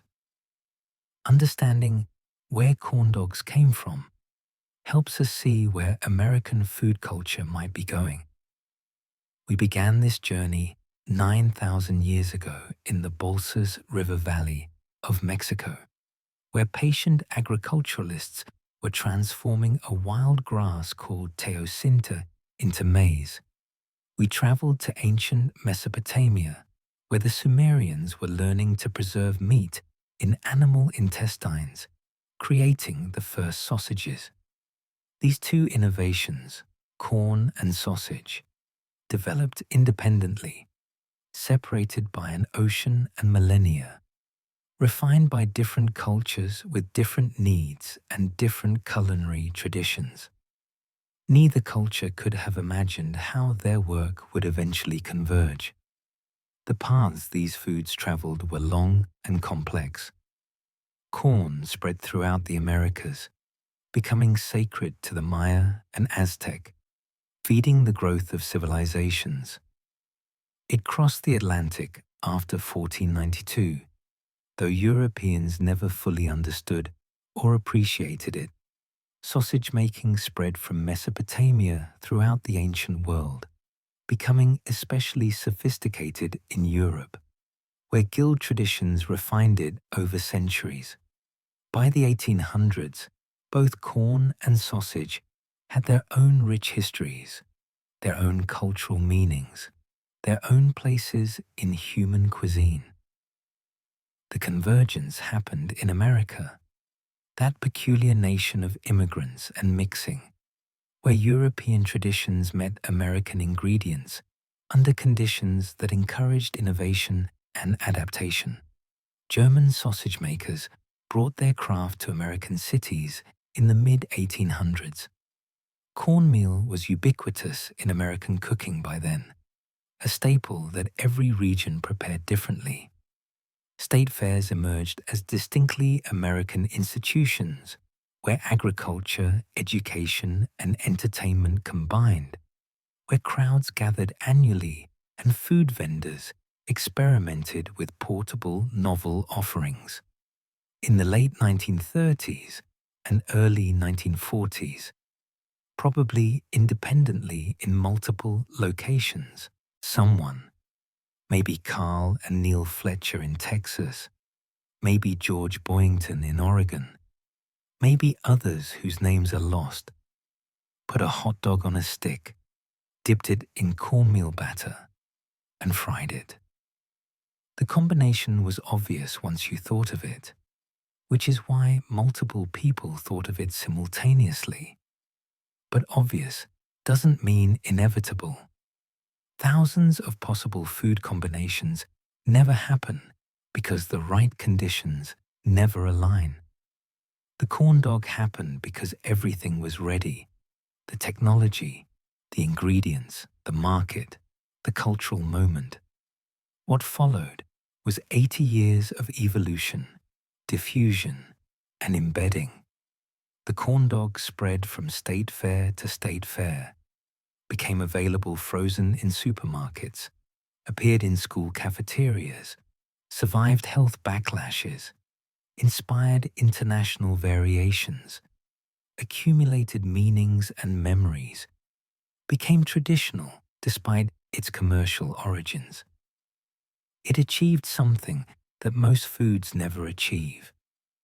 It became part of how Americans understand themselves and their culture. The corn dog story reveals the democratic impulse at the heart of American food culture. America has elite cuisine, expensive restaurants, sophisticated culinary traditions. But America's most characteristic foods are democratic, accessible, unpretentious, available to anyone regardless of wealth or status. The hamburger, the hot dog, pizza, fried chicken, barbecue, and yes, the corn dog. These foods don't require special knowledge to appreciate or special resources to obtain. They're for everyone, which makes them quintessentially American in ways that exclusive foods can never be. This democratic quality isn't accidental or incidental. It reflects deep American values about equality and accessibility, about the dignity of ordinary people and ordinary pleasures. When Americans defend corn dogs against elitist criticism, they're defending more than fried food. They're defending the principle that working-class pleasures are legitimate, that sophisticated isn't better than simple, that the Iowa State Fair matters as much as fancy restaurants in New York or San Francisco. The corn dog also embodies American pragmatism and innovation. It was invented to solve practical problems: how to make food portable, how to eliminate mess, how to create something novel that would sell at fairs. Americans are forever tinkering, trying to make things more convenient, more efficient, better suited to contemporary needs. The corn dog was born from this tinkering impulse, and it's evolved through continued innovation. Frozen versions, air fryer preparation, Korean variations, premium ingredients. The capacity to adapt while maintaining core identity is deeply American. Yet the corn dog faces real challenges in the coming years and decades. Health concerns about processed meat aren't going away. If anything, the evidence linking regular processed meat consumption to health problems continues accumulating. Younger generations are more health conscious than their more predecessors, more aware of nutrition, more willing to modify diets based on health information. This creates headwinds for corn dogs, particularly for regular consumption. Sustainability questions will likely intensify. Climate change awareness is growing, and industrial meat production's environmental impact is increasingly scrutinized. Corn dogs depend on mass-produced hot dogs from industrial agriculture systems that have substantial carbon footprints. As consumers become more environmentally conscious, foods with large environmental impacts may face pressure. Whether that pressure significantly affects corn dog consumption remains to be seen, but the questions are emerging. State fair attendance patterns may shift in unpredictable ways. The COVID-19 pause disrupted traditions and revealed they were more fragile than assumed. Climate change is making summer heat more extreme in many regions, potentially affecting fair attendance and food consumption patterns. Economic pressures may make fairs less accessible to working families if costs continue rising. Demographic changes and cultural evolution may alter how Americans relate to agricultural fairs and the traditions associated with them. Yet, betting against the corn dog's continued survival seems unwise. It has survived health backlashes before and will likely survive future ones. The special occasion exemption that protects state fair corn dogs from daily consumption criticism remains powerful. The traditions are strong, 3 or 4 generations deep in many families, and traditions that deep don't disappear easily. The emotional connections are real and renewable with each generation that gets introduced to corn dogs at the fair. The corn dog will evolve, certainly.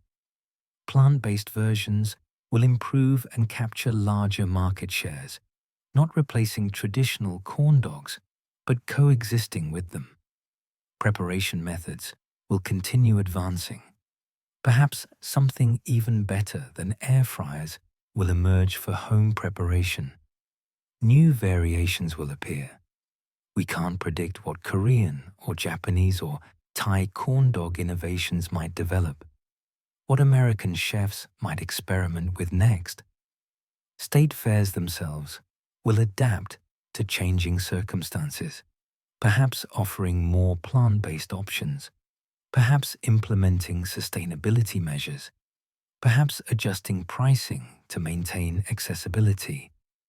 These adaptations will affect corn dogs, but the basic experience, eating a corn dog at the state fair in late summer, will likely persist.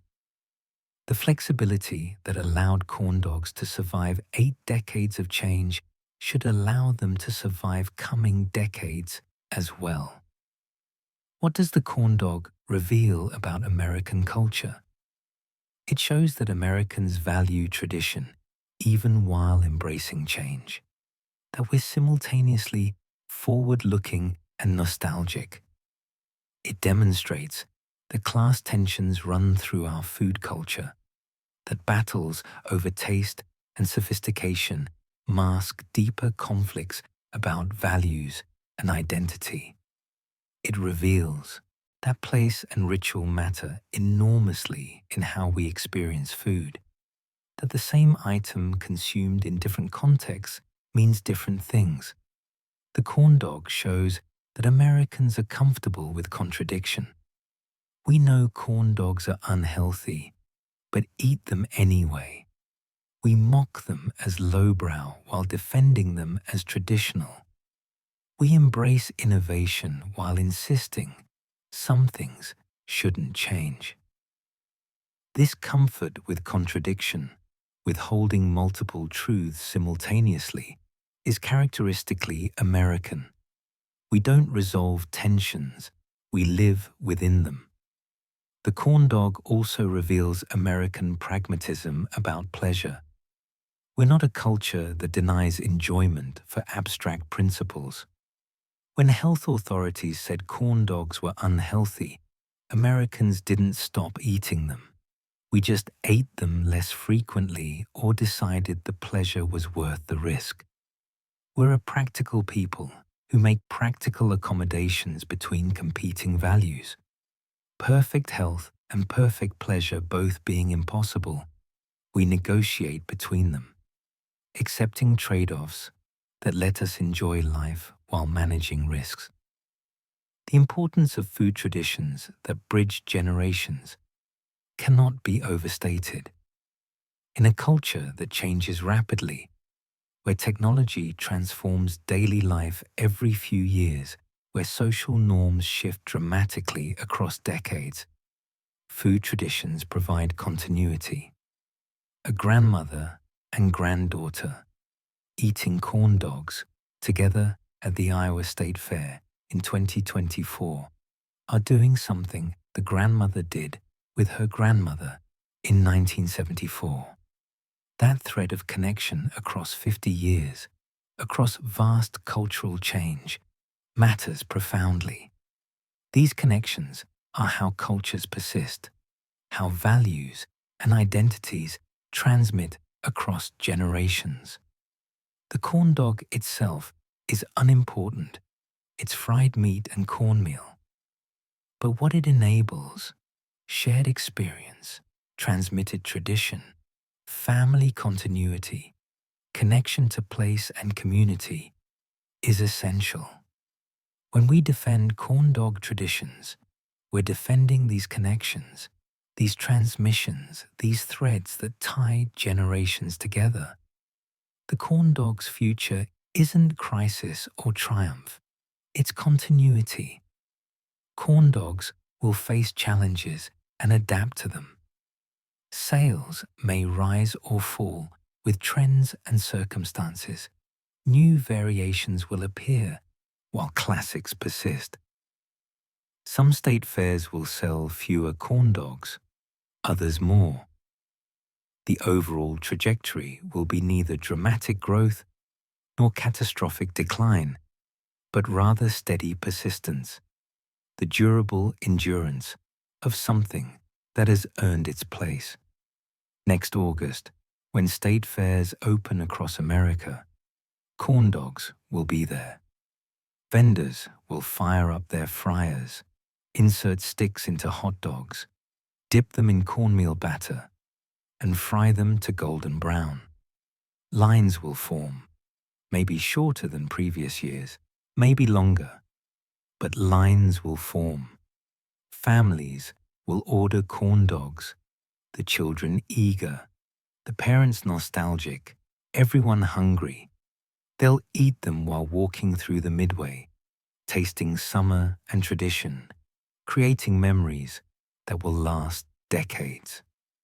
Some of those children eating corn dogs in August 2025 will bring their own children in 2050 or 2055.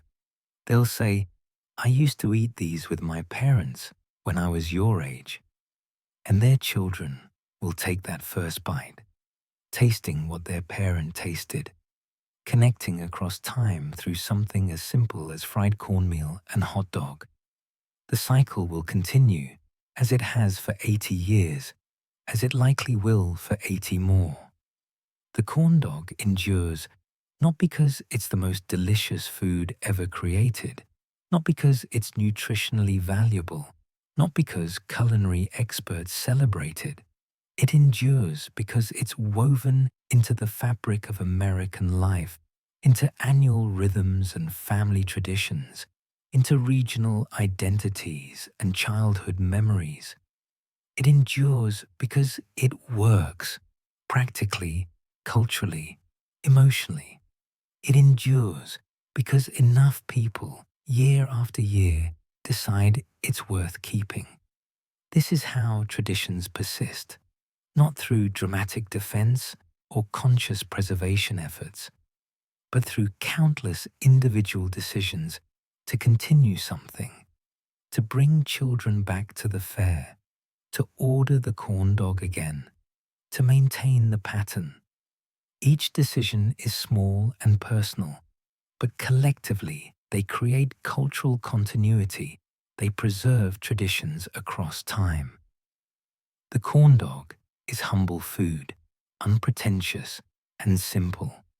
But humble foods can be profound when they carry memory and meaning, when they connect people across generations, when they embody values and identity.